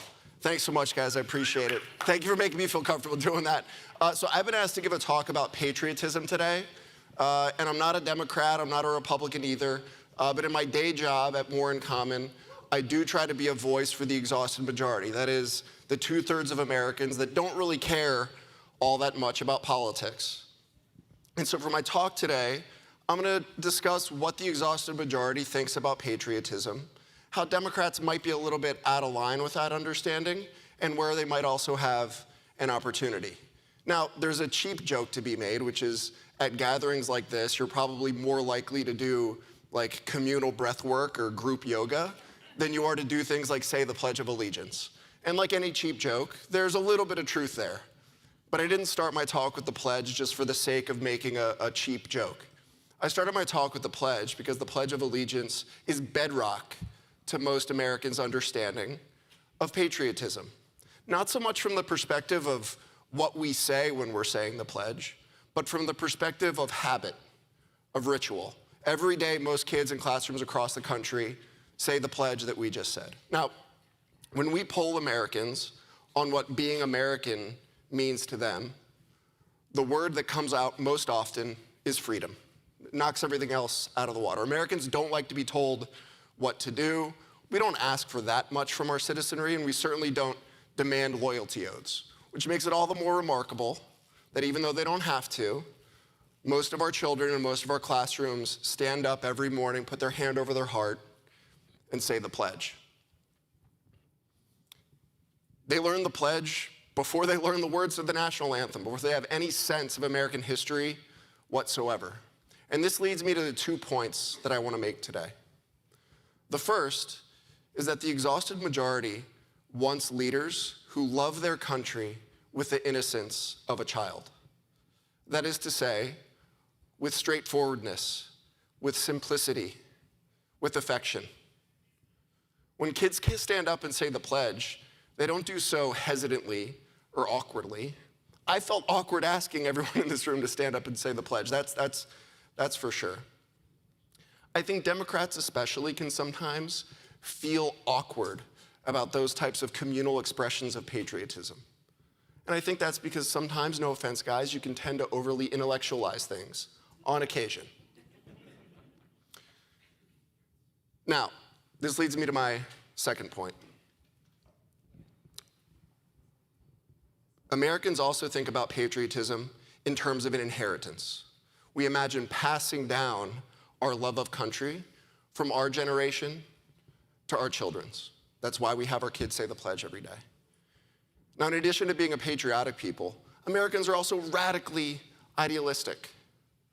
We imagine handing over a country to our children that is better, more in alignment with our ideals than the country that they were born into. And so, when, under the guise of patriotism, we widely distribute snuff films of killing people with drones, or, I don't know, pose in front of Salvadoran prison cells with thick makeup and fresh blowouts, that too is at odds with most Americans' understanding of patriotism. Children love so simply and straightforwardly. And their sense of morality is the same. That's why children's sense of what is right and what is wrong is often better than that of adults.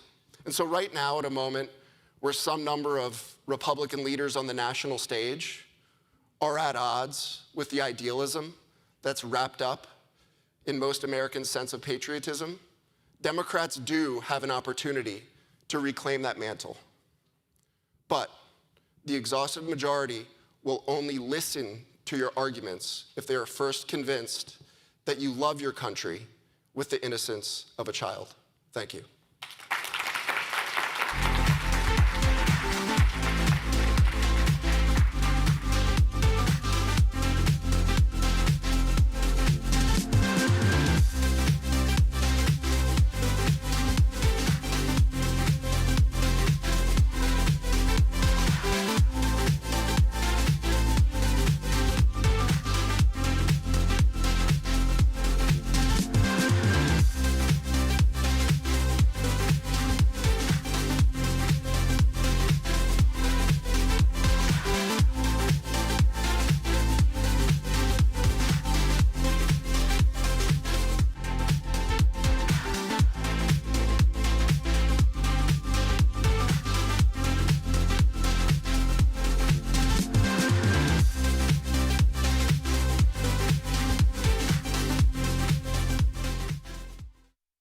And now, with our discussion on X'd Out, elevating moderate voices online, please welcome our panelists and moderator Jamal Simmons.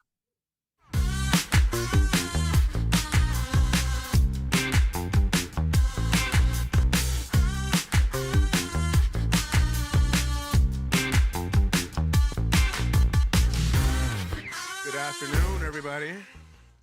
Good afternoon, everybody. This is not a black church. In a black church, they would call back. Robert Rabin was just here. He talked to y'all about religion.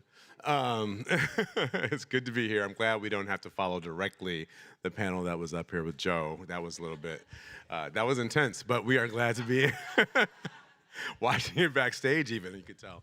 But I'm glad to be here with this group, and we're going to talk about social media, digital work. You guys are spending a lot of time on that. So just to introduce everybody, Bryn Merkley from the American Hunters and Anglers, as well as other things online, and then Caitlin Legacki, one of the great communicators and on the left in the party, and she's been at all the places and all the campaigns.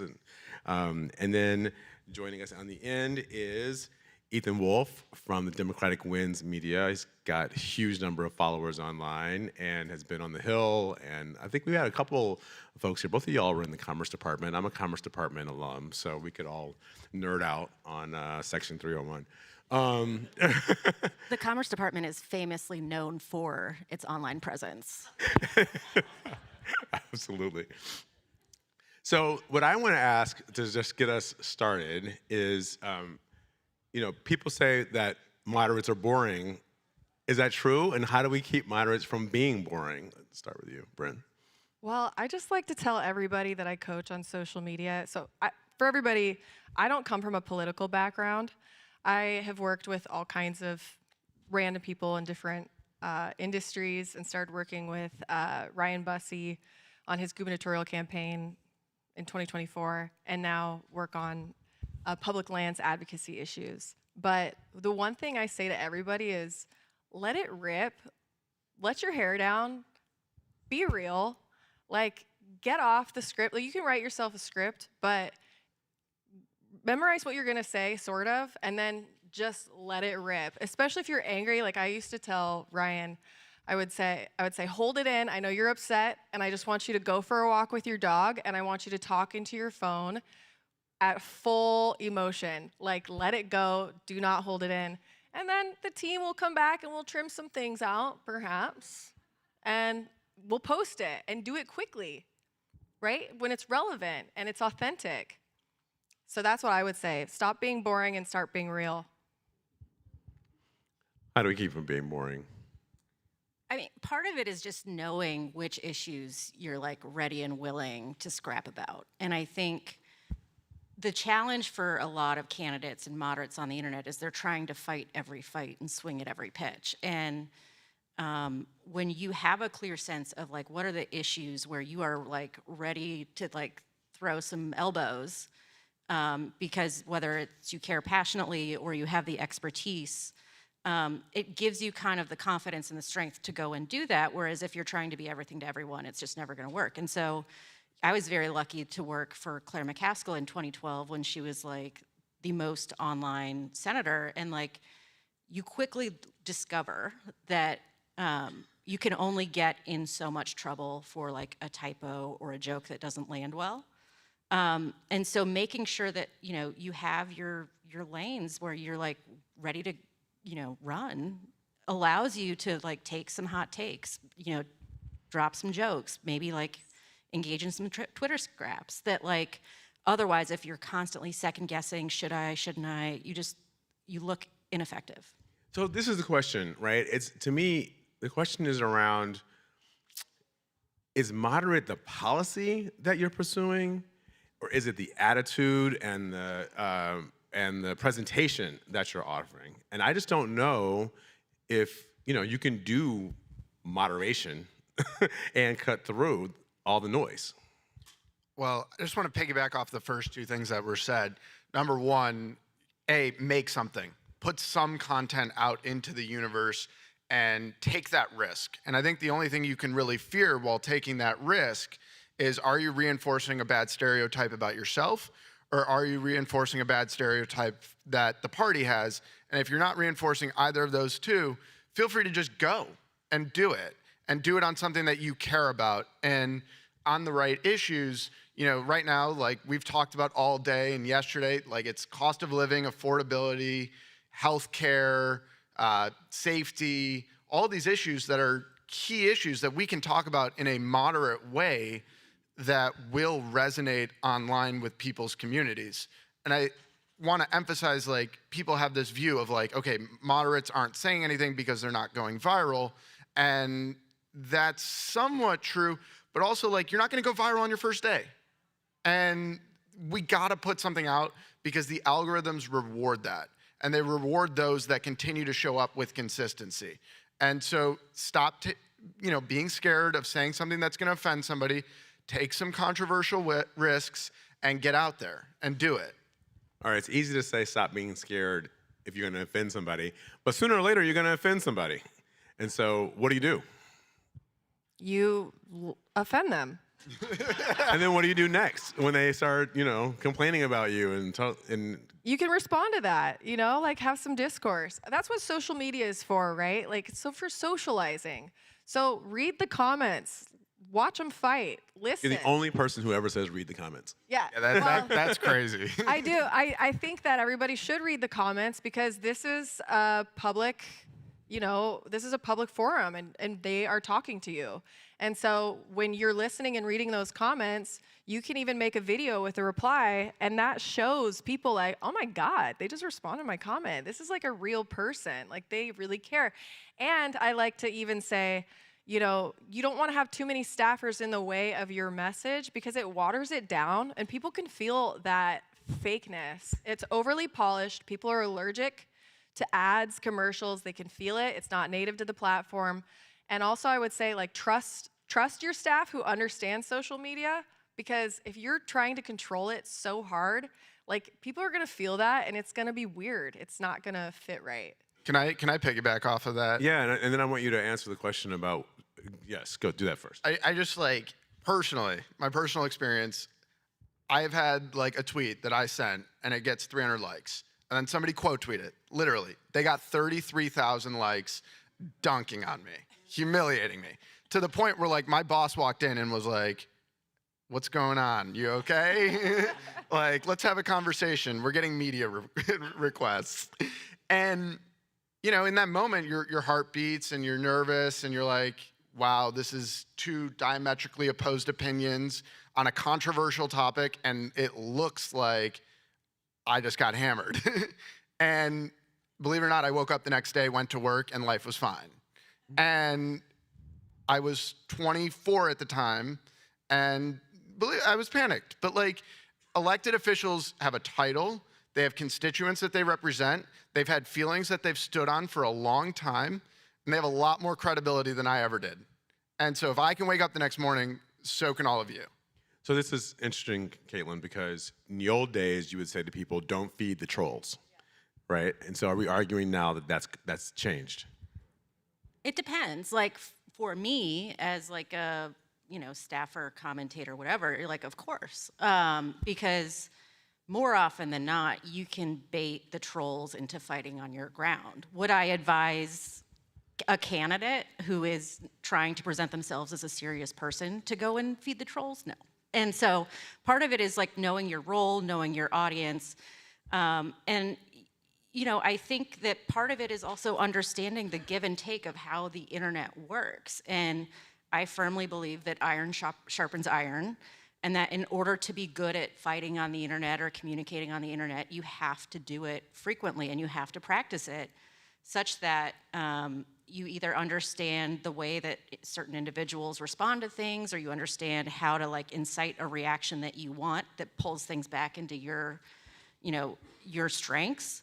But it's not the kind of thing where everyone should just be going out and like lobbing bombs all day if they're not committed to the idea of having that discourse. So if you're trying to build your online presence, Should you start with policy, start with issues, or start with TikTok trends? I mean, I think a lot of people legitimately want to know how much fun can some buttoned-up politician have before they start to get cringy. I think it goes based on whatever you're trying to do, right? I mean, some TikTok trends are like gonna look really cringy if you do that, and you can kind of just, look at that and go, that's not funny to me.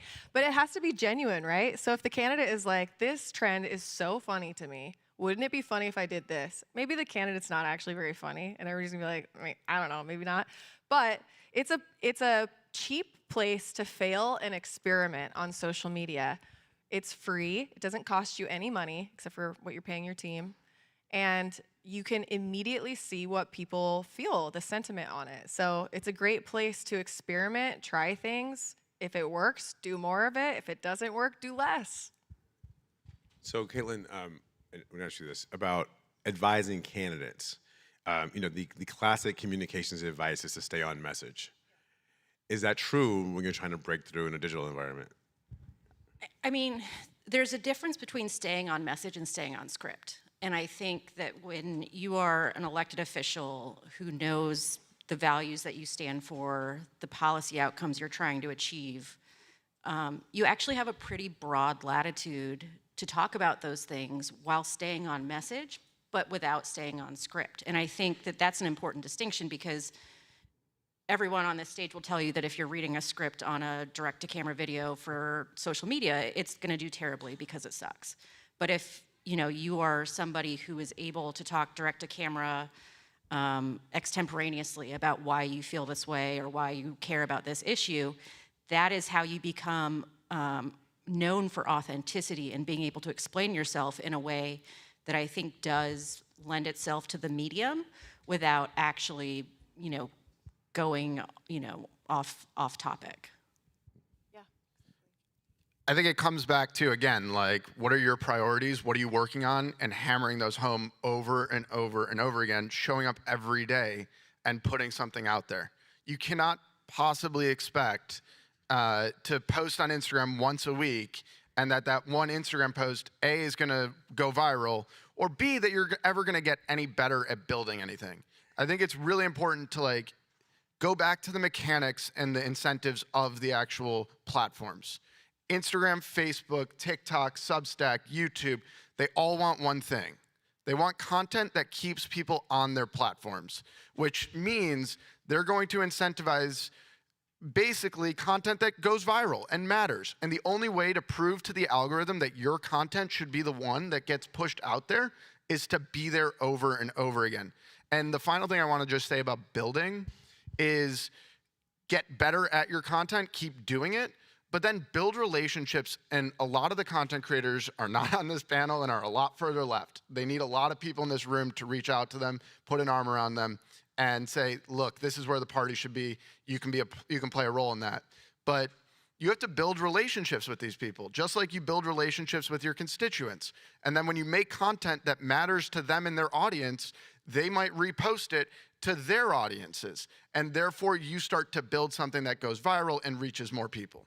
So this is, so Bryn, when you look at the hunters and anglers content that you guys create, you got these public lands patriots, right? Not everything that you're doing talks about policy. True. Is that on purpose? Yes, it is, because people don't want to talk about policy all the time, right? There's this strategy called Pope in the pool. And when you're talking about Poop dry... in the pool? Pope. Pope in the pool.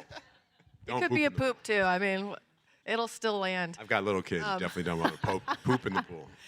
So basically what it means is if you're talking about dry content, you can do something visually interesting. Like imagine a pope or a poop in a pool.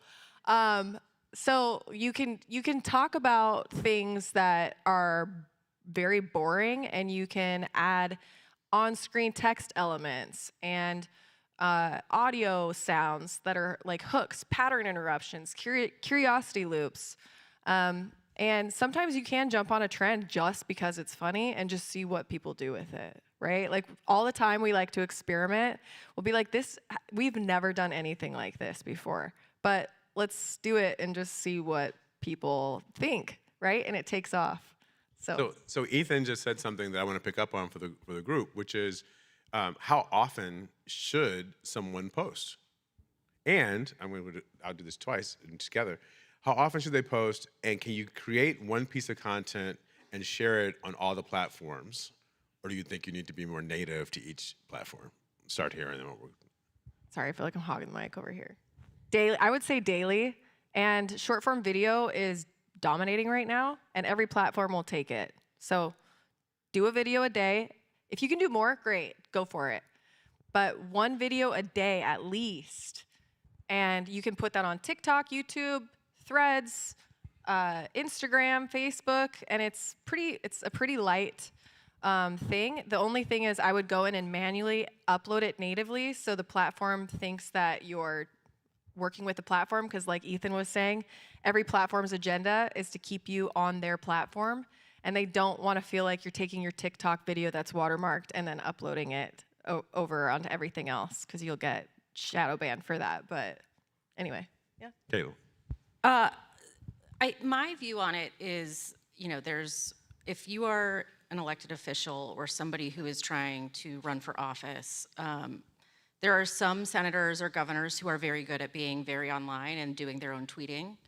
But if you're trying to present an image as somebody who gets something done, I think that's a little bit in conflict. And so it's a balance between content that's produced by your team versus content that's like, Brian Schatz sitting on the plane to Hawaii tweeting. But I think the bigger issue that we have to grapple with as like professionals is that each platform has a different role to play. And so, I think at this point in life, Twitter is exclusively for shaping the narrative, conversing with journalists, understanding what's happening. Whereas if you're actually trying to persuade voters, that's much more of a Facebook and YouTube kind of conversation. And so making sure that, if you are creating a piece of content, there's no harm in like uploading it across all your platforms, but understanding with each platform, what are you trying to achieve on that so that you can do it well, I think is really essential. I mean, I will just say, because I've seen this, if you've got a bunch of 50-year-old, 60-year-old Facebook followers, uploading that TikTok trend to Facebook might not be helpful because they won't have a clue about what it is you're doing, and it just looks weird. 100%. People can tell when you're phony and inauthentic. And I go back again, take risks, but take risks that you want to take and on your agenda. And, we instituted a rule when I was on the Hill. We were going to devote 5 to 10 minutes a day of just rolling camera time. And that could be walking through the hallways. It could be walking to votes. It could be in the office sitting down. And it was just talking and practicing. And believe me, not every day yielded a perfect, good-looking video. And on many days, the door was shut, we don't have time, and that's that. But having some frame of mindset that we are going to put out one piece of content every single day for every platform is just so critical to like gaining the trust and credibility of people online. And I think this is a totally separate point, but like we risk ceding that battlefield in many ways that we already have if we don't show up. And that there are other people that are talking with big microphones that are talking on Twitter to journalists and setting the agenda in ways that like come back to us and we can't even defend. Like, where did the defund the police, like where did that come from and how did it gain traction? Well, it certainly started online and it was not from anybody in this room or anybody that had any sort of legitimate like polling data. So I, in general, believe that if people my age or older aren't uncomfortable from time to time, we're not doing it right.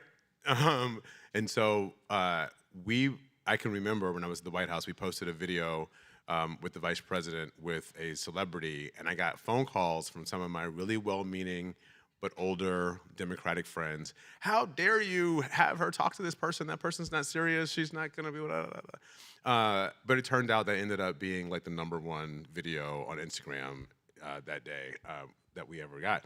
And so I think, we have got to, the question is how much should politicians be willing to take risks with personalities that are not political necessarily, but they have audiences that they're trying to reach, and how much weight. Typically you'd vet these people and you'd say, oh, I don't know if we could talk to this person because they've taken this stance or done that other thing, but should we just take the risk? I mean, we have a president right now that sat and had dinner with Nick Fuentes, and he is there, and he faced consequences from the right for doing so, but he still made it. And I'm not saying go out there and meet with people that have awful viewpoints. I'm not defending that. But we have to, at some point, stop purity testing things and get to the point where so-and-so is a great TikToker or a movie star or a Barstool sports person. We got to go find those people, and we got to communicate to them. So take that risk. Don't be scared of anybody that's going to say, you can't do that. And there are a lot of people that are doing that well right now and that are taking risks and know that the environment is fractured, and they can say things on one platform and have a totally different conversation in another and be totally okay. Risky, Caitlin? Is it okay for us to be risky?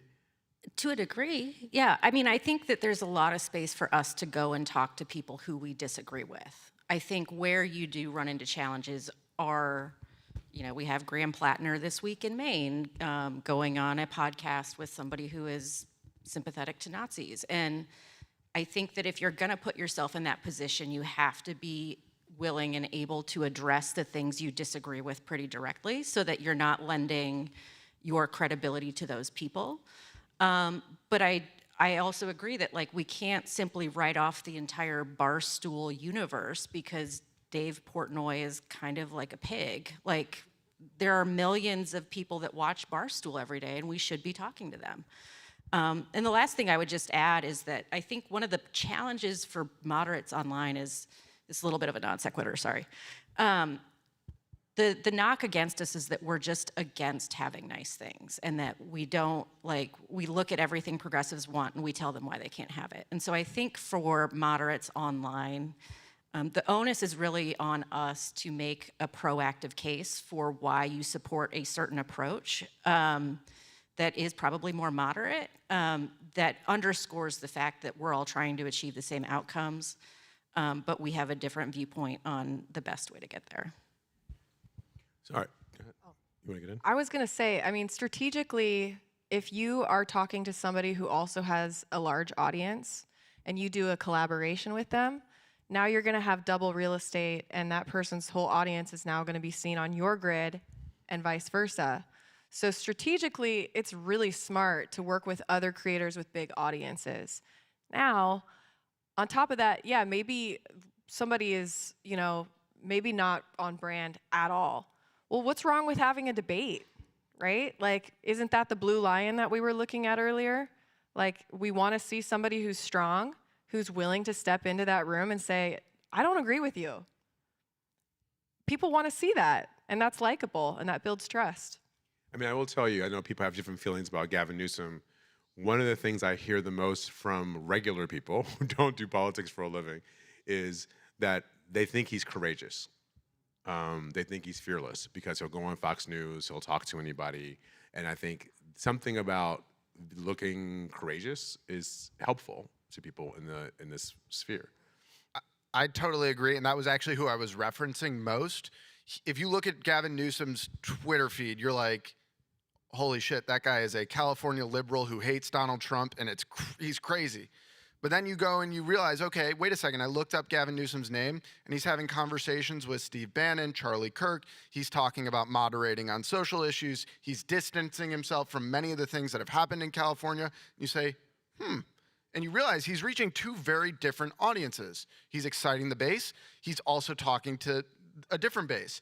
And I think that's a really effective strategy, knowing that people who are on social media are not consuming other information, and people who are consuming TV and other spaces are not on social media, and you can use that to your advantage.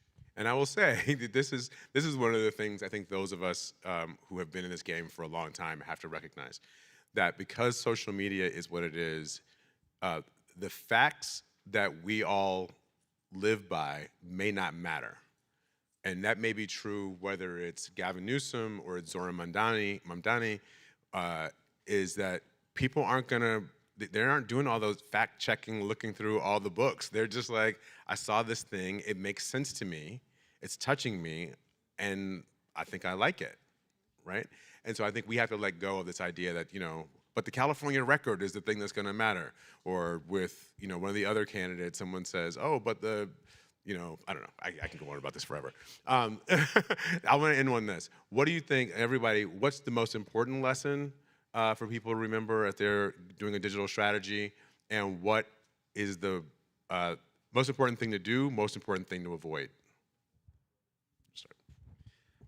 Take the risk and just get going. Spend 20 minutes a day figuring out what you're gonna do and do it. Biggest avoid is the feeling for the need for perfection and letting that stop you from actually getting started in the first place. I would say have fun. Like, you can tell when somebody is having fun on the internet and when somebody is filming a video because their staffer told them they had to do this and here's what to say. And I think that kind of approach really breeds the authenticity that we all really think is essential.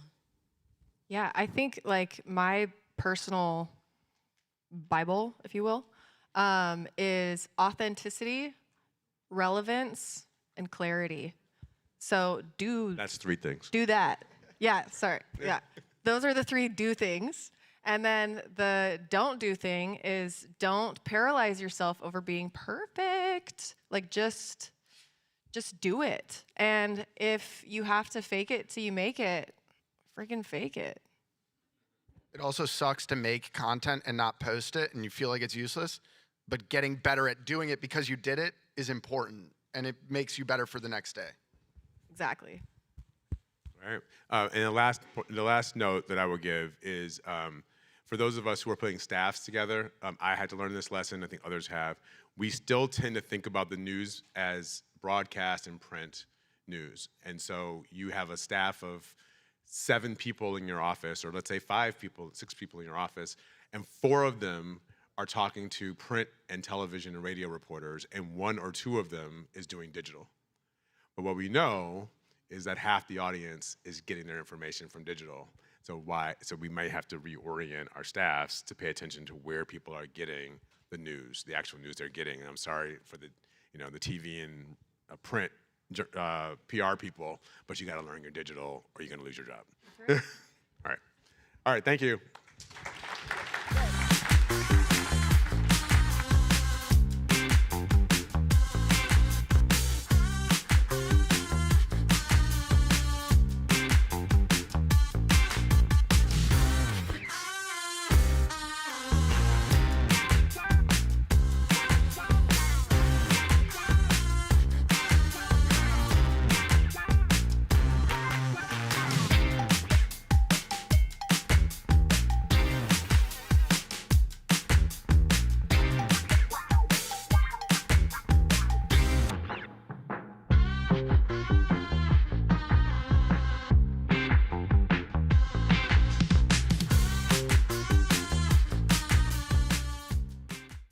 For a conversation about reclaiming the White House, please welcome John Cowan and Jim Messina.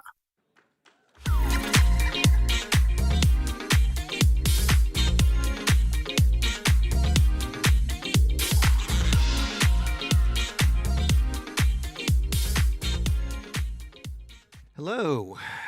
So we are the final panel of the day. And we're thrilled to close this conference with Jim Messina. I will not do a bio of him. You all know who he is. I will just say this. This is the only time this happened. When Jim and I were doing a pre-call for the panel, he only asked me one question. Do I have to watch my language?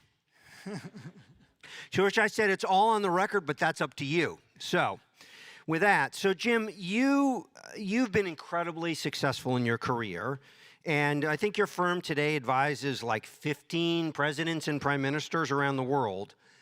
But I don't think a lot of folks know that you grew up on food stamps and free school lunch. Yep.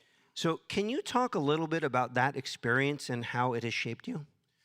Wow.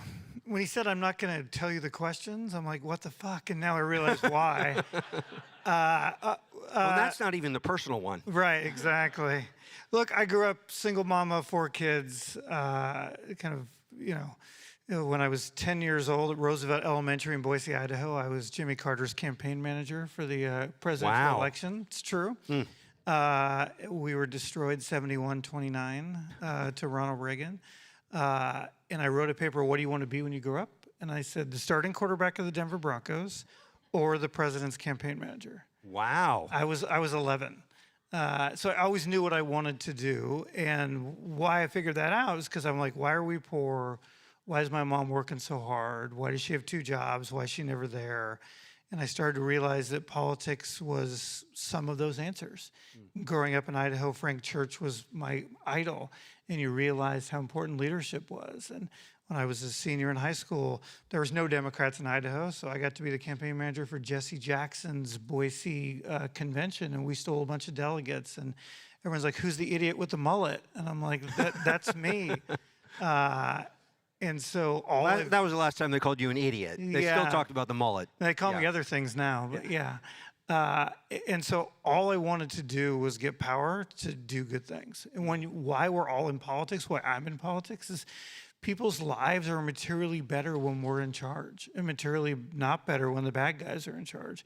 And so I've always looked at this as a way to, help. I got to work on the child's health insurance plan. Every one of my nieces and nephews were chip kids. Like it really impacts our lives. I got to run the war room to pass Obamacare, which is the hardest thing I've ever done, including elect a black man president. Obamacare was harder than that. And you realize that 100 million Americans got health insurance they wouldn't have gotten because of that. That's why we're in this. And then it's just fun to kick the shit out of Republicans. As I promised, just as a follow-up to that, what do you think Democrats get wrong about the working poor and the poor in this country? What do you think we misunderstand or mischaracterize? Everything. I mean, if you look at our messaging, this is fired up. I'm writing a piece tomorrow that I'm going to roll out tomorrow morning on Morning Joe about why we're doing poor, and we'll talk about this with young men. But when you look at the working class voters you and I talked about, Barack Obama carries them by 2 points in 2012. In the last election, Donald Trump carries them by 34 points. When you look at kind of what our messaging is to them, we continually lecture them. We continually speak down to them. We don't give them normal recipes for things that make their life materially better. And we continue to talk about them with policy.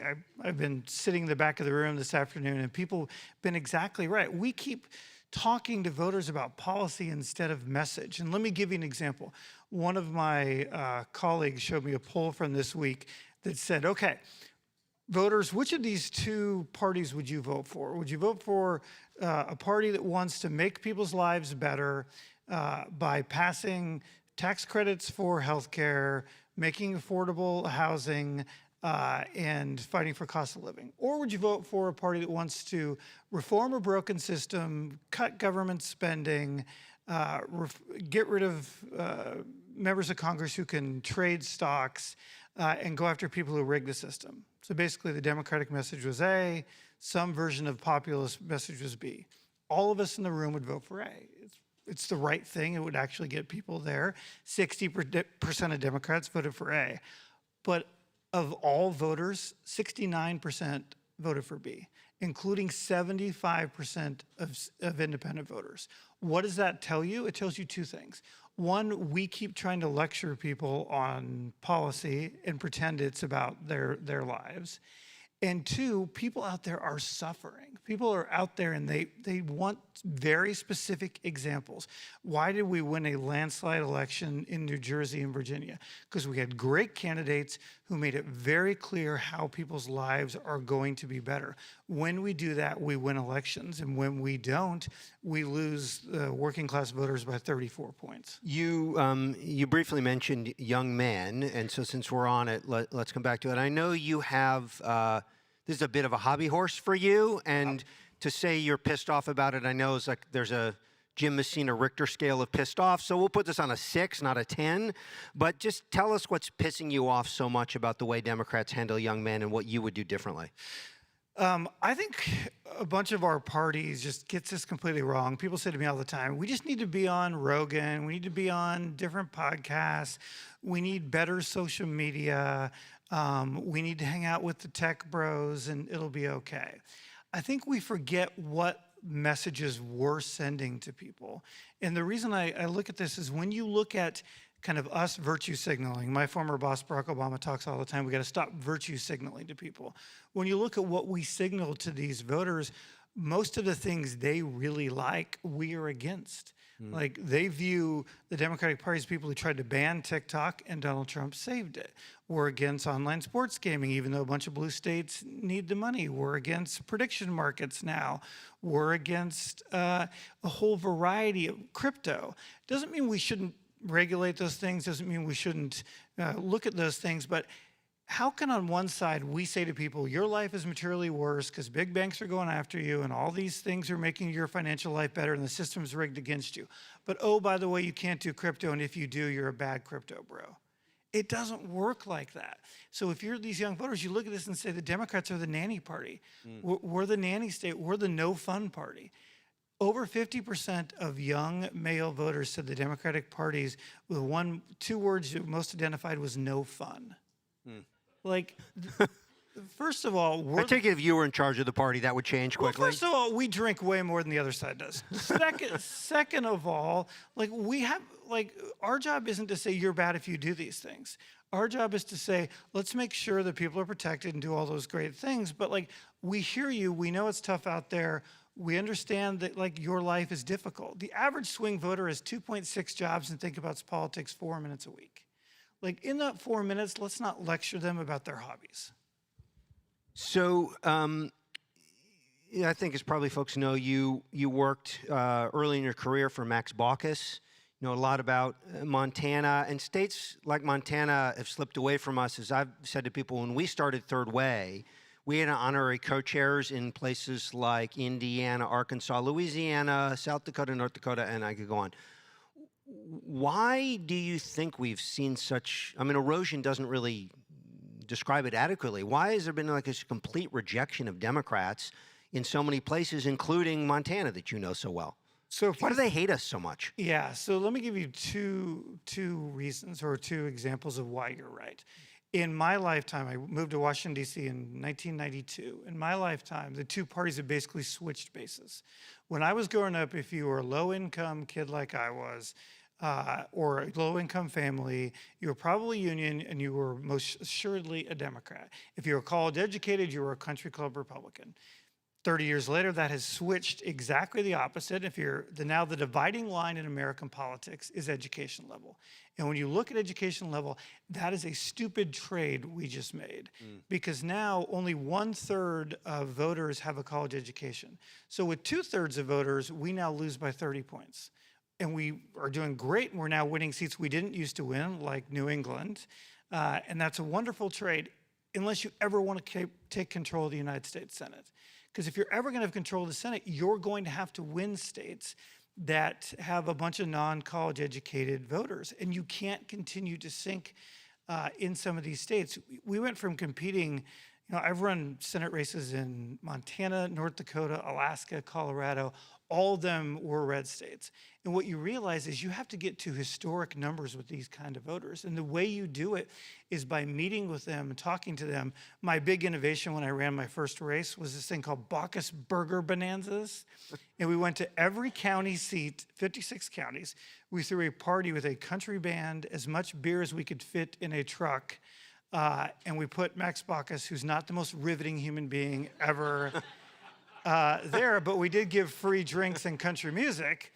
And we said to everyone, we will not talk about politics. Just come and get free burgers and beer. And they got a chance to hang out with the senator. And in the end, we overperformed in every single county we did that in. Because we showed up, we did things. North Dakota, we did a similar version, but this time ice fishing was much colder and you needed more beer for that. But it worked, in part because we met people where we're at. And now, like, and you know, your social media people were talking about this earlier. We don't even show up in those counties. We don't even show up in those places. You know, and it's true now on social media. Like our previous president, who we all voted for and I loved, but that administration spent 2 years trying to ban TikTok, which is now the predominant medium a whole bunch of kids under 30 use to talk about politics. And they blame us for it. And so we need to actually show up in some of these places and have conversations. And in red states, we don't even try anymore. And I think that is a serious problem going forward and one that we have to figure out. And it all goes back to a lack of economic message, right?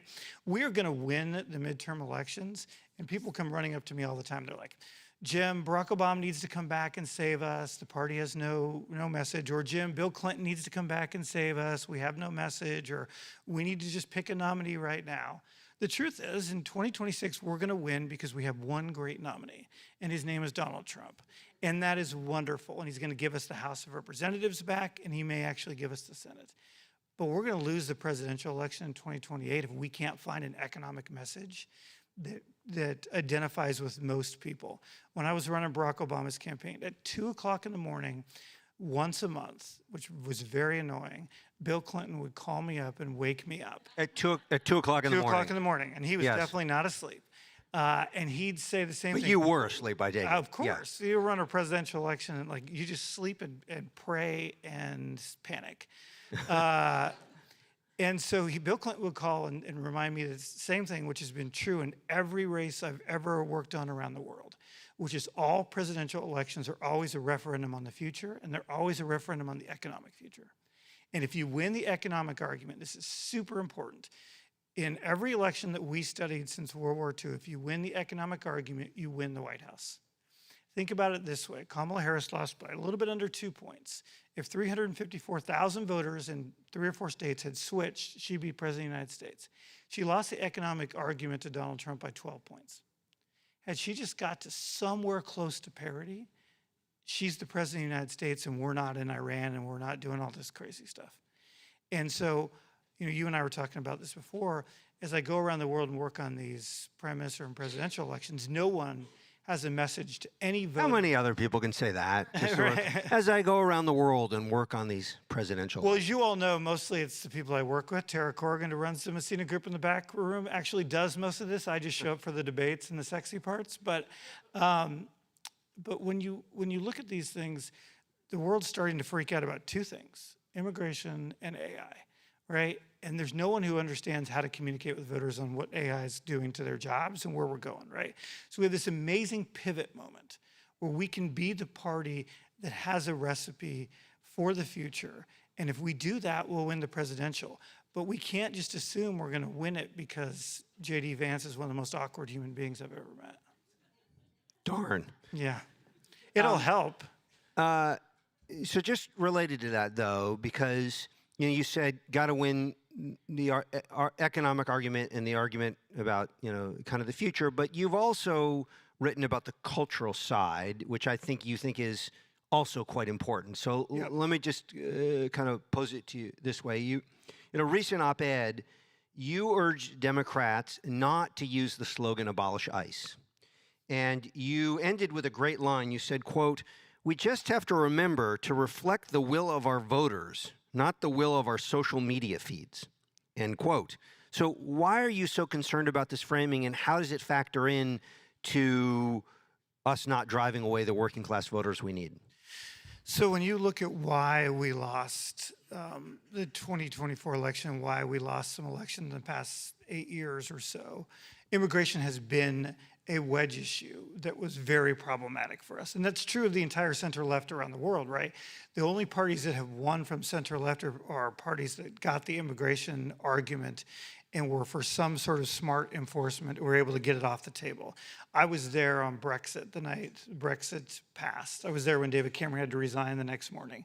I flew from there to New York and met with the Clinton campaign and said, I just watched what's coming towards you. If you look at U.S. politics, usually trails the Europeans by 6 or 12 months, right?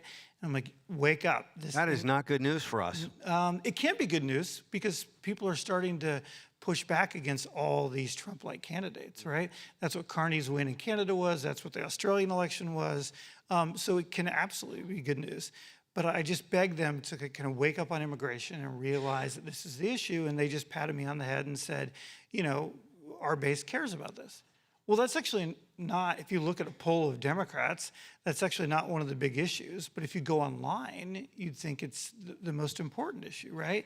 So instead of listening to what voters actually wanted, which is to be safe in their communities and understand they want everyone to obey the law, including ICE agents.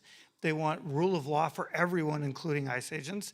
They want a pathway to citizenship that bipartisanly presidents have been trying to get done for 20 years.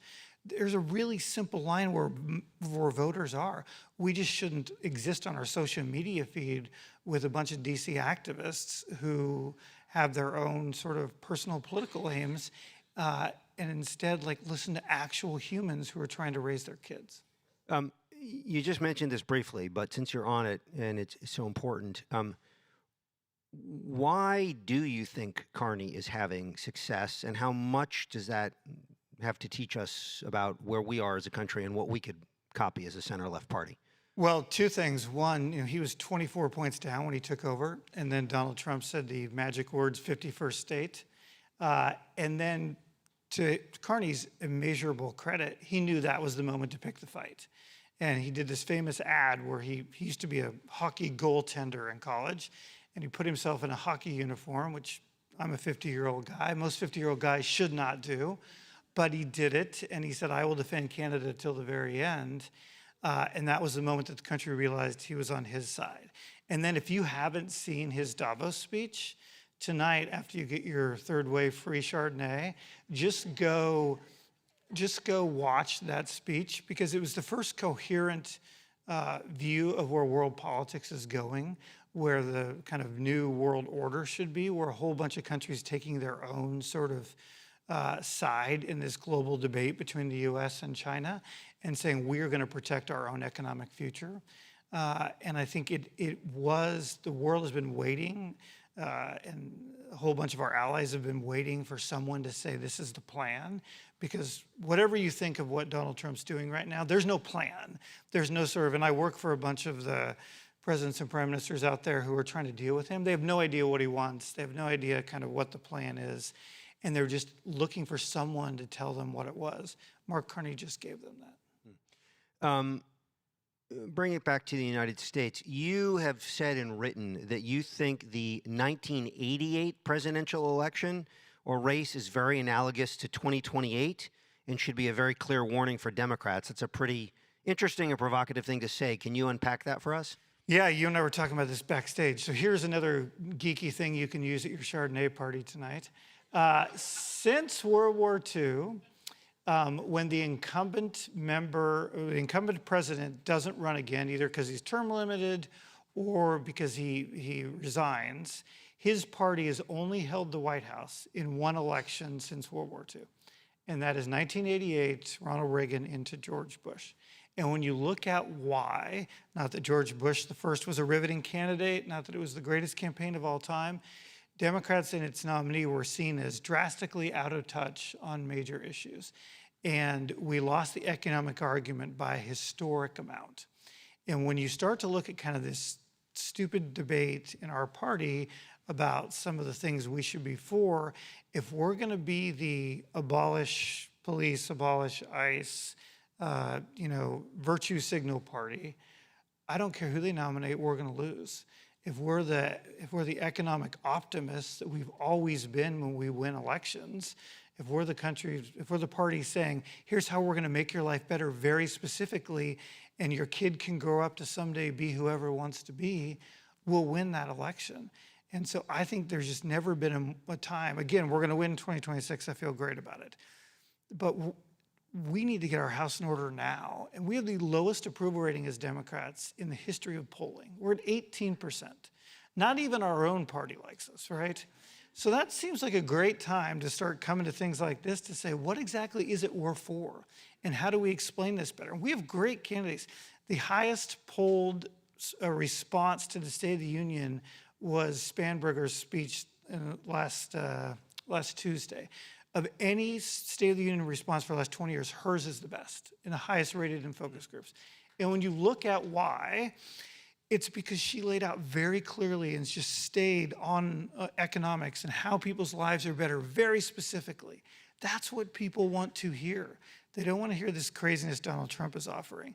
But in our party, we continue to want to have these fights, and we continue to want to be ideological purists at exactly the wrong time to do that. So just to build off that, so you're campaign manager for someone running for president in 28. I know that's not going to happen, so don't worry. You're campaign manager for somebody running in the primary, and they say to you, okay, I hear you, Jim. We shouldn't sound out of touch. We shouldn't take these crazy cultural positions or ideological purity tests. But can I win the Democratic presidential primary if I don't take some of these positions? What would you say to them? Absolutely. Just other than I quit. But what yeah, absolutely. Just look at the numbers. Like 55% of Democrats say they're moderate or conservative, right?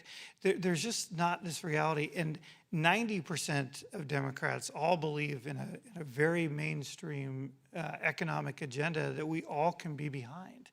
Democrats are so much more sort of motivated to govern. We were talking about this, like, we did not select Joe Biden in 2020 because he was a riveting speaker who was going to make us remember the Obama days. Oh, I did. Right, Yeah. I know you did. I did. No, we picked him. Speak for yourself. Yeah, we picked him because we thought he could beat Donald Trump, like, and he did, and he was a good president. And so I think Democrats are going to be really focused on electability, and they're going to be focused on someone that they think represents them and can beat J.D. Vance. Here's the other thing that should make everyone in the room happy. We've now met, because we're not going to get involved in the primaries, so we've met with over 20 either candidates or candidates' teams who think they're running for president of the United States. Now, most of them are not running. We just haven't told them that yet. But some of, and here's the great news, it's the best field I've ever seen. Like, there's so much depth. There's so much greatness out there. There's some people that I would follow to the ends of the earth. And so I know, like, people say all the time, oh, there's not a Barack Obama or a Bill Clinton. Like, those are generational figures. Like, you're not going to have that every time. You're going to have really competent, great people who can be good presidents. And I tell you, there's great people out there. I am more optimistic after meeting with these people than I was before. Let's scroll ahead. Let's just say all this worked out. We win. We've got the White House. 2029. The news is great. You know, got the White House. New president calls you and says, Jim, you were, as you referenced, in the trenches passing Obamacare. As you said, that was tougher than electing an African-American president. What did you learn from that fight? What did you take from it that we should put to work in our administration? The biggest thing I learned is the thing we got the worst, which is we didn't sell it. We didn't, and this was true of the Biden administration too, right? You do these historic things and you went on to the next thing. I remember the night we passed Obamacare. So the first day of the White House, we had this big fight about which issue to do first. Big fight. At the end, Obama stands up right before he went to the inaugural balls and said, we're doing healthcare. You all know it's the right thing to do. 10 presidents have tried. I know you're scared. He's like, Messina, how long to get it through the Senate? And I was like, no more than 6 months. 14 months later, I went to the basketball court where he was shooting hoops, and I said, congratulations, you have the votes to pass universal health care in America. And that night we had a great party, and the next morning we all said, okay, now we go and do X. And there was no sort of let's go sell. There was no sort of walking people through this. This thing that used to be the bully pulpit is now gone. And there's so many different ways people get media. It's so hard to move a message. You have no time to sell any of this. You have no time to walk people through the major things that are happening. And I think figuring out how to communicate the really tough decisions that presidents have to make might be job one for the next president, because the last 3, at least, and you can argue more presidents have really struggled in an absence of a bully pulpit to do any sort of messaging on what they've done. So I'm going to close with these 3 questions. So as I said, we get a little more personal. So you, as I noted, have been very successful, and you've won a lot at all levels. What is something you have totally screwed up, either for Baucus or Obama or another client, that you regret but learned from? And be really honest with us. How bad was it? And you can mention more than one thing if you want. Yeah, I've got a whole bunch. But the thing I've been the campaign manager for one losing race, Alaska 2004, Tony Knowles, lost by under a point. I think about that race almost every day. And I think about that. That's healthy, Jim. That's very healthy. Yeah. And I'm married to a psychologist. She's a child psychologist, which makes it perfect. Yeah. It's a good match. Yeah, exactly. I think of that election every day. And I don't think about either Obama elections almost ever. You learn more from a loss than you ever did a win. So like, I was recently in an event with our favorite Minnesota governor, and I pulled him aside and said, "You just lost the presidential race for vice president. Tell me what you learned." And he had more interesting things to tell me about that than anything else. So I think delving into the things you got wrong, probably when you're the White House Deputy Chief of Staff, you probably shouldn't put a bunch of expletives about the Speaker of the House, Nancy Pelosi, in emails that get released when you're the campaign manager. Very actionable advice. Very actionable advice. It was so great. I flew to Washington because the Washington Post was going to release them. And I went and didn't even ask for an appointment. I just showed up and said, "I need to see Nancy." And she goes, "Jim, what's wrong?" And I'm the campaign manager at the time. And I just handed her the email. And I'm like, "This is going to come out tonight. And here's what I called you." And she looked at me and goes, "Well, you said this every day." She's like, "I said way worse stuff than that about you." She's like, "This will be no story." Because when it happened, she issued a statement and said, "I love Jim. We went to war to pass Obamacare, no problem." So that's a story about how great she is and how much I suck. But probably don't put stuff in email. Just real quick, so you lie awake at night thinking about it. Why did you lose the Alaska race? Salmonella in the burgers? No. There are some people believe, and I think it's probably true, a Nordic storm stopped Inuit voting. I couldn't have fixed that. That is the first time I've ever heard Nordic storm and Inuit voting in a discussion of American politics ever. Yeah, and then two, there was no question we didn't end with a positive message. We just tried to burn Lisa Murkowski down to the ground, and people need to vote for stuff. It can't just be, and this is a good, I think about this all the time for this election. 85% of this is Donald Trump. But if you're running in Congress, 15% of it is having a message that matters, right? And I think it's just incumbent upon us to remind people why their lives are going to be better if we win. Let me close on these two questions. So one is, what is a very brutal truth, expressed in whatever language you'd like, that you think Democrats need to face even if it's unpopular if we're going to win in 28? We suck at messaging. Could you be more concise? Yeah, we have no economic message. And if we don't get one, we're not going to win. Last question, as you said, like in the Knowles campaign, end on a positive note. So let's flip it around and ask, so what is it beyond the particular candidates that you've met with, what is it that gives you the most hope and optimism about both 26 and 28 for Democrats?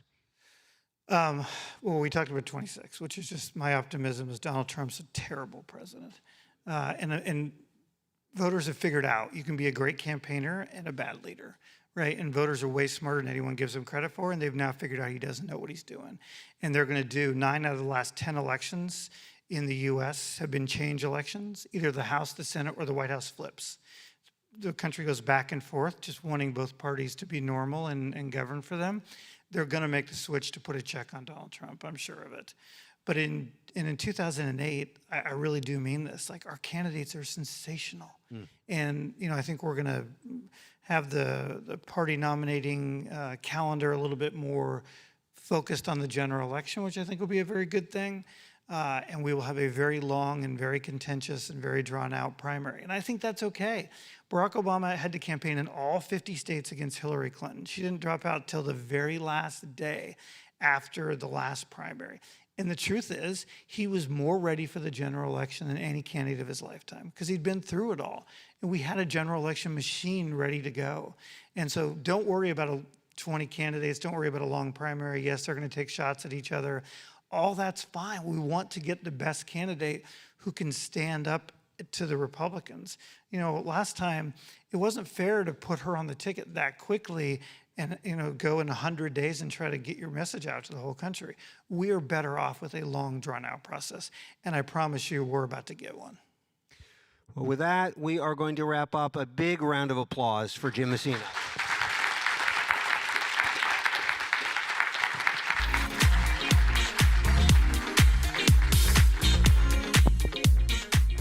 Please welcome back Matt Bennett.